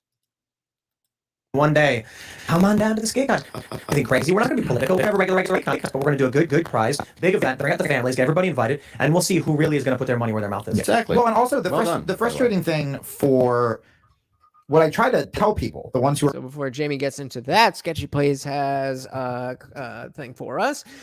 Sketchy Plays says, I feel like the left has more hold and influence of my generation. What generation would that be? And it's sad because you have these confused kids becoming victimized by the misrepresentation of race, among other things, in the media. So based on that, I'm going to guess you are Gen Z. And I think, if I understand you correctly, you're saying that because of left-wing media and putting race at the, yep, I knew it. So putting race at the forefront is confusing children. And because because you're saying misrepresentation of race, among other things. So that says to me either that they're only showing like black people being victimizing other people or things like that, and confusing kids. Like the biggest thing that I see from the left-wing media confusing children is not even the race stuff anymore. It's the gender stuff. That's the stuff that really, really bothers me, because I think at this stage, adults who have the power right now to do stuff have already understand, how they feel about race and what the tactics of activists are. Whereas the gender bender stuff and the alphabet community, that's a whole new game. And I think it was not was it Thomas Massey? I don't remember. It was some senator was talking to a college professor, and they were asking about pregnancy, and they were saying like, so this is not a women's issue because you said birthing people. Like, no, actually, that's transphobic, and like that's the stuff that bothers me. Goes on to say, confusing in the sense like saying genders, race, and things like that. Saying you have no rights if you're this or that. Yeah, exactly. And that's precisely why for this stream, I wanted to highlight a female talking about feminism, because it shouldn't be any less valid coming from me because I got a dick. But apparently that's the way it works. So when she says it, I'm just co-signing. I'm just listening. I'm not mansplaining anything. I'm just listening to the woman. But you're absolutely correct. And it's what I mean, the white pill for me with this stuff, Sketchy Please, is that it's just not sustainable. It's just not sustainable. You cannot get anywhere with this worldview. And so it's hanging heavy in the air now, but I do not see it hanging around for long. I think it's only a matter of time before the white guilt is overcome by like, hold on, wait a minute. Like, I never owned any slaves. I'm not oppressing anybody. I have 5 black people that work for me. My best friend is black. My sister's husband is black. Like, these aren't things that even occur to me. So if you're calling me racist, you must be off kilter. Whereas if they call you transphobic, it's like, well, no, I don't, tolerance for everybody. So I do see it. It's definitely an issue, 1000%. But hopefully I'm right in the sense that it is, on the downturn, and the pendulum swings, and it's definitely swung all the way. I'm gonna have a little bit more to go, but then it'll come back. It always does. Miguel says, I get my info about racism from Jesse Lee Peterson. Well, you must be very well educated on that then, my friend. We know who Jesse Lee Peterson is. We can do a stream on that. That would be fun. Diving back in though. For bailing on me for being on the show is I've been on the show, this is my 4th time in a couple weeks. I've already had fans come to my show who discovered me on here, who didn't know about me or discovered me on here. And what the left doesn't understand is now I have a room full of liberals and conservatives. And some stuff I say makes fun of liberals, and some stuff I say makes fun of conservatives, and a lot of stuff I say makes fun of me, and we're all laughing together. That is what you should want. You should want conservatives to hear my view. You should want liberals to hear my view. When we do just stay in this echo chamber just to feel good about ourselves, you're actually not convincing anyone. That's why there's so much infighting on the left. And because they have no one else to argue with, because they don't even talk to conservatives or moderates. So then they just like eat their own. Mm-hmm. Resistance. It's just a natural part. That's a great point Jamin just made. Where am I? That's a great point Jamin just made. That they fight with each other because they won't talk to anybody else. They fight with each other because they won't talk to anybody else. Part of existence. Yes. And we need resistance to survive. If a tree doesn't have wind resistance, it falls over and dies. Yep. It makes it stronger. We need that. Yeah, and part of comedy should feel a little icky at times. Like you want it to feel a little evil and fun. Like if everything you say is supposed to be offensive or is never offensive, why go to comedy? Right. It's supposed to feel a little bit too much. Yeah. It's just, why go to something that triggers you? Right. Like why? Here's the deal. Here's the deal. Look fat. Shout out to anybody who gets the reference. Here's the deal, man. With these comedy things, you've got these millennials who are fluffy, pink, and uncalloused, right? Squishy. Yeah, squishy and frail. Their parents took care of all the problems for them. They grew up in the epitome of luxury, so they've never actually been struck for any reason. No one should be, but it kind of happens for a lot of people. Yeah.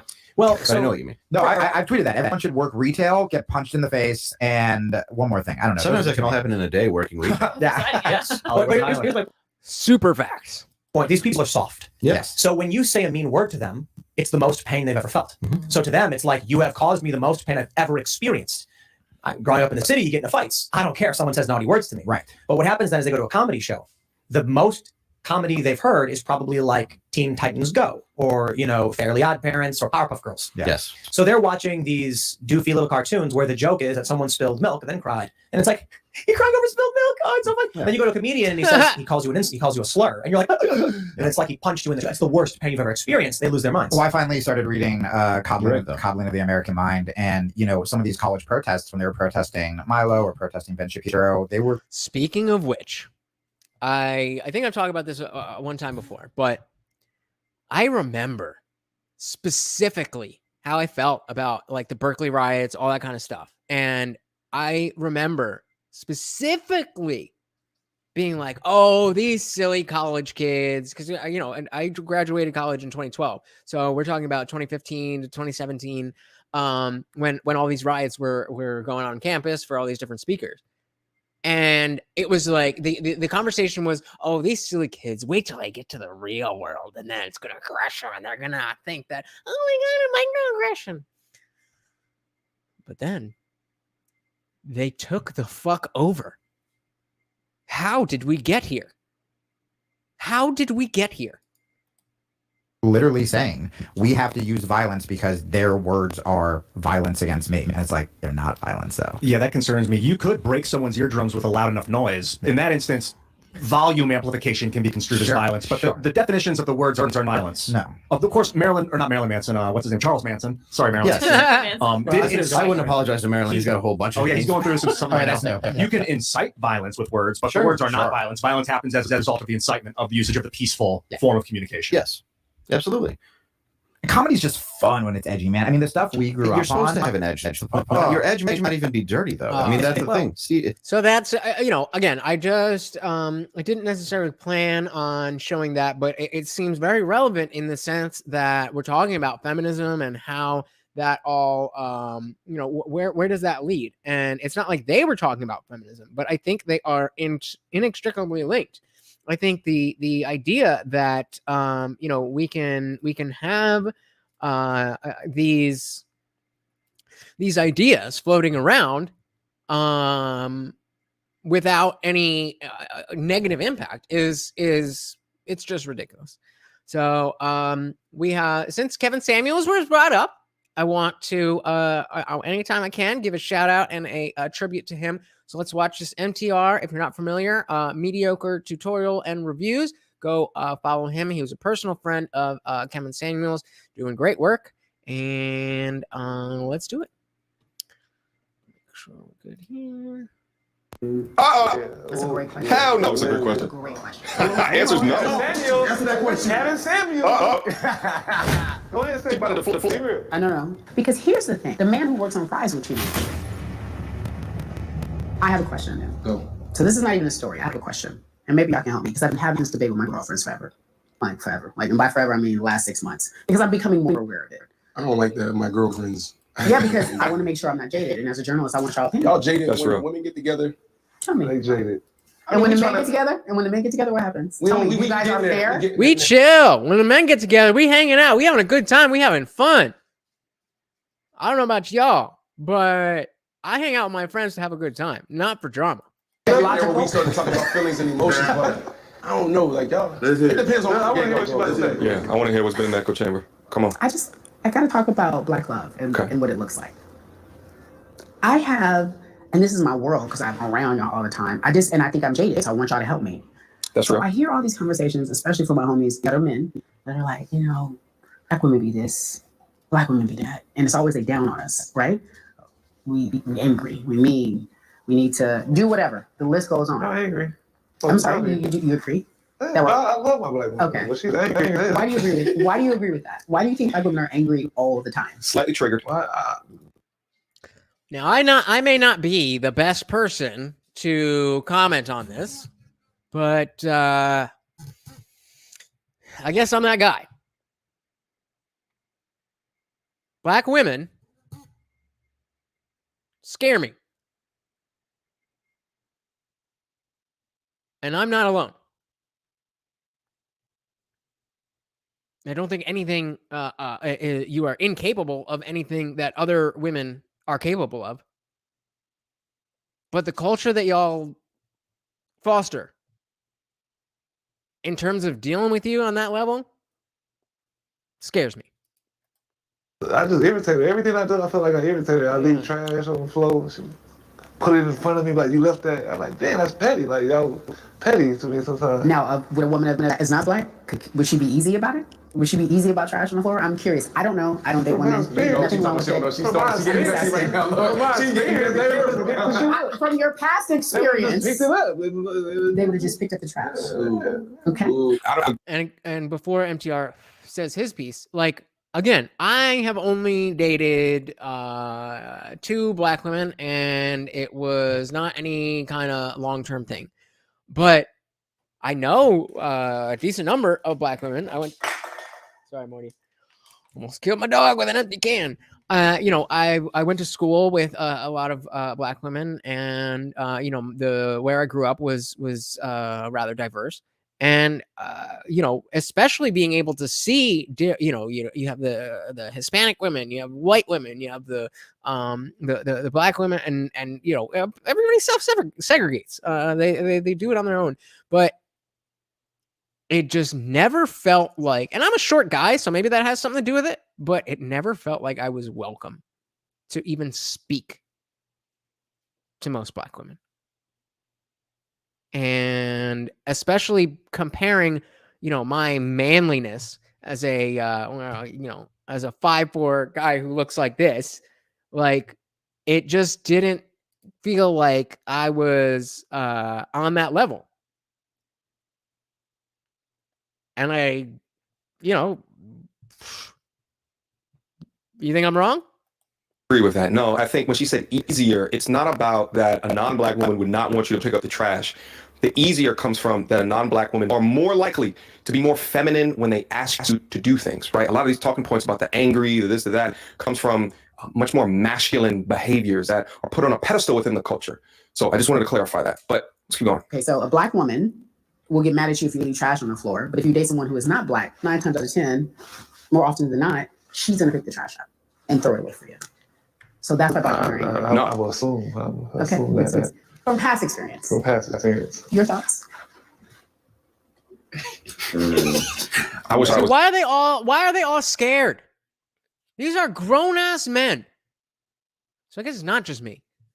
But I'm retarded. I was looking. Oh, you can't see it. Can you see it? I was looking for my this, and it was. Anyway, they're grown ass men. They're prepared to be having a conversation like this. And they're like, maybe this is why specifically black women get this image. Because even black men don't feel comfortable opening up. And you definitely don't hear about toxic masculinity in the same ways that you do with, some little white girl as you will with, a black girl who wants, what I'm trying to say. Don't make me say it. If you're the back looking, you did this. Hey, I'm just saying, but either way, no, this is a good conversation. Yeah, I'm just giving you a heads up. It's up, brother. I mean, it could be a good conversation if you speak up. You might be in the background, just did this. Man, who cares? He made the money. I got your back, brother. Answer correct. See, it's that bullshit. Black women are just real quick. This is that bullshit right there. That type of behavior that you saw from both the men and the women, kind of laughing, kiki and hee-hawing, when he's the breadwinner in the situation, and as if he can't just speak his mind, irrespective of the sister code that tries to subjugate his thoughts. This is where you get happy wife, happy life from. But it's more like docile husband, bully wife, because modern men today. Docile husband, bully wife. And dad, if you're watching, I love you. I love you. But this is how my parents' relationship works. Called betatization through 1,000 concessions. My dad came to this country with nothing but a degree, and became a surgeon. My mom, who, does interior design and stuff like that, bosses him around in a way that not only makes me uncomfortable, but primed me to be a beta bitch for the first 30 years of my life without even realizing it. It wasn't until I found people like Kevin Samuels, MTR, Rich Cooper with Entrepreneurs and Cars, The Better Bachelor, that I learned like, oh, my parents' happy marriage? Okay, maybe my dad's cool with that. But that's not for me. I can't stand my mom. There was a number of years where she was not allowed to talk to me because she did not know how to communicate with me in a way that would not end up in an argument. So anything that she had to say had to go through my dad. I just wouldn't answer her because it wasn't worth it. Now we're working on it, things get better, but Sketchy Place says modern women say they want to be treated with respect. Then ask for a bad boy rebellious and gives them a runaround. They want men who respect them, but go for men who generally won't. Actions speak louder than words, gentlemen. Actions speak louder than words. Women will say whatever they need to say. And they're not always lying. They may be, but they're not always lying when they're not telling the truth. Let me say that again. They're not always lying when they're not telling the truth. Because they live in a different type of world. They come from a different type of perspective with my truth. And so whatever they need to bend reality to fit their mindset, they'll do it. All women. I'm not picking out black women. That's just a woman thing. Sketchy Place says, then they bring all that damage to good men in relations. To be honest, I, as a man, am sick of seeing good men always come second. Yep. That's why personally, I've taken myself out of the dating market. Right at the beginning of the lockdown and all that stuff, I was on a dating app, and this hot girl. She's milky white skin with dark brown hair. She had a few tattoos, but nothing crazy. They were feminine tattoos, and I like tattoos. And one of them was of the band Circus Survive. I love Circus Survive, if you know them. And we matched, and we were talking. And remember, this is right at the beginning of lockdown. So we were just sitting at home all day. And I didn't have the red pill knowledge that, oh, you can't just answer every text that they send right away, because then they'll think that you're a loser who's got nothing else to do. Even if that's the case, play the game a little bit. I just didn't know that. I was just like, yo, I got my phone right here. Like, why am I going to pretend? Like, I like this girl. Why am I not going to talk to her? Nobody told me. Nobody told me. So I am this man that this chick, single mother, found out after she hid her belly, straight up belly. I mean, great tits, but she still had a belly and no ass.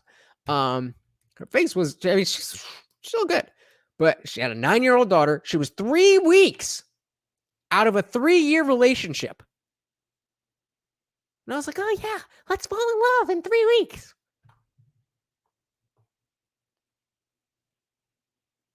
That was like 2.5. That was about 3 years ago now. It doesn't matter who you are. These are things that if nobody tells you, you're just not going to know. And the ladies ain't going to tell you. That's for sure.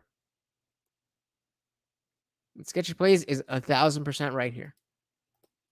they are frightened to speak their mind. Men now speaking up is an absolute glitch in the sister code matrix. What's the word do I use? I would say aggressive than white women. We dig ourselves. Isn't that good?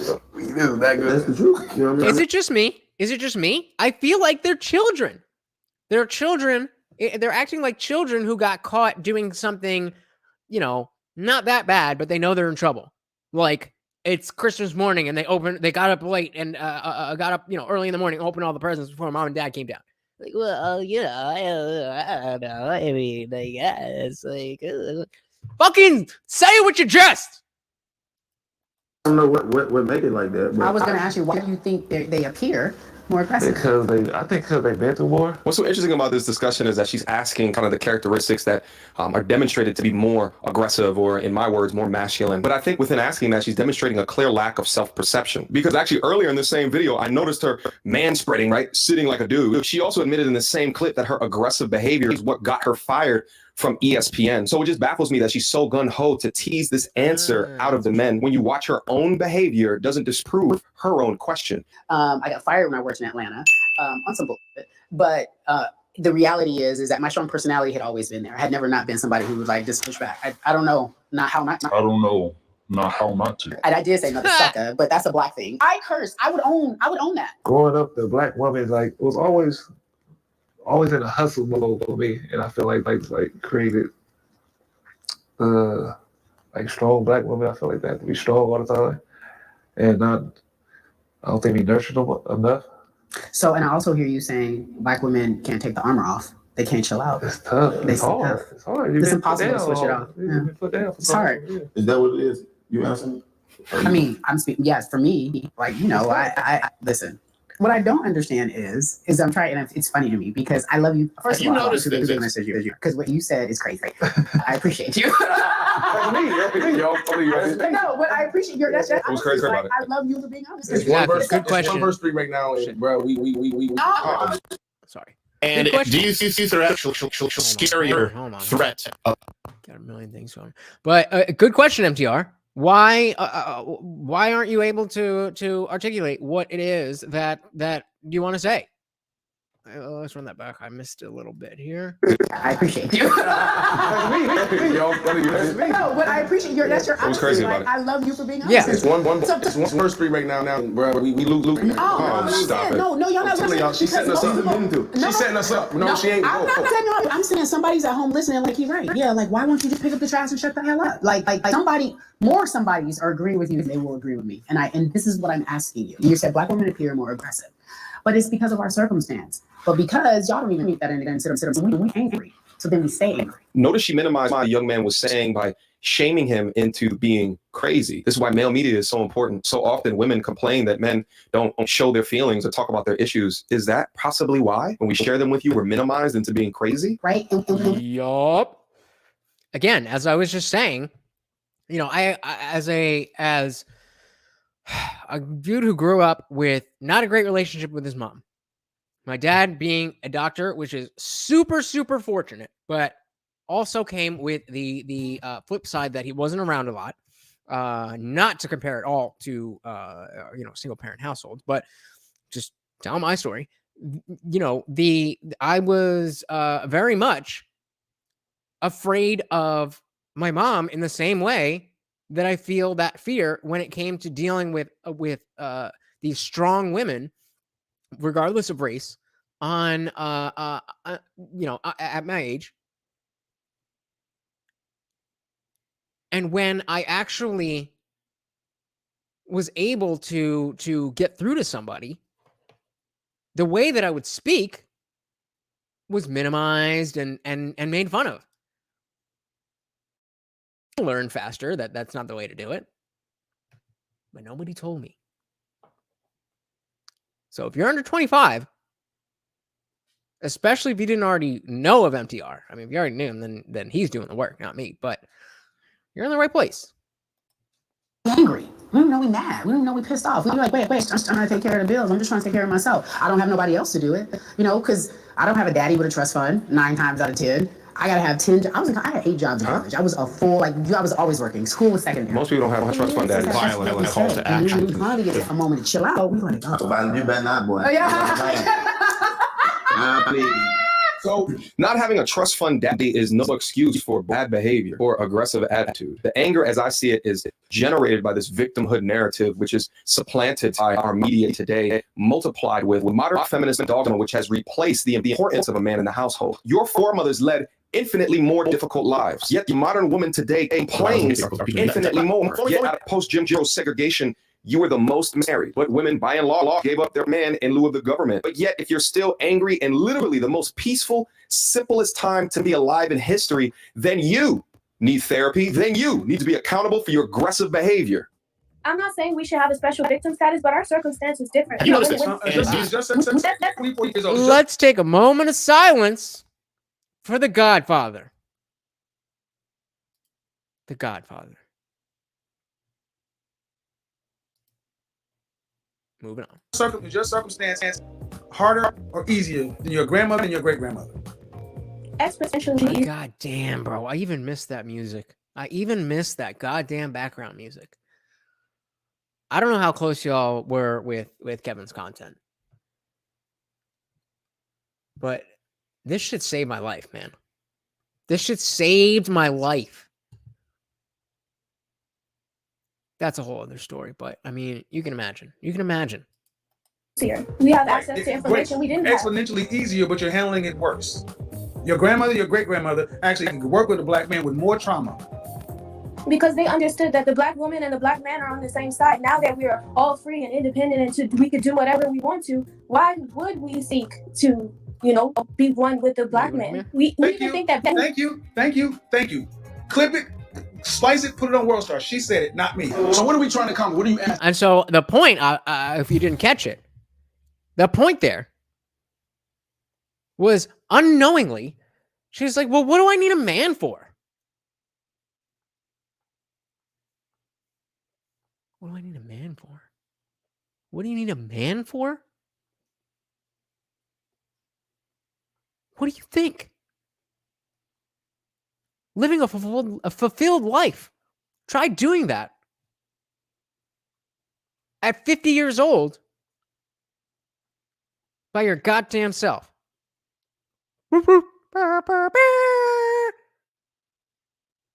Buy a dog, die alone.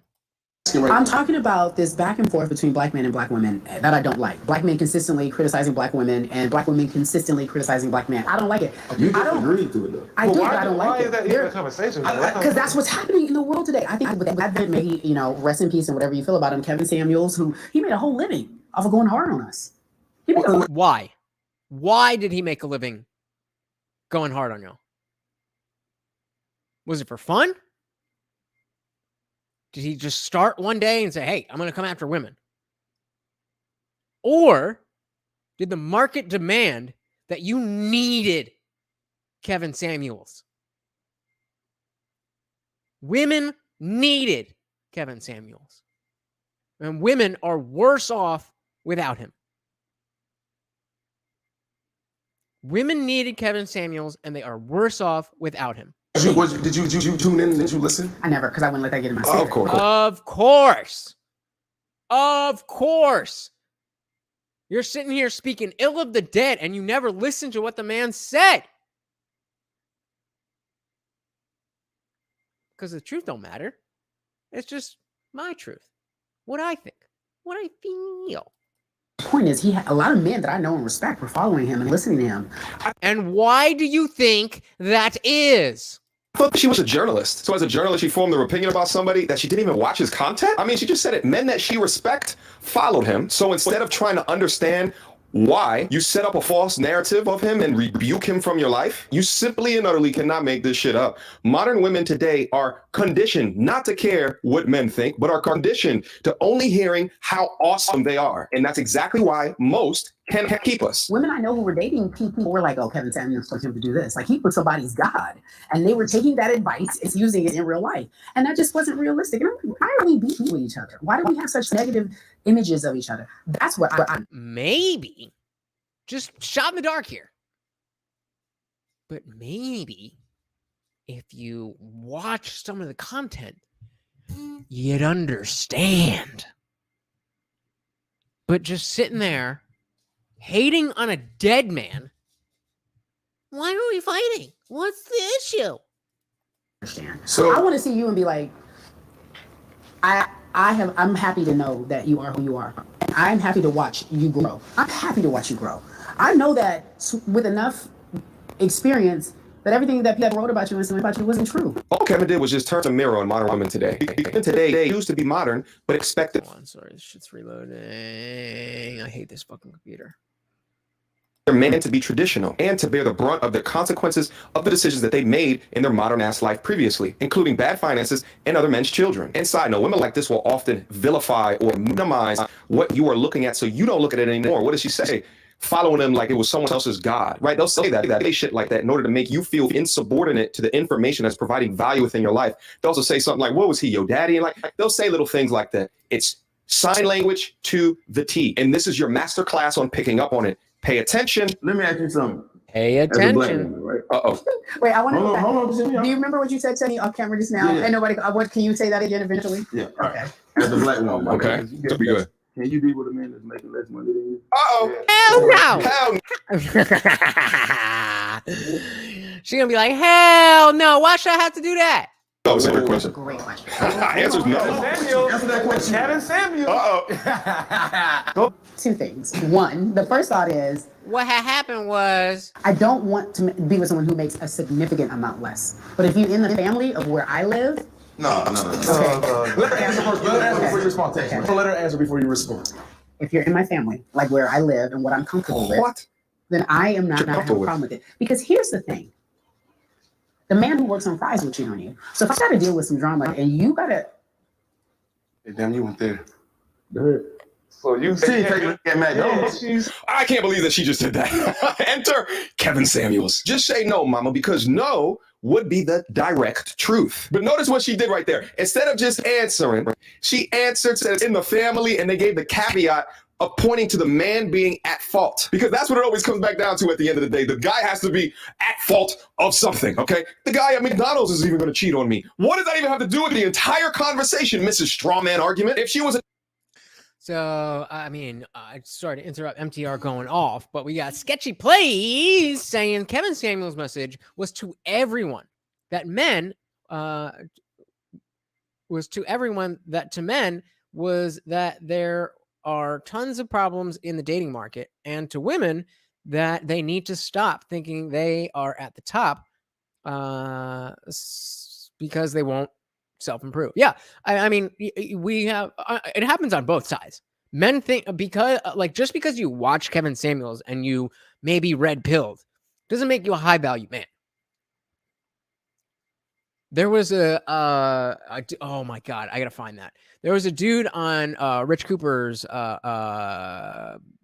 panel the other day. I'm gonna find that video while I'm letting this play, and he was such a plugged in, blue pilled beta dude who, like, yes, he'd been introduced to the red pill stuff, but he was still acting like, you know, the beta provider. Alpha Fox, Beta Box. And it's you're so right, Sketchy Plays. I'm glad you're here, bro. I'm glad you're here. Somebody give me some meat to work with. Sketchy Plays knows what's good. All right, I gotta find that video for y'all though, because you'll enjoy it. Transformer, her name would be Deflecticon. Let's proceed. The family dynamic is broken. You gotta go back. For sure. It's deeper. For sure. It's broken. deeper. No, it's broken. It's deeper. Yeah, so, no, you're like right. The whole dynamic. We don't know what a wife looks like in a lot of our communities. We don't know what a husband look like in a lot of our communities. I know what a wife look like. I was about to say no. You know what a wife looks like. My mom and dad been married for. You know what a woman. Okay, so let me ask you this. So right now I'm dealing with a situation with one of my family members. Postpartum. Okay. She just had a baby and she has 3 kids. She's dealing with postpartum. Okay. Why is the family dynamic where, okay, you stay home, you take care of the kids? So it's like, okay, y'all talking about y'all know what a wife and a husband look like. That's what that looked like back in the day. I'm saying women are more nurturer than a man to me. But that's my opinion. I don't know how that works. Say that again. It's your fault. All right, I don't know. Because your mother. I don't know what this dude's talking about, but point made. So on that same token, I want you guys to check out my friend here, Bob. Let's go here. Bob is a guy who is very much like every other guy in oh so many ways. And as usual, it's quite sad. It is quite sad. And I don't want any of you guys to turn into one of these guys, because he's not happy. Prepare yourselves. It's not that bad, but imagine being Bob. Imagine being Bob. You ready? Oh, let's do it. Are you in Amish country? What? Are you in Amish country? First of all, if you have a beard with no mustache, then you should automatically understand what the Amish reference means. What do you think he means? Amish country. Why would you say that? I'm in Florida. No, man, the beard. Because I was watching this YouTube series, and this guy went to Amish country, and they have a very similar beard. Oh, with the mustache removed. Yeah. Oh yeah, I just cut it today. Okay. Either that, or you're Dagestani UFC fighter. Okay. All right. So you've got a disrespectful wife. So what's happening? So I'm 27 now. I was 25 when I was dating her. And one thing that I noticed now that I'm So already, we're only talking about 2 years. This kid's not even 30 yet. He got married at 25, at 27, and he's already calling into a show to ask about his marriage. red pilled, which was I found your content after I got married. I want which- to again. I want to make sure we don't miss that because, yeah. So I'm 27 now. I was 25 when I was dating her. now that I'm red pilled, Now that I'm red pilled, keep that in mind. which was I found your content after I got married, which was a year and a half ago. Was like we were at a date and I told her, well, I love wearing my Trump hat out in public. I just think it was the make America great or keep America great, Trump 2020 hat. Yeah. So she's like, oh well, you can't wear that when we're going out in public together. Mm. And I was like, well, that's my First Amendment right. Like that's too bad. She's like, no, you can't you can't do that. And I think I went with it at first, and then I had my doubts. I was like, is she going to keep on talking to me like this? And then, I mean, recently we've been having arguments over stupid stuff. Have you read my book? I've listened to I've watched almost all of your videos. Okay, so I probably mentioned it in a video before, but men go through beta-tization through 1,000 concessions. So that's an example of one concession there, right? It's like, I like my Trump hat. She doesn't like your Trump hat. She tells you to stop wearing the Trump hat. So you go, okay, right, and then you comply. So that would be. And again, sadly, this is I didn't know that this was a thing, but once you hear about it,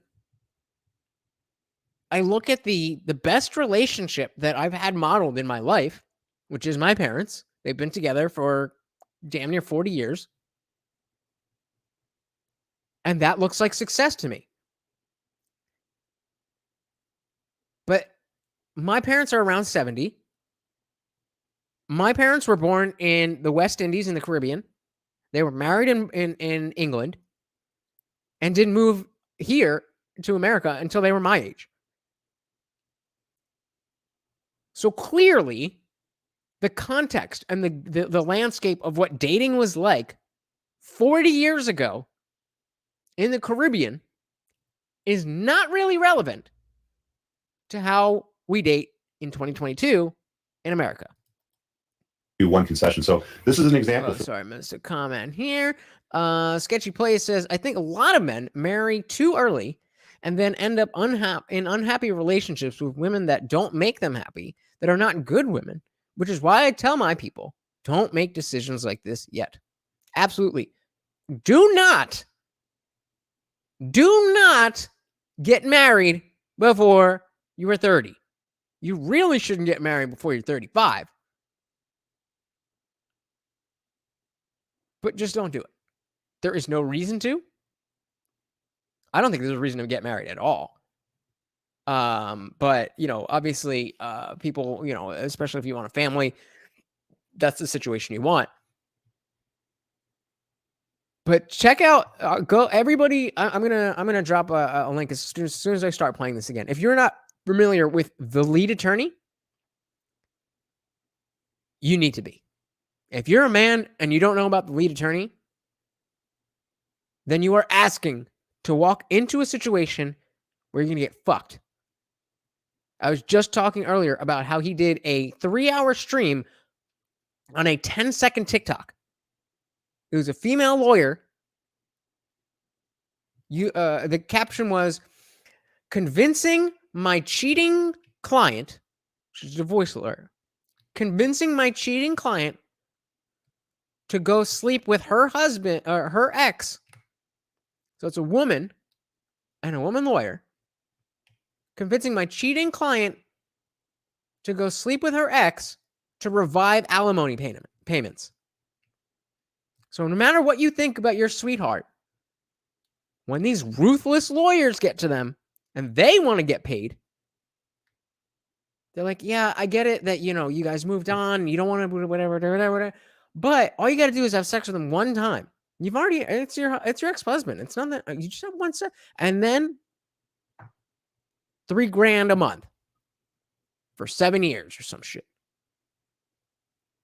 It's crazy. So let's back this up a couple seconds. It's like, I like my Trump hat. She doesn't like your Trump hat. She tells you to stop wearing the Trump hat. So you go, okay.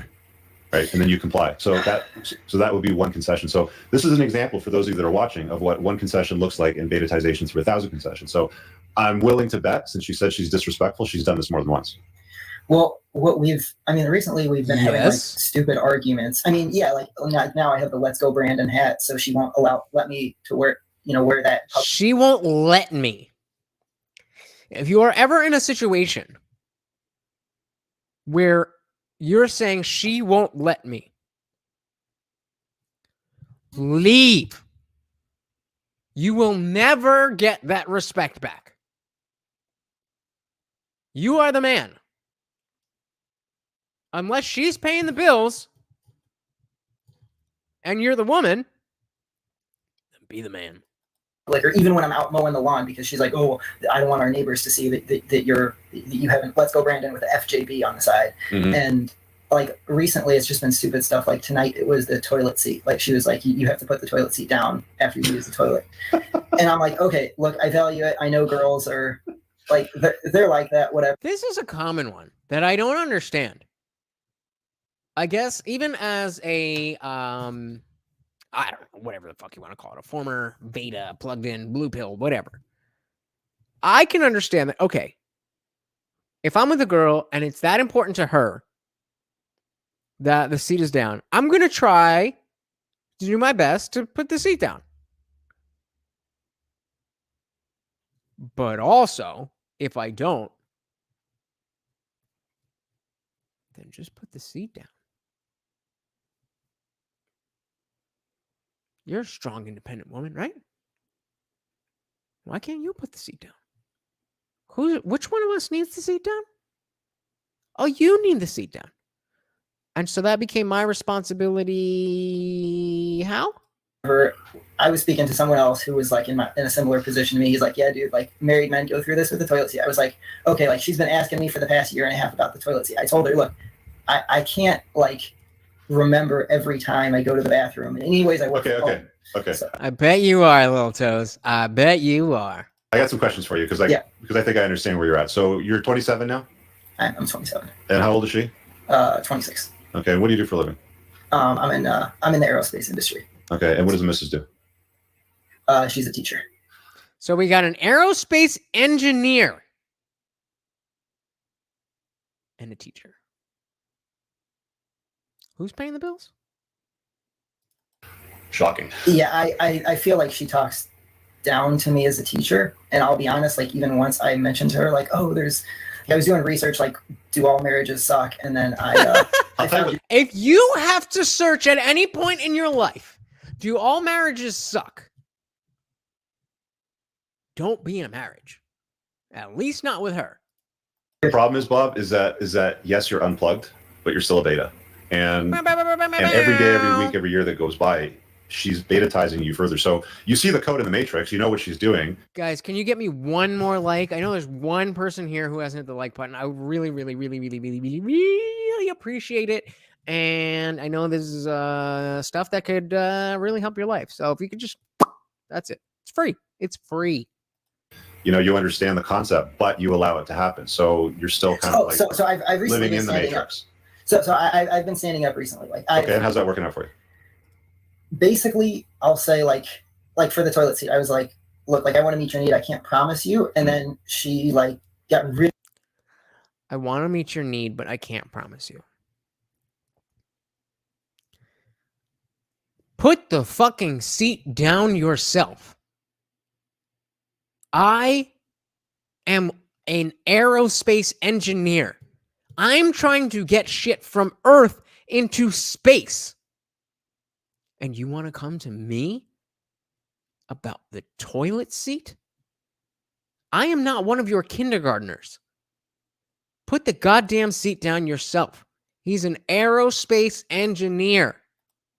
Really frustrated and like, and it's not even with the toilet seat, but with other things. It's like 1 to 2 minutes discussing something.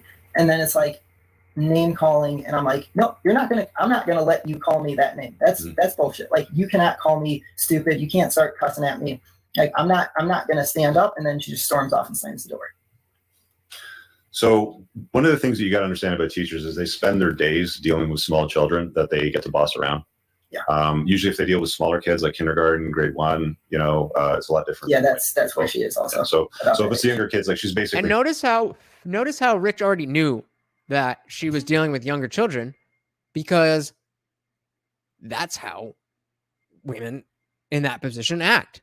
And based on the way Bob is acting, you see this all the time. So it's nothing new. Herding cats. And she thinks that they're incompetent. Yeah, they're incapable. They're herding cats.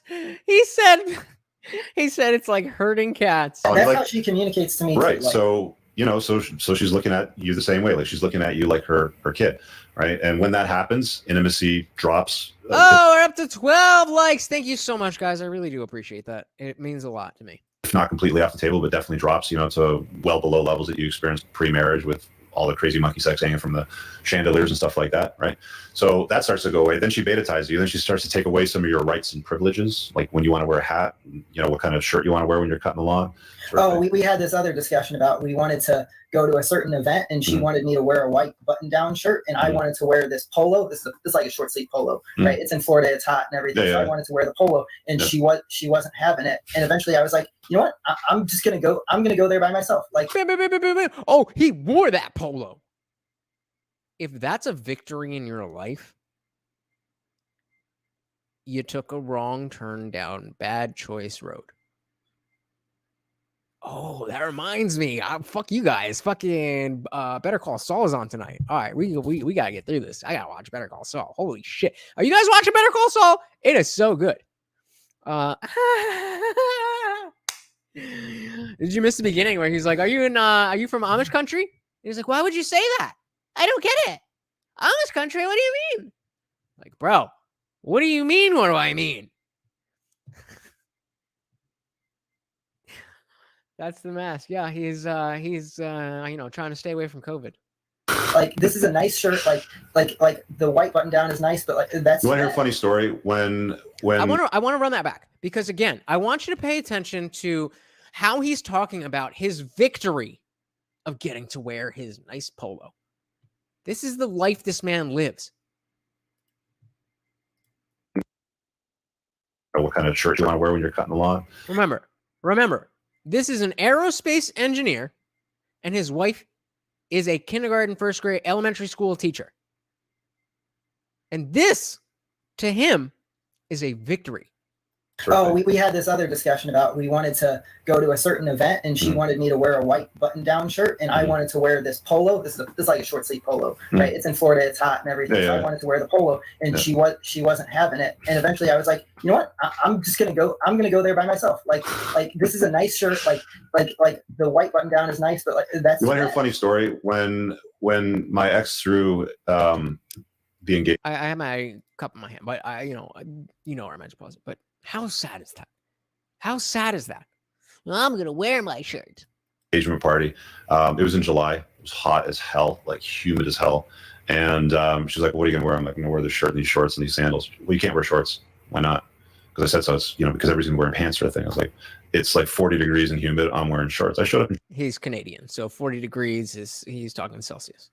shorts. I was the only person there in shorts. I do as I please, right? Like, women will shit test you for your competency, to make sure that she feels like she's the best that she can get.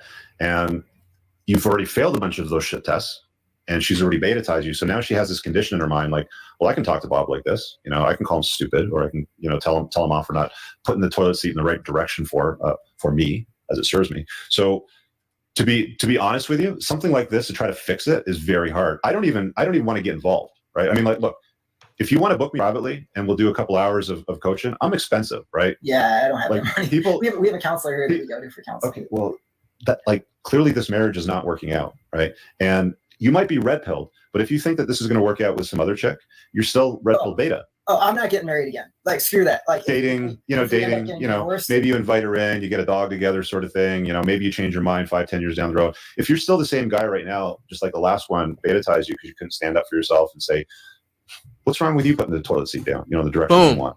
Like, Boom. What's wrong with you putting the toilet seat down? Aren't you the one who wants the toilet seat down? Is that mean? Is that mean? And that's what she wants. That's what she wants. She wants a man who's not going to be walked all over. Again, I'm so passionate about this stuff because I was Bob. I was just lucky enough that the fucking train wreck that I was with dumped me. I would have been Bob with a 9-year-old stepdaughter. I understand it. They want what they want, and they don't. You can do it, so they want you to do it. That's it. There's nothing complicated about it. They can easily put the toilet seat down, but they want you to do it. That's the point of a shit test. Can I get him to do this? And they do this subconsciously. It's not like she's going to say, "Okay, I'm going to test him and see if he passes this test and shuts me down, then I'm going to respect him more. But if he goes over, then I will. I'm not going to respect him anymore." That's not the way that she thinks. That's just the way that she's wired. So she inherently feels entitled to say to him, "You are the one who needs to put the toilet seat down." And then when he either says, "Okay, honey, I'll try my best," then in her mind, she's like, "Oh, I can treat Bob just like my kindergartners." And he says, "Why the fuck would I? You put it down. It takes 1 second. You put it down." And she's like, "Oh, okay. I guess this is a real man here. I can't just boss him around." Sketchy place. Amber Turd. Amber Turd. With this one. She says it's disgusting and nasty when she walks in and sees the toilet seat on. Yeah. Well, when you guys were dating, did she give you a hard time about the toilet seat? Right. So why the fuck is it a problem now? I mean, she asked me like towards the beginning of our marriage, and like I tried to sometimes. But again, when you were dating, was the toilet seat a problem for her? Oh, we weren't living together when we were dating. It doesn't matter. She came over. You went over to her place, right? Like, it wasn't a problem then, right? Now all of a sudden it's a problem. You see what I'm saying, right? Right. Like, I don't know. I was typing a response, but this is way funnier than anything I was going to say. Oh, Little Toes, you are funny, funny, funny guy. It's like, why wasn't it a problem, for you before? And now it's a problem today, right? Like, I got shit I got to do. Like, don't bother me with this. And then you walk away. Exactly. And again, if you're not somebody who's got shit to do, then you can't say that. This man is an aerospace engineer. Unless I don't understand what that means. That literally is... It's literally rocket science. Right? Unless that's not what aerospace engineering is. It's literally rocket science. He's literally doing rocket science to fund your life. I guarantee you the car she drives, she would not be able to drive it on her own salary. I don't even know what kind of car she drives. But I know how this shit works. I don't know how guys like Bob work. Because I was one of them. I was one of them. Like that's how an unplugged alpha would handle it. It's not like bicker and engage in a fight. Like you don't play like these silly games with them, right? So basically you got more work to do. Like she has to be able to look at you, and when you say no, she's like, okay. But if you say no and she's looking at you, that's a huge point, and it's short.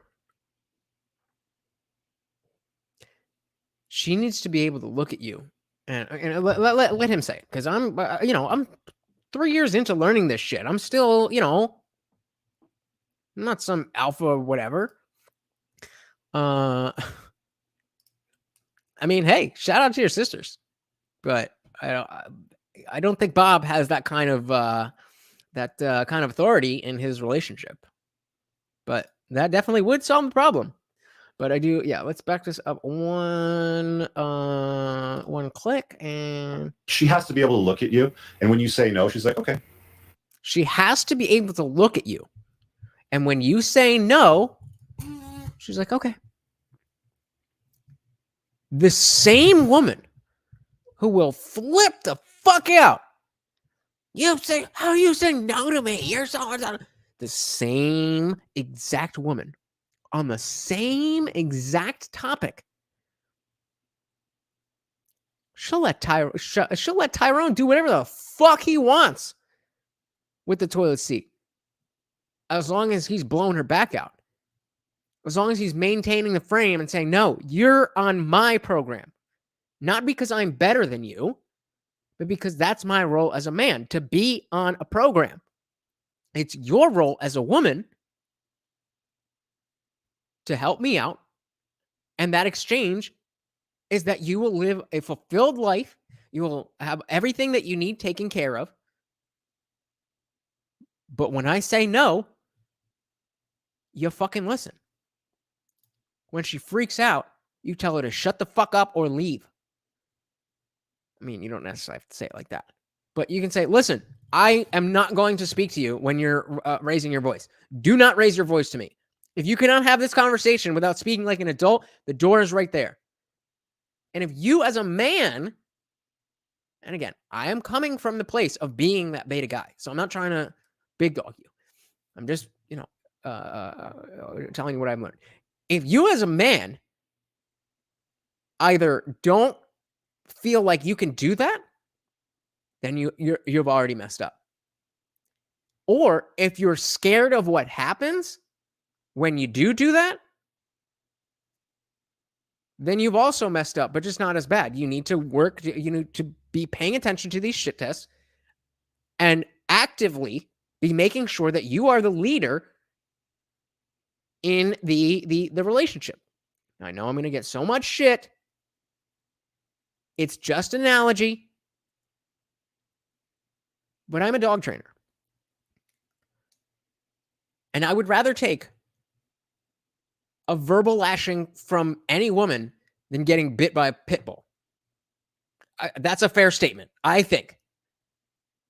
And so when it comes to dealing with dogs that are anxious, aggressive, whatever it is, if for 1 second they feel like they can get over on you, they will, because that's how they operate.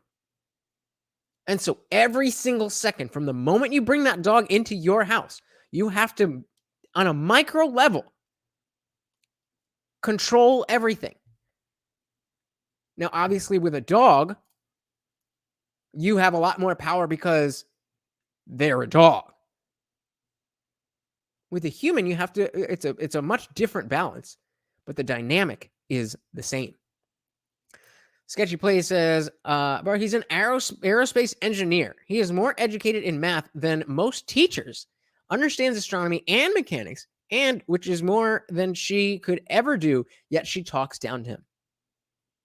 Because he lets her. He lets her do that. Wilto's asked, what do you do when she freaks out? Not this. Not what Bob did. And it doesn't, I mean, it doesn't matter. It doesn't matter. Women are primed to want to have a leader to follow. So if you present yourself as that leader, that is what they want. They don't want dudes who are just whatever. I'm a laid back guy, so that's what came naturally to me. And it fucked me. Because girls don't want that. Women don't want that. They want a leader. They want somebody who's on their shit and running shit. Sketchy Place says, I tell my friends and cousins to watch out for these women. I tell them a lot of women put themselves on a petty stool. I don't know what a petty stool is, but if you're talking about a pedestal, then you're absolutely right. Sorry, I'm just fucking around, but yes, pedestal. But yeah, I mean, it's too easy. It's too easy. It's too easy. We the girl we were watching at the beginning. I was watching a video, just Pearly Things. I was watching a video of hers from her podcast, and she was saying 1 out of 3 adult men in I think it was 2021. I'm just messing with you, bro. 1 in 3 adult men are either virgins or have not had sex in over a year. 1 in 3 men. It's better to be one of those men than to be one of these men. It's better to be one of those men than to be like Bob. But if you say no and she's looking at you like one of her kids and like, you must obey, she's going to persist. If she sees you as beneath her. Women can't respect the guy unless she can look up to him. And right now she's feeling like she can't look up to you. She's feeling like, yeah, and that's why she doesn't respect you, and that's why she talks down to you, and that's why she calls you stupid, sort of stuff like that. So the work that you got to do on yourself is going to pay dividends, maybe not in this relationship, but probably in the next one. To fix something like this, dude, it's very hard. It's in my view, not worth it. In my view, cut ties. Do you guys have kids? No kids, and she's not pregnant. Cut ties, get divorced, call it a fucking day, go do your teaching job. I'm going to go do my own thing and leave the toilet up when I feel like it. Once you figure yourself out and you level yourself up, you develop yourself as a man, It's not your fault. I mean, it's your responsibility, but it's not your fault. I haven't had sex in a minute, but I'm not trying because I don't want to deal with the what's out there. I'm working on me. I'm working on shit. I'm working on this. I'm not really trolling the fucking apps to see what fucking dirtbag woman is looking for a not rich short guy who has no muscle. I know that's what I am. I also know that I'm smart as fuck. I'm funny. Would go down the list. But I don't have to cry myself to sleep because nobody loves me. Why doesn't anybody like me? I'm such a good guy. I just do everything and they don't.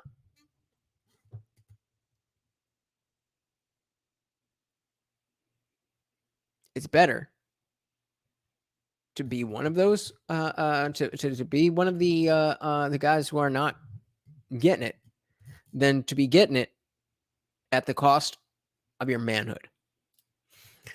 Well, my girl flip her shit if I tell her I have a.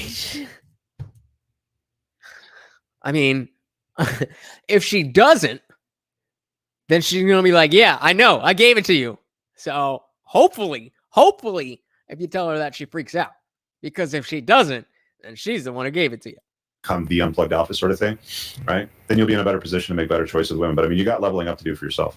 Yeah, but that, so I don't want to take too much of your time, but I think I'm a pretty high value man, like a good, Boom, boom, boom. Who heard it? Who heard it? Somebody put in the chat why I paused. And we're not playing the video until somebody gives at least a guess. It's still on the screen. But Bob said something that is the reason that we're watching this video. We got, remember the MTR video where there's 3 dudes. Boom. So I'm a high value man. So I knew you guys were fucking smart. And Jamie wants to tell me that's condescending. No, I think you guys are smart. fucking condescending or placating or whatever the fuck word he used. No, yes, you guys got it. That's exactly it. Let's run it back and see what Rich has to say. I don't want to take too much of your time, but I think like I'm a pretty like high value man. Like a good, No. good. Immediately, no. I mean, I have a good job in the aerospace industry. What did you make last year? About 90. Okay, but I mean, like, That's not, and I mean, I am not making 90K a year. I wish. But that's not even 6 figures. And these women, that's a requirement. So you're not even making 6 figures. I still think that's a high value position. But there's a difference between having a high value job and being a high value male. you look like you're from Amish country still, right? Like you don't look like the kind of guy that you're going to get. Like, I'm just being honest with you, dude. Like I've seen all the data. You're not looking like the kind of guy that women are going to swipe right on enthusiastically, right? Okay, is it the beard or? It's the beard. It's the look. You don't look, you know, Oh, very. honey, sweetie, baby. I mean, yes, but that's just a starting point. Well, Tess says that's pretty good, and he will probably make 6 figures more. Yeah, absolutely, absolutely. I'm not, you know, again, I don't make near that, but I also don't consider myself a high value male. That would be cringe, really. It's worse than when LeBron did that thing. I don't know what it was. He was like, I'm the greatest of all time, and right. And he was asking his friends, they're all like, yeah. It's like, that's not for you to say. Are women who go after high value men going after you, whether you're married or not? Because guess what? Those women don't give a shit. Sketchy, yep, sketchy play. Oh man, on point. Sketchy plays is on point tonight. It's like it's his whole demeanor that most women will not like. Now, it's just a lack of confidence. If you have that job, then what you're proud of shouldn't be, I got to wear my polo shirt. It's that demeanor where you're just. And again, Little Toast is correct both about Bob and myself. I very much am aware of that. I'm very much aware of that. Strong and masculine. I'd get some new glasses and frames, you know, that fit your face better. Get some higher. That's a index good point lens. too. Look at the difference. These glasses versus these glasses. See, button-up beach shirts are the best if you can pull them off. If you can pull it off and you've got the confidence to do it, hell yeah. But you have to own it. Rocking the toucan Sam. You got it, buddy. So you don't get quite the bend in the glass sort of thing. Change your style. Yeah, the shirt kind of sucks. How tall are you and what do you weigh? He said this shirt kind of sucks. Remember how big of a deal he made about being able to wear that that shirt. So he said he's 5'8". I actually got down to 130. I've been doing a lot of exercise. Okay, so you're pretty lean. Yeah, like super lean. Like my BMI is 19, and I do. Okay, so you got to throw some muscle on that frame now. Broaden out your like. Look at me. Like I'm close to 50, and I'm in better shape than you. Like how is that possible? I don't know. See what I'm saying, right? Working out just specific weightlifting. Just do the work, right? You know, put in. So here's the thing that I definitely, again, there's a lot of things I relate to Bob here. So much of the discussion around, you know, you need to work out as a man, you need to make, is based on not getting fat.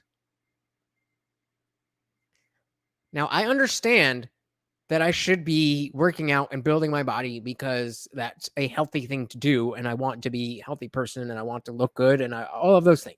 I get it.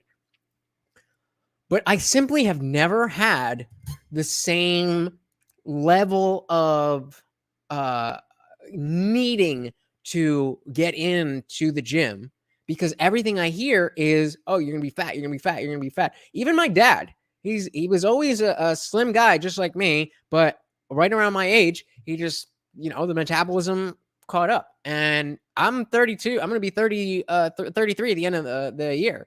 And I've weighed the same for the last 15 years.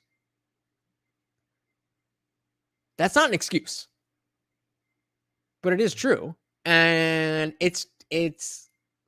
I get where Bob's coming from. If it's especially if he's already married, getting in the gym. And Wilton says traps and shoulders, my boy, will make your frame pop. Are you talking me or Bob or both?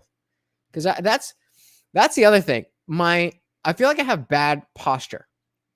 And what I realize is I don't know if it's because like I just don't have the muscle to fill out what would look straight on a, like not straight, like gay, like physically straight, like standing up straight. Or if that's how the human body is and you put muscle on, like if I worked out my back, then the curve of where my head is, do you know what I mean? Let's see if I can do this. All right, I'm gonna pull your comment down just so I can see. All right, let me go sideways. I'm like, which way am I going? Okay. So if I sit like this, this is my natural stance. I feel like my head goes forward, and my shoulders are slouched. I'd much more prefer it to be like that, but I don't know if that's like a. Hey, we got Tyler Smith in the building. Welcome back, Tyler. Welcome to the party. Says, when I worked out my back, I tended to get better posture. I think, I think that is something that I need to do because again, I've got that S shape that I really don't like, but I did, I noticed that kind of stuff because we're all self-conscious about our bodies, but, I saw a muscular dude and I was on TV, on some video. I don't even remember what it was. So one of these like street talk political videos, but it was a dude on the beach and he was not like jacked, but he was filled out. And I have no desire to be like, but I would like to fill out. I mean, come on, like, let's do this side. I would like to fill out. I mean, that's the width of my shoulder. I would like to fill out. And I'm hoping that this, what Tyler is saying is exactly what I can look forward to, that if I actually just put the work in, that it's not that I have terrible posture, it's just that I have no muscle to hide the fact that the body isn't perfectly erect.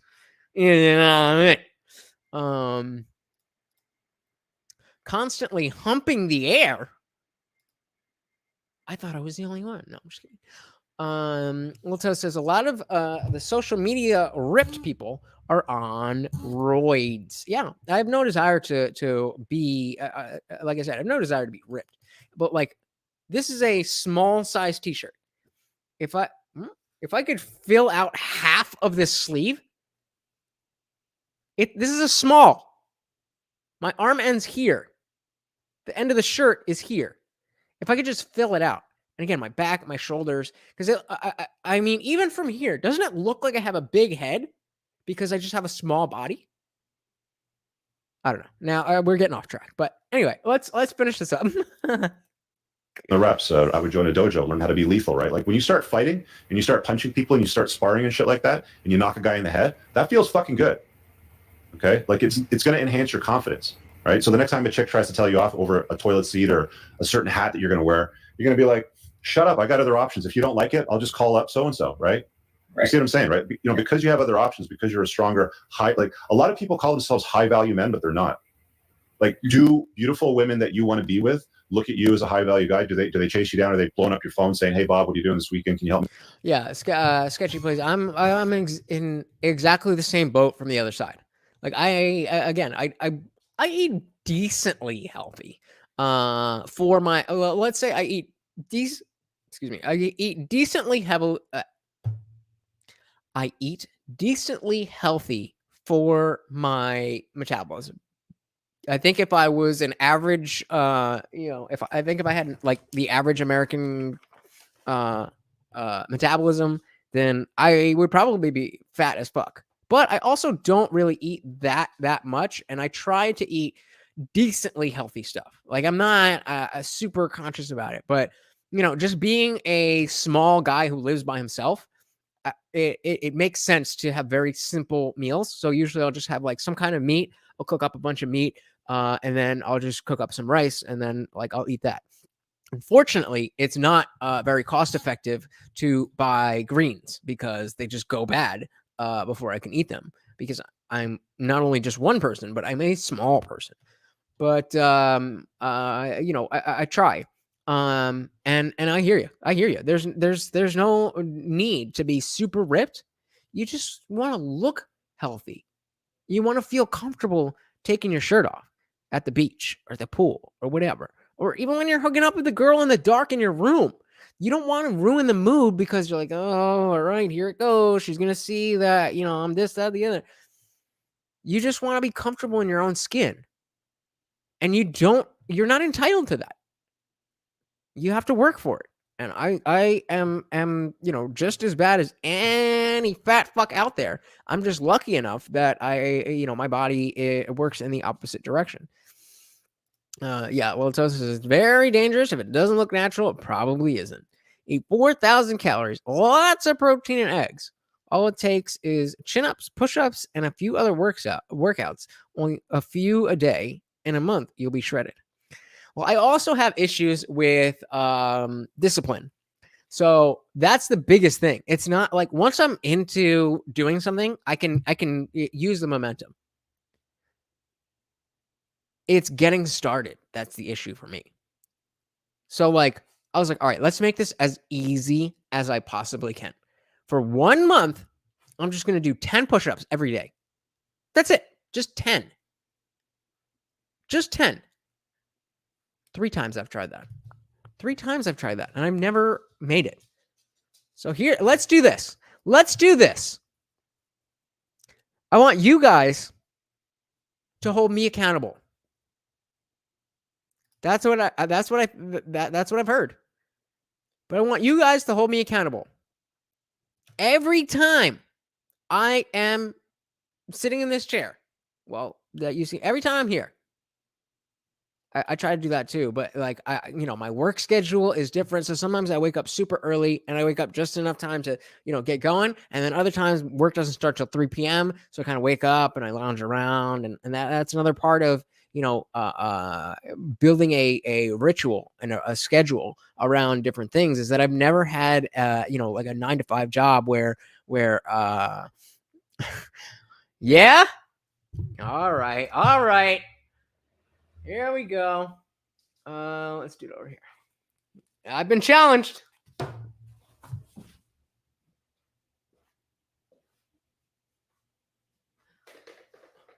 Jimmy, 1, 2, 3, 4, 5, 6, 7, 8, 9, 10. Woo! All right, and Tyler got my my requirements for the day. This is what I need from you guys. So every time I'm on here, I need you guys to be like, "Did you do your push-ups today?" I'm gonna try again, starting today, where I just did my 10. Because again, the idea is, if I'm in a routine, I can easily do 25 push-ups, but I would like to be at the place where I can easily do 50. I was like, why is it? Never mind. I would like to be in the place where I can easily do 50. So what I want from you guys, if you care, I mean, obviously if you don't, then you don't. But if you care as much as I care about helping you guys, then every time you see me, give me as much shit as you possibly can if I have not done 10 push-ups that day. I think that's good. I come here, I'll give you some entertainment. You guys give me some motivation. Work as a team. Let's do it. Let's back this up a couple seconds and remember where we were and finish this up. Oh wait, I missed a couple here. Thank you, Tyler. Thank you. Appreciate that. I appreciate it, and I appreciate you for holding me accountable. I need that. That's all I need. It's just somebody be like, "Yo, you're a bitch if you don't do this." All right. Halitosis already shredded. Hands closer to the center next time. So, if you're my chest is another, like the pecs is another thing I would really like to, I am a mega fan of Abba and Preach. Which video? If you just tell me, I can pull it up because I do not miss any videos that they do. But when you do the push-ups closer to the center, that has to do more with your tries and your shoulders, right? If you do them farther apart, doesn't have to do it more with your chest. Hey, Sketchy Plays, join me. That's what this is all about. That's what this is all about. Didn't I fucking tell y'all it's a party? We partying. We drink. Well, I'm drinking. We drinking. We having fun. We working out. This is what we do. This is what we do. This is exactly why I wanted to start this channel. Thank you guys for being exactly who I wanted you to be. I appreciate you guys so much. And so, Little question goes back to you. If I'm doing it like lined up with my shoulders, isn't that going to do less for my chest and more for my tries versus if I go wider? I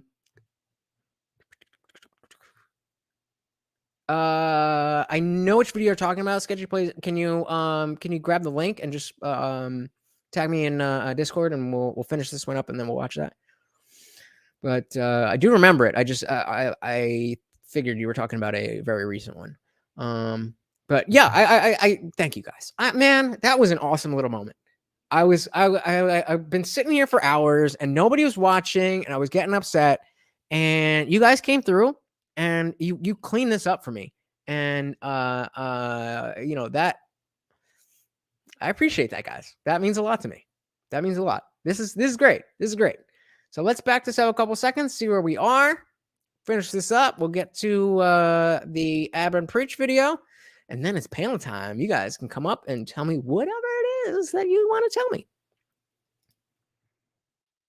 Or a certain hat that you're going to wear, you're going to be like, shut up, I got other options. If you don't like it, I'll just call up so-and-so, right? You see what I'm saying, right? Because you have other options, because you're a stronger, like a lot of people call themselves high-value men, but they're not. Like, do beautiful women that you want to be with look at you as a high-value guy? Do they chase you down? Are they blowing up your phone saying, hey, Bob, what are you doing this weekend? Can you help me out with the da-da-da-da? You know? I mean, now that I'm married, I haven't. You know. Hey, listen, women would rather date a married guy than a guy that lives in his mom's basement. Care.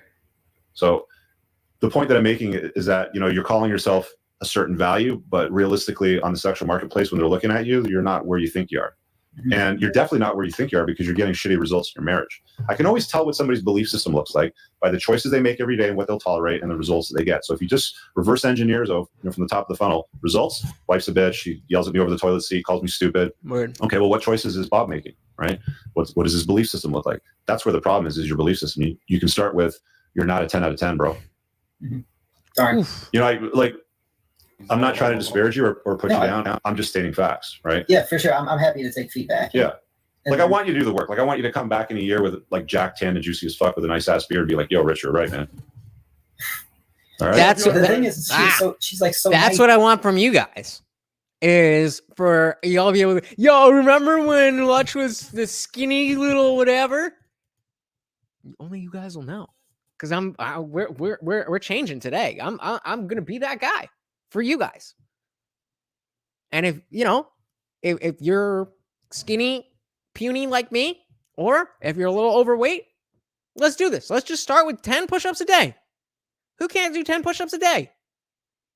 Even if you want to do 5 and 5, 10 push-ups a day is all you need.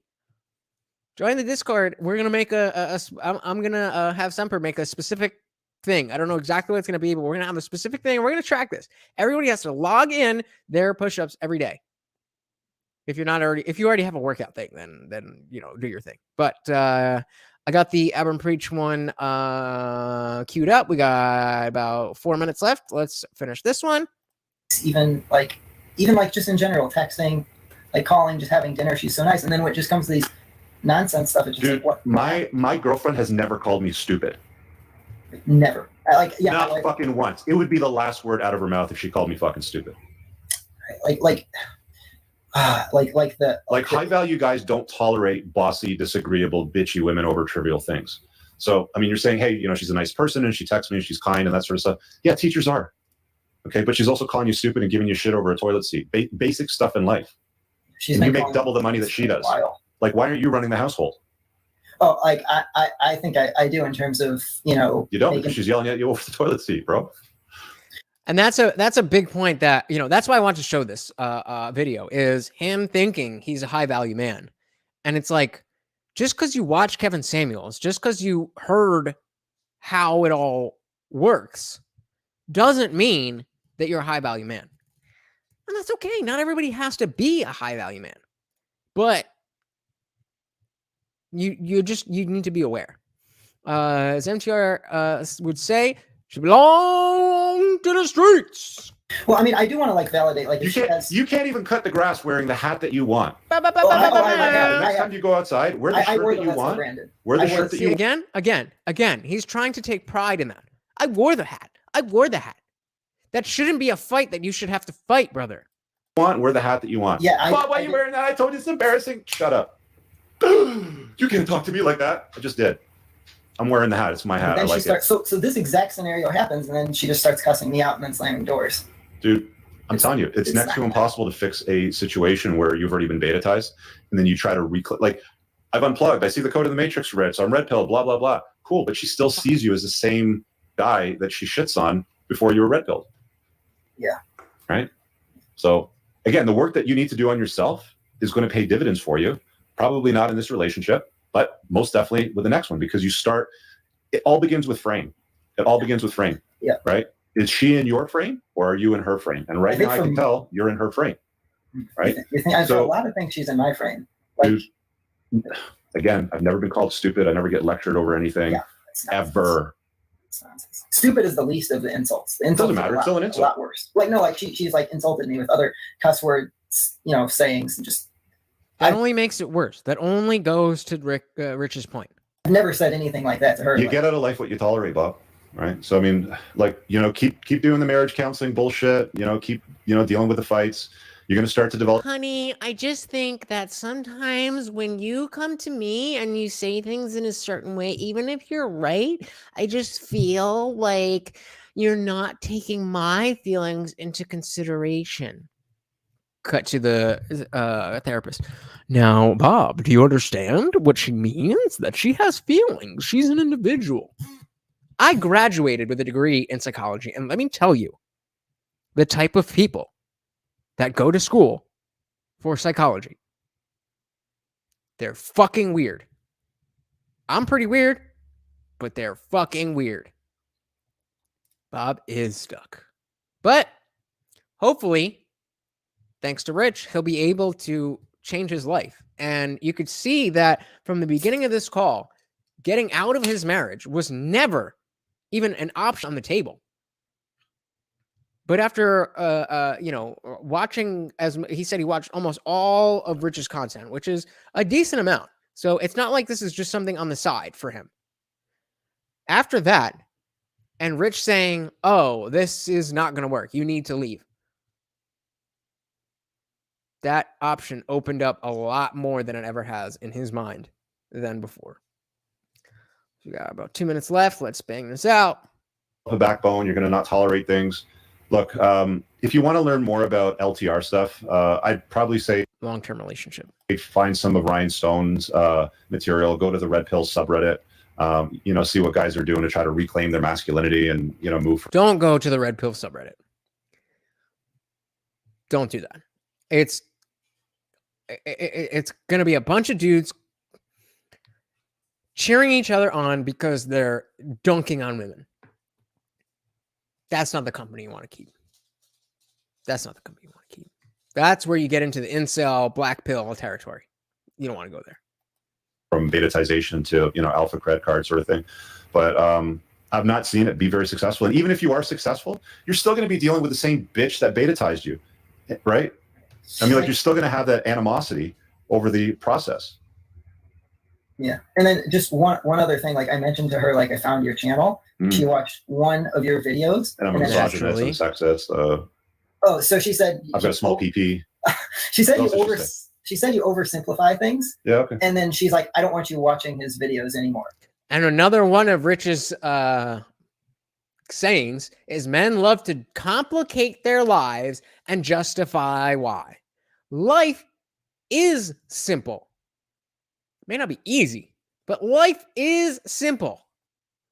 Do the right thing, work hard, don't be an asshole.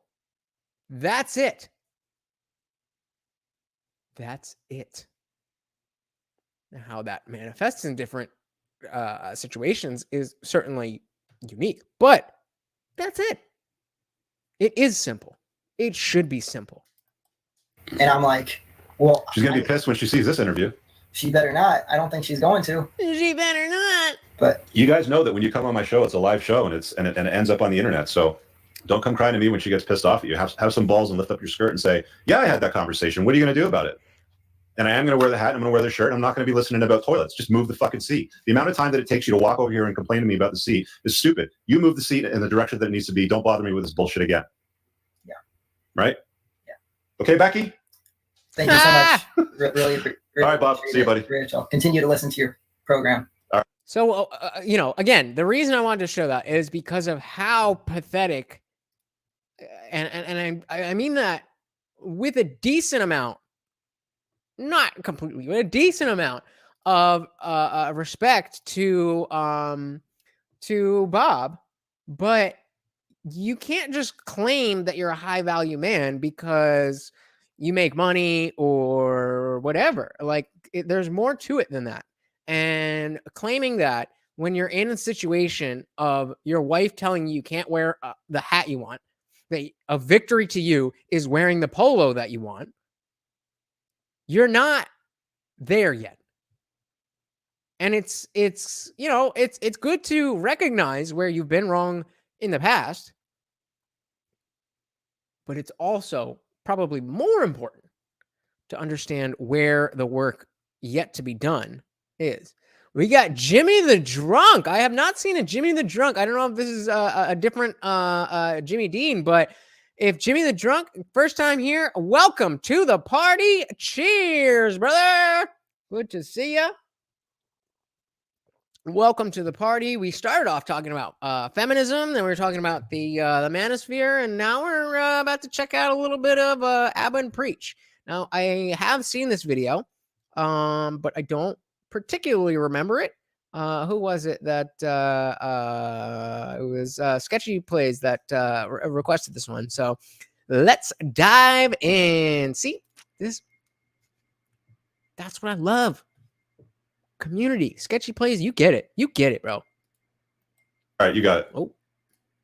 Dion went to some town in Arkansas, which is considered the most racist town in the USA, and basically interviewed a bunch of people. Hassan played the video without 2 seconds in, basically said a bunch of stuff. And so to Dion, hearing what he said, felt some type of way. And here. So just for a little bit of context as to why we are watching this, we, like I said, this stream being about feminism started off with on the street interview style. There was a woman speaking to other people about feminism, and that got us to leftism, and that got us to manosphere, and then this was brought up. And I don't really remember what this is, but Will Tells Community is the best show besides How I Met Your Mother. Best sitcom ever besides How I Met Your Mother. Moving on. Are his comments. That's basically Hassan and Abi, right?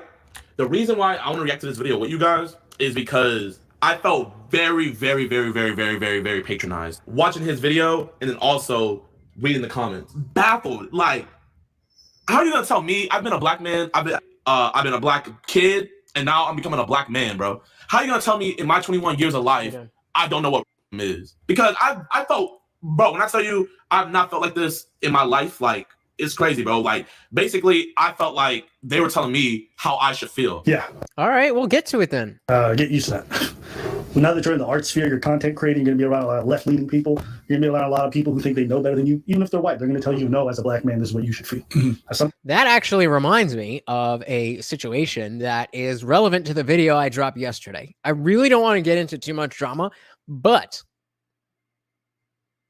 I'll get into it on the Discord. So Discord link in the description if you want to hear that story. I'll do it live in the voice channel right after this. Join I've Discord. been doing arts for the last 12 years. I've heard it all, which is why I'm like really turned off by these people. That's how they operate under the guise of I know better than you, and I'm here with empathy and kindness, and I'm here to save you. They will tell you how you should feel. They will gaslight you into thinking you're supposed to be outraged when you aren't, and they'll tell you, wait, that's not a thing. When it's like, who made you the fucking arbiters of what's right and wrong? That's been my experience with these kind of super progressive types. Just get used to it. Has anybody had any different experience with ultra progressive types? Oh, we got a comment. Is somebody saying yes? Oh no. There you go. But yeah, that's that's what progressive means to me now. Is just elitist people who think they know better than you about everything. Because you're going to hear a lot more of it. As you guys can honestly tell, we're not from here. That's all right. I'm from Atlanta, you know. I'm one of the best rappers coming out of there and everything like that. We've heard rumors that this is the most town in America, but so far, I'm not gonna lie, it's been like one of the nicest places. So if you can't tell, they're blanking out the word racist. Actually, let's go with boot. My booty's kind of hurting, so I need more cushion. That's all right. But I'm not gonna lie, they're not really like fitting our narrative. You're like, man, it's the coolest town in America. What is this? My guy.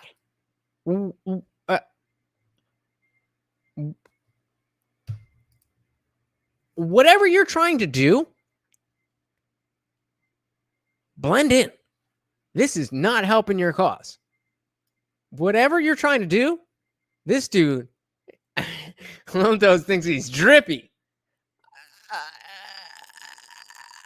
I mean, I feel like especially if you're going to the most racist place in America and you bring this guy, that's kind of a cheat code. That's kind of a cheat code. Right? I mean, this guy is definitely aesthetically scarier than these guys. Is that racist? Maybe. Is it true? You're goddamn right. Sketchy says, bro's built like 69 with Jewish parents. Hey, can I ask you a question? How long have you lived here? 16 years. 16 years. Like, how do you like it? I like it. They said that this place was like the most town in America, but like, what have you seen here that you would like deem maybe? Out in Zinc, which is probably like a 20-minute drive, the leader of the Ku Klux Klan or whatever lives out there. So this isn't the racist town, Zinc. We have people, of course, but you're gonna find that everywhere. Sure. Super facts. Super facts. Super facts. I'm from Jersey, and I grew up, like I was talking about before, I grew up in a pretty diverse environment. It was a nicer town, but it had a nice side of town and a not so nice side of town. Now, the not so nice side of town was not like the hood, but it was definitely not a nice part of town. And, you know, there was gang activity, there was all that kind of stuff. So, you know, just going to school, especially before that type of stuff was super relevant in the zeitgeist or the consciousness of people. You know, it was just different people. Like if you're, I mean, you'll know if you're from Brunswick, if you're from GP, then we know it's good. If you're by Farrington, that's a whole different story. Right. And that's just how the town worked. But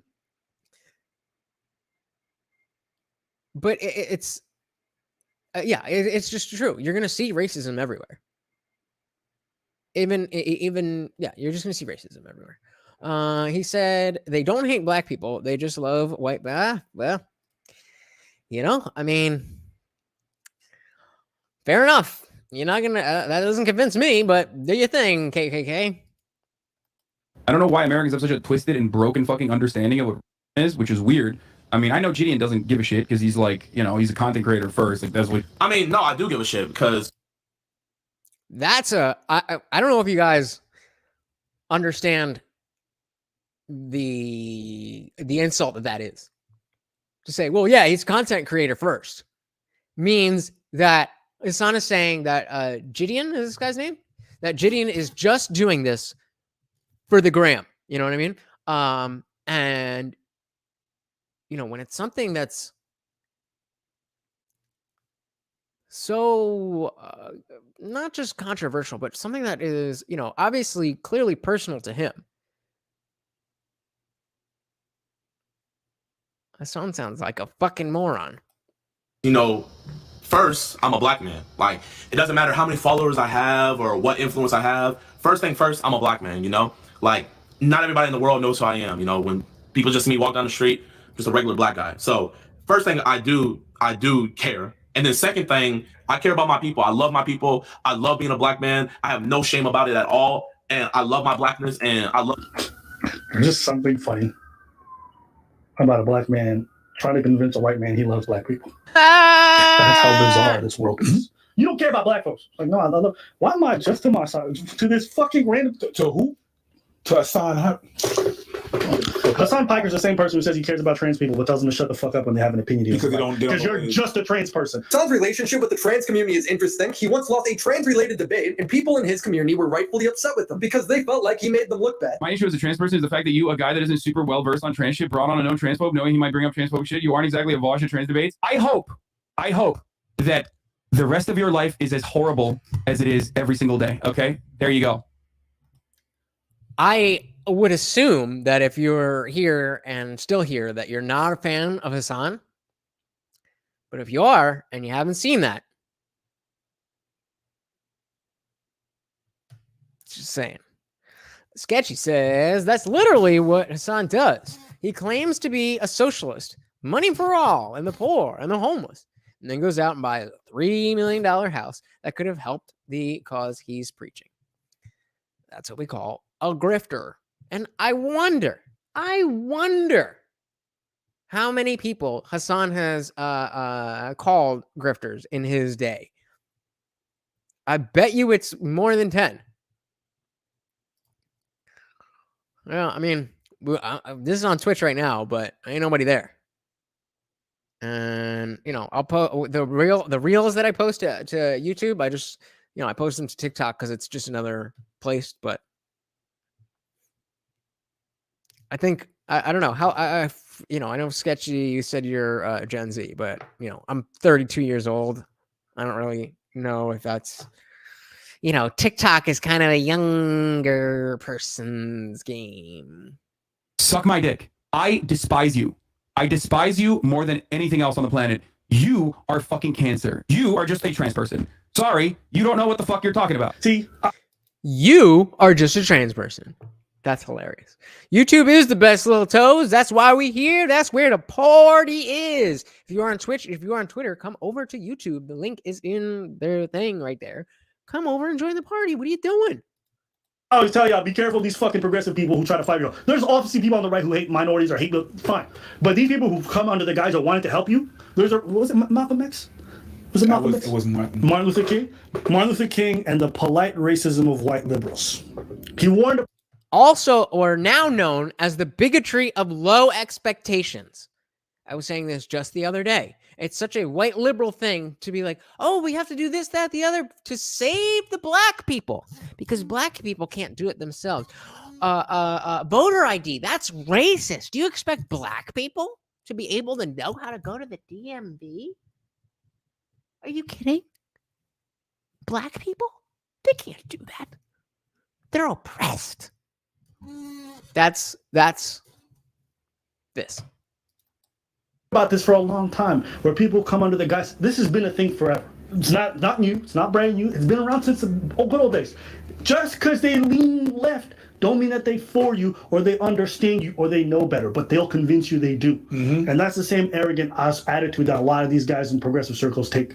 What he's always worried about is making fucking clickbait stuff and doing comedy or whatever. It doesn't really matter what the like message is overall, but that's not how this works. Like, isn't just done. So that, again, as comes up so often, is textbook projection. Because as Sketchy brought up, this is Hassan. So because this is how Hassan thinks, he thinks that's how everybody thinks. It's like, no, dude. Some of us actually do care. Maybe you cared at one point, but you got lost in the sauce, homie. You are lost in the sauce. The video is 2 minutes. He's in the video 2 minutes and 34 seconds, and he already judged what the entire video was. He literally just judged what the entire video was. Yeah. That's what he does. And he'll complain if you clip him. It's kind of how these things work. He literally just said, I was just there to get a clickbait title and make some shitty jokes and do comedy and stuff like that. 2 minutes into the video. Like, I mean, I'm not gonna lie, you could literally see by like the intro, the tone that I had set. So it's just like, why are you already jumping to the conclusions of A, like what I went there for, and then B, how are you gonna like sit up and tell me how I should feel about a town that A, you just probably figured out about, and then B, a town I know for a fact you never stepped foot in. You've never been to Harrison, Arkansas. You haven't talked to the locals there. You haven't talked to the minority locals there like I did. So it's like, how are you gonna sit up here and tell me like how it really is? From all places, why here? Bro, I mean, everybody's saying that this is the most like town in America. Supposedly it is. But it's been like chill. Like it's chill. I love it here actually. This is not made up. The KKK keeps neighbors with their fucking leader. Yeah. Really? And you did like beat my ass if I like showed up. Honestly? No, they don't. I don't know. Like, I heard stories. So he's a current leader. Yeah. And he's cool people. I met him. He's pretty cool, but This is the man we need to find, y'all. Do you think it'll be dangerous if we go to Zinc? Probably not. Everybody just kind of tries to stay away from them, so people don't really have information on them. Their mindset is on trying to keep, it kind of whitewashed here. Yeah. And that's exactly what Lilto said. Where did he say? Yeah. They don't hate black people. They just love white people. Now, I am, very anti-woke, but even I find that rather problematic. But hey, whatever floats your boat. And obviously, I mean, again, I don't remember how far, I don't remember how this video ends, but I'm going to assume that, he wasn't gunned down. Otherwise, I would remember the end of this video. Tennessee and Texas are the leaders of the South. Isn't he he said he was in Arkansas, though, right? In Arkansas. I want more people to just get out of the hood in general. All right, boys, man. So right now we don't have any leads on how we can get over to Zinc. So we're trying to see if we can find anybody that knows any people over there. So that way, like, we won't really be coming unannounced and stuff like that. I'm not gonna lie, that would be like really cool if we could get. Put a 1 in the chat if you think he purposely did the, earrings, gold chain, wife beater, do-rag in this situation. Is that just how he dresses, or do you think he put that on specifically for, I'm going to the most racist place in America and I want to play that up? Put a 1 if you think he's playing it up. Put a 1 in the chat if you think he's playing it up. Put a 2 if you think he's not. Like an interview with the leader of the KKK. Isn't it crazy how like we went to the most racist town in America, but we're like looking for the racism? Oh, I thought it was a Confederate flag, but it's just the Arkansas flag. I was like, never mind. We found it. Who here knows Tom Robb? I need to talk to him. I got some business to handle. I don't like. Excuse me, man. Do you know Tom Robb by any chance? No, I do not. You don't? Do you guys know who Tom Robb is? we don't have time for this. Oh, okay. I'm sorry. This is what journalism is. You have to find the scoop. By any chance, you know anybody that lives in Zinc? You don't? Trying to have an interview with the leader of the KKK, Tom Robb? Yeah, good luck with that. Looking more and more like we just have to go out there. Attention, patrons of Walmart. I am trying to conduct an interview with Tom Robb. Does anybody know Tom? Yo, that's funny. That's funny. I don't care who you are or what you're doing or why you're doing it. That's funny. Tom Robb by any chance? Raise your hand if you might know Tom Robb. That's wild. I ain't talking to you, nagger. That's wild. I'm not gonna lie. That was wild. That was wild. That was wild. That is kind of wild that he's doing that. Like, I mean, he's actively trying to put himself in a situation where he is like physically going to be harmed, potentially. You know what's so crazy? I bet you all these people, when BLM was happening back in 2020 and stuff like that, they were reposting the black squares, stuff like that, all that stuff. Preach. anything Black Lives Matter related, retweeting and stuff like that. But I bet you these niggas would never leave their house, go into the field. Because how are you gonna stop racism if all you're gonna do is just cancel it behind the screen? Like, you can't, bro. You're gonna have to get down and dirty and get in the field and stuff like that. Again, a lot of this activism is performative. Yeah. It's like, I got an opinion, I'm gonna be super loud about it. I'm gonna tell you what it should be in politics, but as far as what they actually do within their own communities or abroad, they don't care. And what did I just say about whether her son has ever done anything like that? He's got his platform, and he's Gucci. He can sit back on his fucking Tempur-Pedic, lumbar supported throne, turn his camera on, see whatever the hell he wants.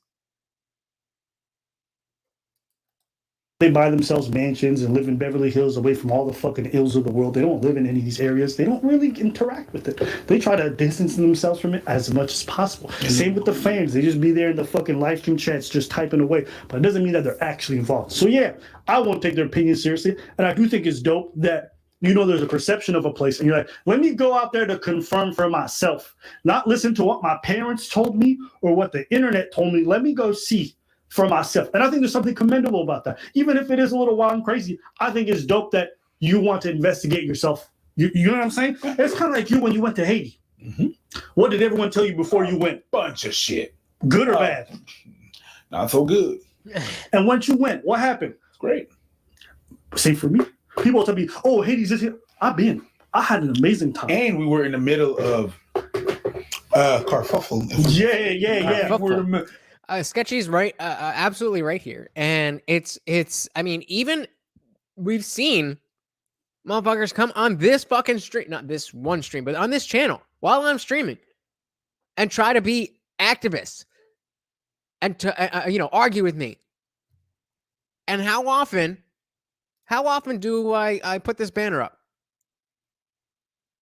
Pretty often. I want to remind y'all that at the end of this, you get to come up and say whatever you want.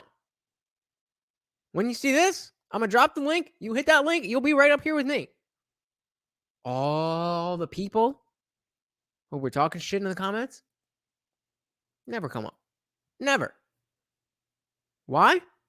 Exactly what Sketchy said. They think just that's how you make a change. But yet I'm inviting you to come air your grievances with what it is that I'm saying. Even as a small channel, not even 500 subscribers. But that's more than your average person just walking around the world. Not your average YouTuber. I mean, your average person walking around the world. You have the opportunity to come up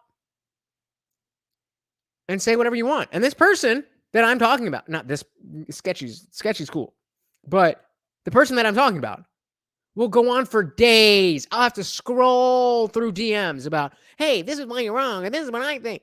Bro, either go start a YouTube channel or come up and have the conversation with me. I'm not spending, just like Pearly, I don't argue for free no more. In the middle of a conundrum. I'm just saying that because you like big words. Yeah. And it was even that didn't change the perspective that I had. No. Because I understood why the people were mad. Yeah. You understand? So you missed the that because you like big words. Yeah. And it was even that didn't change the perspective that I had. No. Because I understood. Oh, did I accidentally pull this up? I didn't. Oops. Why the people were mad. Yeah. You understand? So, yeah. So you have to go check for yourself. You have to go see for yourself. Sometimes there's some things you need to see for yourself before you get out here and proudly exclaim such loud opinions without knowing. Or don't be criticizing people who do decide to go and make their own decisions. You get what I'm saying? Because they're actually willing to go there to confirm. Mm-hmm. And you want to criticize, you're fucking stupid. It's like, Beth. Let's go see what's going on there. There are minorities that work there, that live there. Let's go talk to them. Yeah. And these niggas are calling me a clown. This is the cringiest shit and stuff like that. But I bet you if you ask any of these people, they'll be like, oh, yeah, I'm totally against racism. But if I was to ask them to come out with me to help, like, make a change and stuff like that, these niggas would stay right in their chairs, bro. They would not fucking leave their house at all. They would stay right in their fucking chairs and just watch behind the screen. Yeah. How you doing? How you doing, Chris? Good. Walk with me. Yes, sir. I grew up with both of his sons. Oh, you did? Yes. Okay. Don't use my name. You know how? It worked. It works. Mayel. It works. Mayel. Mayel. So This we motherfucker stepped up there and he's like, yo, walk with me, let's talk. It worked. He went there, open heart, open arms, and people seem to be embracing him from what I can tell. Hey. So, hey, good on him. Yeah. Like if you come see somebody out Mhm. in your own hometown, Yeah. not good for business. But what do you want them to know? Oh no, we're not trying to know anything. Like we just, like me personally. He won't give you the name. You don't think he will? Brother, I can tell you some stories. How we used to have to cut the tails off black people when they was born. Stuff like that. So do they have a lot of pull in this area? Did he just say what I think he said? Is he saying that he believes that the KKK dude cut off black people's tails? Or is he saying that that dude believes that? Yes, Little Toes. I will drop the link for you to come up as soon once you see this banner in the comments. There will be a StreamYard link. All you got to do is click the link, and you will be right up here with me. We're just gonna finish out this video, but I gotta hear that one more time because I'm pretty sure he just said black people have tails, and I don't think that's true. Brother, I can tell you some stories. How we used to have to cut the tails off.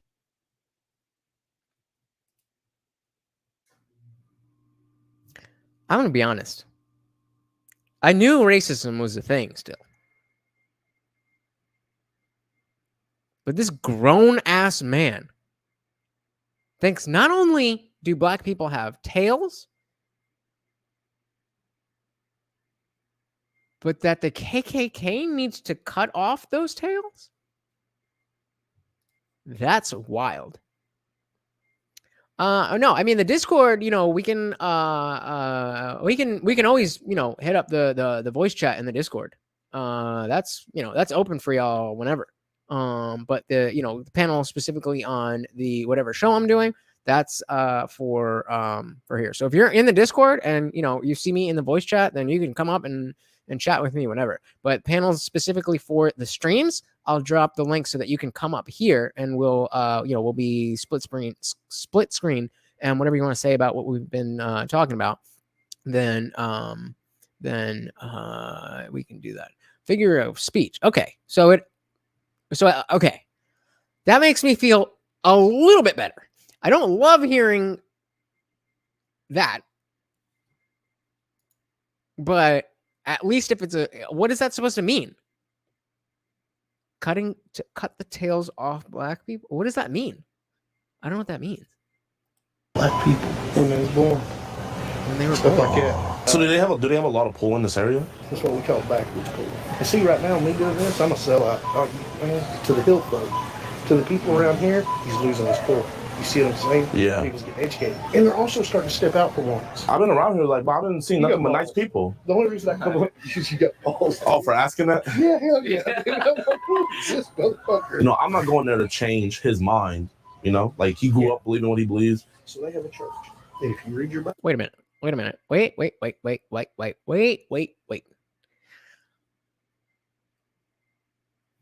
What is true? What is the? I mean, is a tail a euphemism for a dick? Were people actually cutting body parts off of black people? And sketchy, I get this, but what is it that he saw? Because y'all seem to understand what this cutting the tails off of black people means.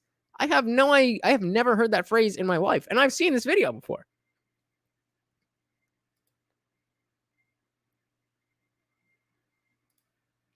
All right, I'm not putting. He was created by. Come on, let's keep it. Come on. God shaping him out of clay and breathing breath in his nostrils. Yes, sir. That's the white man. You are considered a beast, no different than a cow, a horse. So they preached that like we were. Yes. Oh my God. That's the thing. Listen.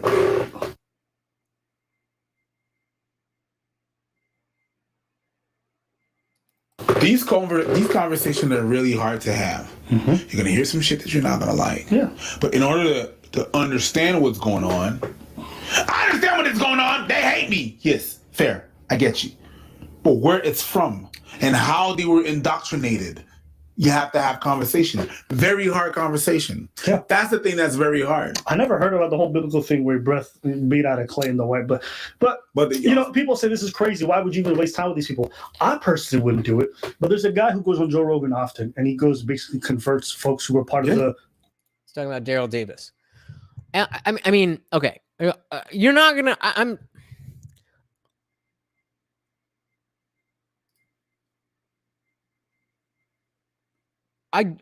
Unless I am that ignorant,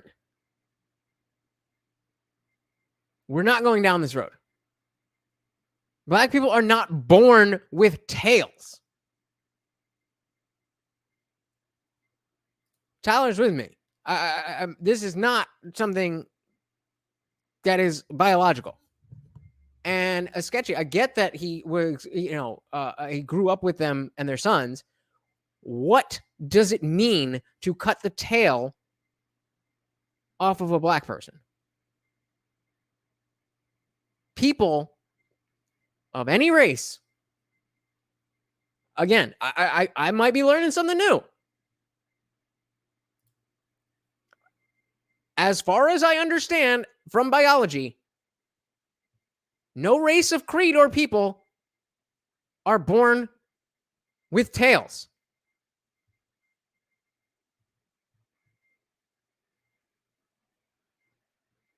Yeah, but you're saying it's self-explanatory. So I figured he was, but then when you were saying it, I was like, wait a minute. When you said this, I was like, wait, whoa. Self-explanatory means that what it was explained itself. So he said he cut the tails off of black people. So unless he's literally cutting tails that were on black people, that's not self-explanatory.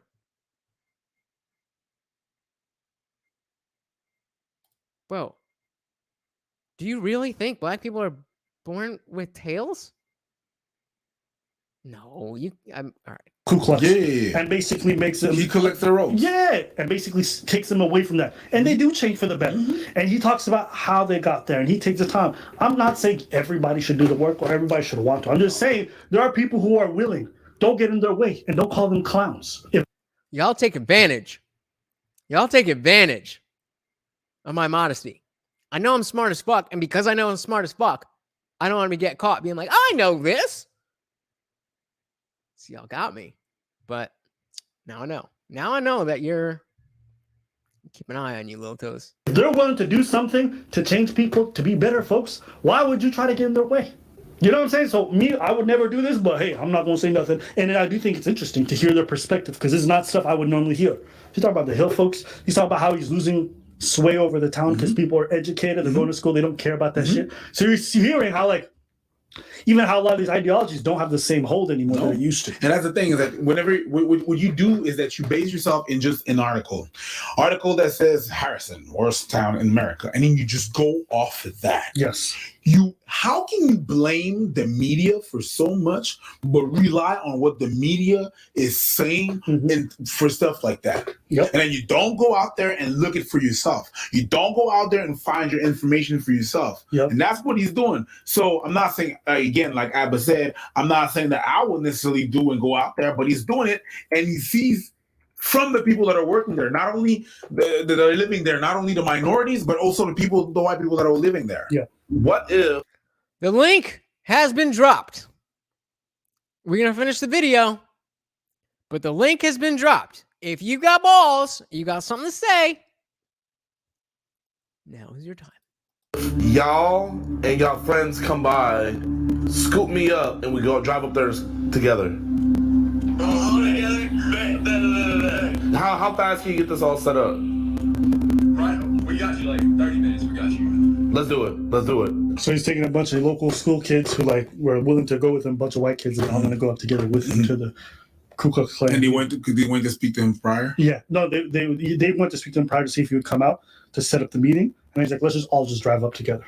You guys told your parents what you guys are doing, right? Yeah. Oh, okay. All right, they told their parents, so don't get mad at me. Mom, I'm going to the KKK headquarters right now. Mom, it's bigger than black and white. I love you, Mom. All right, Mom, I'm sorry. I'm about to meet the Grand Wizard. I gotta go. This is what he said. I remember just the other day, man. I made my dad heart skip because it's saying like, "Are you going to Lithuania?" Because I was supposed to go to Lithuania to perform for the troops, right? Like, Yo, Sketchy, just do me a favor, cam up real quick, just so I could see you. You don't have to cam up on YouTube, but I just want to make sure, you know how it be. are you going? And he's like, I'm like, yeah, no, I'm not going. But on June 2nd, I'm going to prison. He's like, what? Like, no, I'm going to perform for the prison. I'm like, yeah, you can leave now. You can leave. You thought you could leave? No, you told me, yeah, you can leave now. The way you know exactly what the hell you did when you said that like that. Get the fuck out of here. Yeah, you get extra. You can get the fuck out. All right, well, if you take my channel, I'm coming to find you.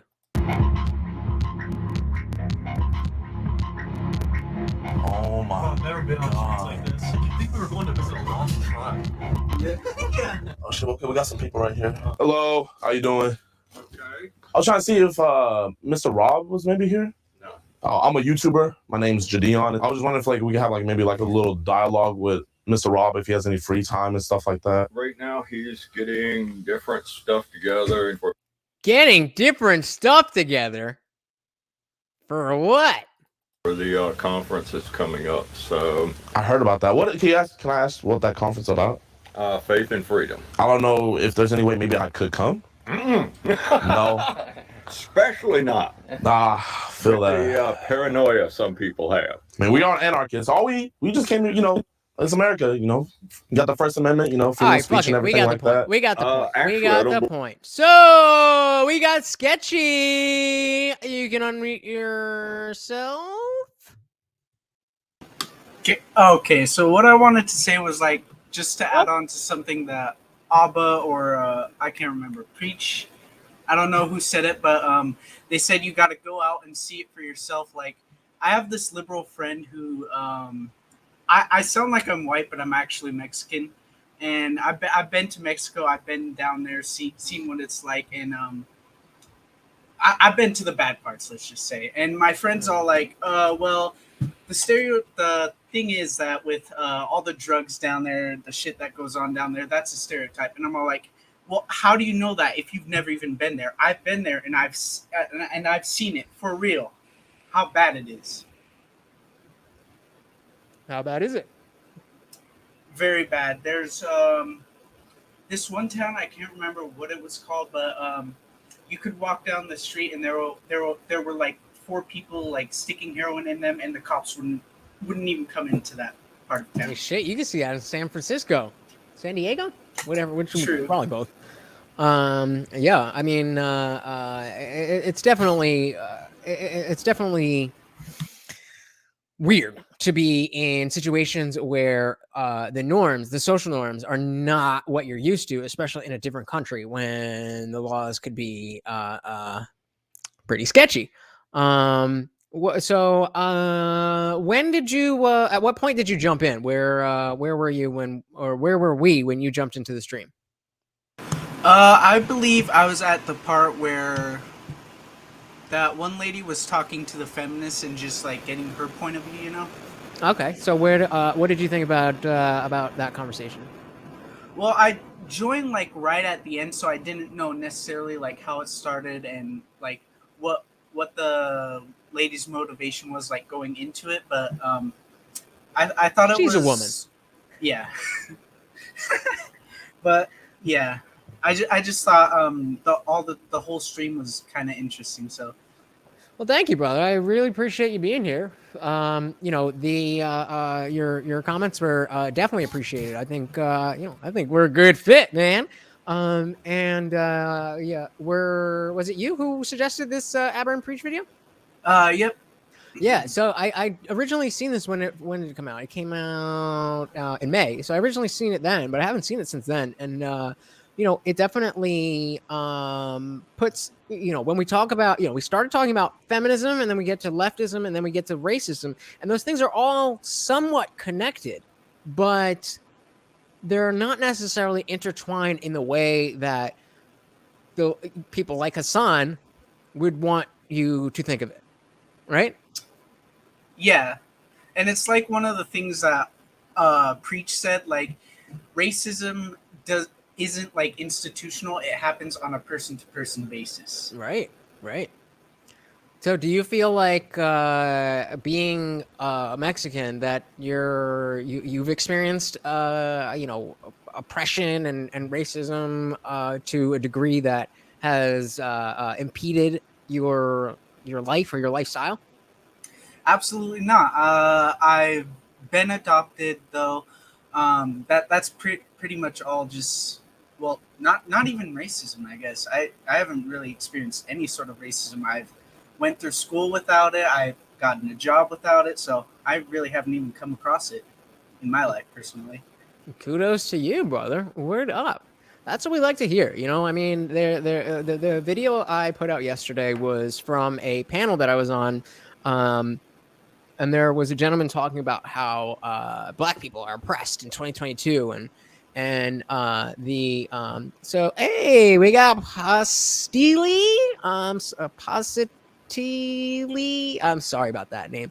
The Discord link is in the description. If you want to come up on the panel, I'm gonna drop the link again right here for you. But both are good. Sorry. So, Sketchy, as I was saying, there was a gentleman who was talking about how black people are so oppressed in 2022 and we need to change the laws because of this. But then he was talking about how he doesn't vote and all of that. And it just seems like if you are somebody who looks for racism everywhere, you're going to find it. But if you just try to be a person, an American, then most people are down with that. I mean, has that been your experience? Yep. And if you were to come to me like 20 to like maybe 50 years ago and said black people and people of color were oppressed, I'd believe it. But now, not so much. I'd say ever since like the Civil Rights Act, racism has just completely had a downfall and just isn't as present as it used to be. Right, and in saying that, it doesn't. I mean, I don't mean to put words in your mouth, but I don't think that because that is the case. I do agree with that. I don't think that means that racism is gone and everybody is completely equal and nothing from the past. None of that stuff. But it just means today we don't have any laws on the books that are disadvantaging minorities or whatever, and to think like that, you're just gonna find yourself in a situation that you've created that is not good. Yeah. Do you have any thank you so much for coming up on the panel. I really appreciate you checking out the stream and coming up and talking to me. Do you have social media or a channel or anything else that you want to plug? Nope. That'll be pretty much it. No? All right. Well, thank you so much. There was a Little Tots back here. Where did Little Tots go? All right. Thank you so much, Sketchy. I hope to see you soon. Everybody say thank you to Sketchy for coming on up. And Little Tots. There he is. All right. See you later, Sketchy. And we've got Little Todd. What is good? Can you hear me, Little Tot? What? What's going on? Yeah. Who is this? What was your name in the chat? Little Toes. Oh, your Little Toes. What's good, brother? What's up? What did you think of all this? Yeah, I have no idea. I have no idea what to say. All right. Well, so let's go through the whole stream. You were here for a while. You saw the feminist shit, right? The what? The feminist the first two videos we were going through the street talk of the feminists. Were you here for that? Yeah.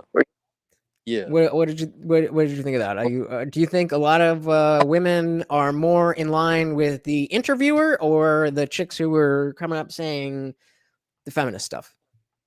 See, I only saw like 3 minutes of the video, so I'm a little bit behind. So in general, though, how common do you think feminism is today, as opposed to, let's say, 10 years ago? Oh, very, very common. Very common. 9 out of 10 chicks like I'll meet are feminists. So. Ugh. What do they do that makes you that lets you know they're feminists? Well, most of the time I either guess it or, you know, it's just like, the way they treat other people. Yeah, there's an entitlement, right? There's a inherent, like, I own the world, everything is here for me. It's solipsism. The solipsism is, not being able to see, essentially not being able to see past your own nose and thinking that you are the main character in in the world that's happening. It's your story, you're the main character. What about what about Bob? Any thoughts on Bob? Oh, Bob. Well, he reminded me of the nerd emoji, and that was about it. I can't disagree with that. I can't disagree. Any other thoughts for the people, Lil Tot? Yo, anyone in chat, what's up? Now, I think I gotta go. All right. Anything to plug to the people? YouTube channel, just social media, anything like that? Drop a sub to this guy. Leave a like. He's the best. Appreciate you, brother. Thank you so much for coming up. You have a good one. Nice. All right. And we got Xylop. Yo. Xylop, can you hear me? Yeah, I can hear you. Yeah. What's good? What's good? How are you? Good, man. I was just scrolling through Twitch and I saw you were live and I saw the feminism description. I was like, oh, interesting, Yeah. But, So we started with I don't know if you've heard of Just Pearly Things. This is a chick named Pearl. I actually found her recently, and she does a lot of anti-feminist type stuff. And she did a couple of street talking videos where she, kind of like Crowder's Changed My Mind, and she was having those kind of conversations. What do you think about the state of feminism with women in 2022? it has gone to a bad point, let's say. I mean, if you compare it like through back then, females were really oppressed, like the society they live in were, it was really oppressed, they were really oppressed. I'm sorry about vocabulary. I don't have a good vocabulary in English, so I'm trying to describe myself. Oh, this is your second language? Yeah, this is my second language. What's your first language? Oh, well, it's Spanish, and I learned that's my first language, that I learned, All right. But well, I mean, I can only say what I learned in high school in Spanish, and then I got English. So your English is better than my Spanish. Anything else for the people? Yeah, I was just saying that it's the female. I mean, the feminism back then. They had a reason. And it makes sense. Right. Oppression was really high back then. And but nowadays it has changed to a point of I don't know the word, but like spoiledness, when you tell a person that like a spoiled child, like I don't know, let me see if I can describe myself, like telling a child that it's okay. You don't got to censor yourself here, brother. This is the place to be real about it. Yeah, I'm sorry, but it's like they'll come for me. Don't worry, they'll come for me. It's like having a child, let's say, and you tell them, that, you need to, I don't know, get that crayon from this other kid because he has 2 crayons already, let's say, and you keep telling him that you should always take the part from that other kid because he has more than you, And as soon I know it's not the same thing, I understand, because in reality, females had less things and they had to fight back, not fight back, but like fight for the things that the other men had, like the opportunity to vote and all those things, which is totally understandable, But now it's like we are in females feminism. He doesn't want to believe this, but we are really equal in a way. It's just what is the gap that we have right now is in terms of, you know, let's say what, you know, the gender inequality in terms of physical body work, and also like you know, it's just really is I don't know if this is the right word, but psychological. Is like, you know, the chances of you picking a random guy from a population and a random women from a large population is going to be the difference. I mean, from those two, if you pick a random male and a random female, the male will probably be more aggressive than the female. It is more likely that that would happen, you know, and that is something I want to say natural as a male, as a male gender side, you know, which definitely causes us to which that small difference creates, you know, large, you know, gaps in our society. Like, just because of this little difference, males are more like, not specifically this one, but more other differences. Males are likely to you know, choose other stuff than females. Like, I don't know, like STEM, you know, like all those jobs they have, and it is more. I'm trying to describe myself, but it's more likely for a male to work, you know, let's say at a engineering side than a female working at a I don't know, as a teacher or as a health care, I don't know, whatever it is. But it's not because, you know, they're forced to. Yeah, exactly. They not choose forced to, right? They choose to. It's like it's really common sense, you know. Yeah, honestly, it's just, you know, like the women's soccer team. You know, they were complaining because they weren't getting paid as much as the U.S. men's soccer team. Exactly, yeah. But then you look into the situation, and they had a choice as to whether to sign a, like, I don't know the particulars, but they were able to sign like a flat fee or a you know, based on their viewership or whatever. And the men's team chose the viewership deal, and the women's team chose the flat fee.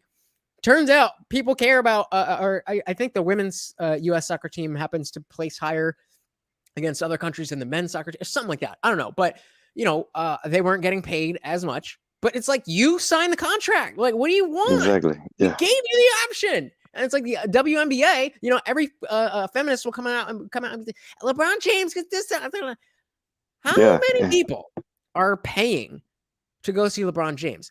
Now, how many people are going to pay and watch the WNBA? When's the last time you, woman, went to go see the WNBA? Yet, you want equality. Yeah, exactly. Or name a player from the WNBA, you know. Exactly. Name a female player, and you're probably not gonna know, you know. It is, you know, like you know, it's just I don't, you know, I blame you know, not just the internet but also universities, you know.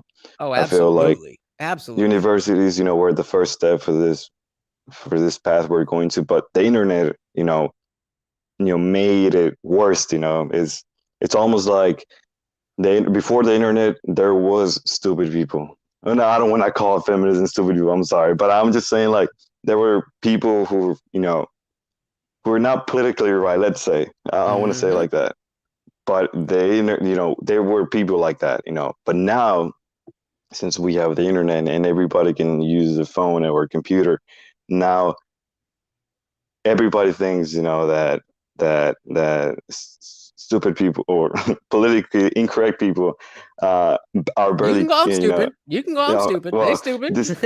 These people are, you know, they rarely, you know, they have the internet create them, but in reality they've been here. It's just now they have a platform to provide those ideas and actually persuade other people to, you know, believe in their ideas. It's been here for a long time, like we all know. That's a great point. That's a great point, because before social media, let's say that, before social media, you had to be of a certain level to influence how other people think. Yeah. But with social media, anybody who gets that number of followers, and a lot of times it's just because you're a hot chick, and I want to stare at your ass in yoga pants. Now you're giving me a world political, like, what is and going on?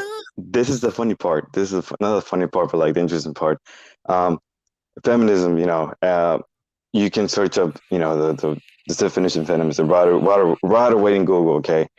But the thing is, you can lie to yourselves so easily of what you believe by searching anything on the internet. Let's say I believe in unicorns. Let's say I know unicorns are not real, okay? But I believe they're unicorns. I can search up in Google evidence of unicorns, and there's gonna be a bunch of fucking articles proving the existence of unicorns. It's the same thing with feminism. People who, let's say females who they're persuaded by this feminism idea, they can search up feminism's, articles, their own ideas, and they will get persuaded so easily by these ideas because people who don't understand the internet or the media or how it works, they're the first people who are totally, controlled by this type of. By the way, I'm not a conspiracy theorist. I love science. Okay, I love science. No, I mean you're on point, dude. I mean it's not. Yeah. I mean, for me, credibility is important. Yeah. I guess technically it would be a conspiracy, but like they have like Pink News, which is specifically it's specifically a feminist outlet where feminists go to write feminist stuff about feminist things to feminists, from feminists to feminists. Like imagine yourself right now. Like imagine you're a female, and let's say you get this idea that the male is more dominant in society. Let's say, okay, then you go to Google. Okay, are males dominant in this society? More likely, you will get articles of ways your man is not as strong as he thinks he is. Like, yeah. Oh my God. So now since let's say you're ignorant to the internet and how it doesn't work, you will get persuaded so easily by these ideas. Words are very powerful. I mean, they're really powerful. So a good leader can create a large group, and this large group can become way more larger. Like, let's say the Nazis group, like Hitler. You can say whatever you want about Hitler. He was a bad guy, of course, the worst human ever. Not the worst one. There were more people worse than him, but one of the worst ones. But he was a good leader, though. He was a great leader because I don't mean like talking. I mean, no, I'm not disagreeing. I'm just saying I'm not gonna. That's not the hill I'm personally gonna die on. But I hear what you're saying. No. I don't mean like a good guy. I mean like a good. No, he skills, led well. Yes, absolutely. So you cannot do what he did without being competent in leading people. The people voted for him originally. He was originally voted into office, and of course he went off the rails. But charisma. I mean, even people. It seems like we have a right here in this stream. We seem to have a leaning towards not hating Trump just because he's Trump. But even Trump, he is not. We didn't know what we didn't know before he was in office, and the idea that some rich reality TV star, whatever, would be a legitimate president. That was like, we cannot make that happen. I was talking about that earlier. And look what happened, So it's not all as it seems. I want to really quick. I appreciate this, Little Toes, that he says I look 24. 24 would be Gen Z, but no, I am 32. I will be 33 at the end of the year. You look way younger, man. fully in the millennial striking zone, for better or worse. I am in fact a millennial. Going back, like what I mean about like specifically, I'm sorry about saying about Hitler, but like it's so scary how someone that can use words, somebody that can understand people and in bad times and know how to use that as a benefit. What I mean is someone like that, how powerful it can be, So it's the same thing as this idea of feminism, or I'm not against feminism. I'm glad there is feminism, good thing now we have, females that can vote and all those things, have the same things that we have, I was there for the first 2 side has. waves. When they Yeah. got the right to vote, and they got the right to Exactly, you know. have sex like the rest of us. Now, Yeah, I'm not exactly. saying like that I think women should go out and just get ran trains on them, but Yeah, as a libertarian, if you want to do that, then you should have the that's right fine. to do that. Yeah, that's fine. But after that, that's when it's like, okay, well, we kind of got everything that we wanted, so now We let's want just more. ask for extra shit. Yeah, Exactly. bullshit. Yeah, and I'm against that. I it's like this has nothing to do with feminism, but it's the same topic that I had with this guy at college. He was very, you can say, racist, but well, who knows? I mean, who can? Well, anyways, he was saying that immigrants, they take most of the jobs of the U.S. But then I asked him this specific question, and he couldn't say anything back. I asked him, okay, let's say you're right. Okay, let's say we take some of the jobs from the U.S. citizen people. Okay, but tell me what job that the immigrants have taken that you American people want. Tell me one job. And he couldn't say anything because most of the jobs are, like I'm trying to work on Wall Street, bro. And these immigrants, it's like, yeah, like most of the taken jobs by immigrants are like landfill jobs or construction. All these hard technical jobs. That almost no American wants to work on. And if it's not one of those jobs, it comes through merit. My parents are immigrants. I'm a first generation American. My parents are immigrants. My dad is a surgeon. Oh, so nice. There's plenty of Americans who would like that job, but my dad was better at it. So yeah, exactly. He got the job vis-a-vis Americana, and I mean, that's just how it works. So, there's a lot of people who will blame their race for not being able to do X, Y, Z, whether they are black people who feel like white people are oppressing them, or white people who feel like, oh, that's now all the topic, black people, the whole world is against us, and whatever it is. Yeah. But every single person out there has every opportunity that everybody else has. And even, I had this conversation with a black friend of mine, and he really didn't like it, but I feel like I was pretty on point. A sketch I'll bring up with Xylop after this point. And I was like, look, even if let's say you apply to a job somewhere and they can tell by your name that you're a black person, and they're like, fuck that. I don't want any of those black people here. The fact is, you still have the ability to go anywhere else. That doesn't make it right that that person is racist, but you are not stopped from going to everywhere else that isn't racist. Exactly. And look, the same thing can be applied to gender. The excuse of because of my gender I can't do nothing, which is totally wrong. And by the way, I like that. That's another topic, but it's the same thing. When like, let's say white people or black people get out of jail and they can't get any job because their background history, because they were in jail.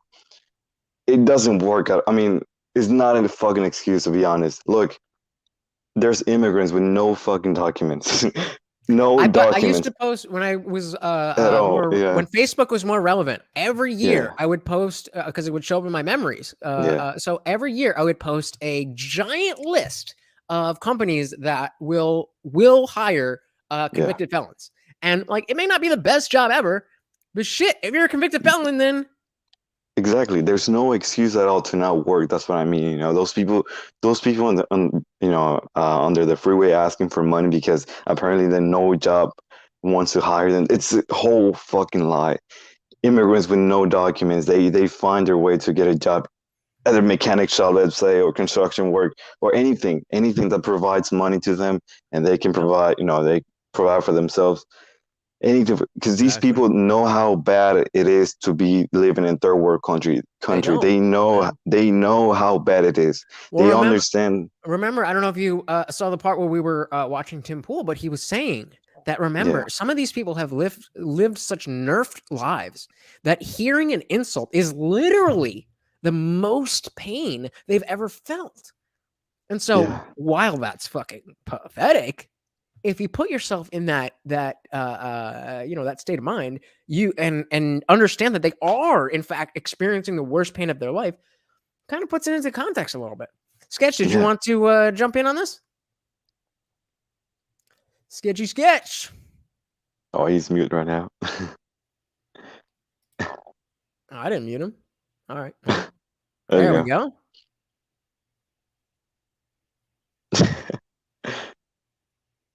Anything, Sketch? But I mean, all right, we'll try to fix that and we'll bring you back. I mean, so what does he say here? He's saying, yeah, okay. The that's definitely a pervasive thing that, people will rise to the occasion if they feel the need, but you see these soft American people not able to exactly. Thank you. That's the right word. Soft. Soft, yeah. Just not. And you know, of course, what I hate the most when I hear an American guy, because I am an American and I was born here. But what I hate about is when I see a white kid or a black kid saying that this is the worst country. I fucking hate hearing that. Like they don't know what it's like. Privilege. Yeah, exactly. It's so stupid. And the funny part that I always hear about from mostly American people is that I work so hard. I work 40, 60 hours a week, and I still don't have enough money to pay my house or my bills or whatever. People want to live a good life working on a part-time job at McDonald's or HEB, Walmart, whatever. You are a worker. You're not your own boss at your own business, or you're not even a hustler. You're only working because people who work at big companies, they want to feel safe, where they can leave the company without getting any sort of consequences. Because the only guy who receives the consequences of the bad aftermath is the main boss of the main company. Okay. These are the people who are blaming life for how hard it is, but don't want to risk, like the chance of, experiencing, a bad experience in terms of business, like losing money on your own business. Yeah, that should be an expected thing. That's life. You have your ups, you have your downs. Sometimes you win, sometimes you lose. Yeah. And that's, and that's definitely a thing with millennials. That's where it started, because our parents were the helicopter parents, the participation trophy parents, and that's where it started. Sketch, we got you.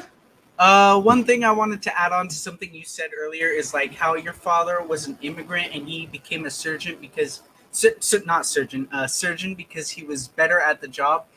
A lot of feminists want to argue that they don't get like the chances at careers that men do, but that's like not the thing. The thing is that you get the chance at free opportunity in America, but you don't get the chance of free outcome. You need to put in the work. Like the CEO of Walmart, the person who owns Walmart, he didn't just magically say, "Oh, I'm going to make a business," and then it becomes a thing. He had to put in the work, become smart with his finances, and fail a lot. A lot. Fail over and over and over again before you succeed. You need to learn and do things. And go ahead. A lot of people just don't want to put in the work. They want the outcome before they exactly. That's a good way to put it. Yeah, man. Exactly. I mean, even with this YouTube stuff, I'm on the precipice of 500 subscribers, which is a good benchmark, but it's still a small channel. But this is my third attempt at trying to do a thing. I had my first podcast, it was audio only, and then this channel was something different before, and then I kind of you gotta try shit, and then you gotta fail, and then you learn from your failures, and you get better. And these are the same people who believe that in the future there will be a world where everybody gets the same shit, everybody gets the same things, everything. But they don't understand that this world, the actual real world, not in terms of religiously or anything fictional, the real world, our world is limited resources. We can have all of us to have the same resources. And plus, if you take if you give people, let's say it is real. Let's say somehow, we can get the same phone. Everybody can get the same phone, the same day that it comes out, the new phone that it comes out. Let's say what happened is that you literally delete innovation because there's not going to be no competition between companies to provide the best phone for the people. So what happens, you lose innovation, you lose inventions, you lose more research, you lose all these things because apparently everybody has the same thing. What's the whole That's point one of the greatest things about capitalism is that it spurs innovation and competition. Yeah, and to all the people who believe that like there should be a perfect world, I believe they should be. I believe this is 100% my own opinion. I believe there should be poor, middle class, and rich class. There's always has to be a bottom position and always a top position and middle position. You cannot have perfection. You cannot. Not even in the universe you have. Well, let's say as a human I can say, but. And even the universe, there's even no perfection, So even Thanos couldn't get it right. Yeah, exactly. Even the natural world, yeah. Lil Toes, did you want to jump in? Lil Toes, Lil, call him Lil Toes, Lil Tots, whatever the fuck you're called. No, all right. Yeah, and like I said, like even the natural world, I'm sorry. But even in the natural world, where the lions can, they can lay down and be sleeping while the zebra needs to be awake and be aware of the environment because he don't want to get killed. The same thing. Exactly. It's just the reality is there, and people need to find the difference between reality and fiction. That's what I'm saying. Gotcha. Sketch, what you got for us? I don't think people realize that.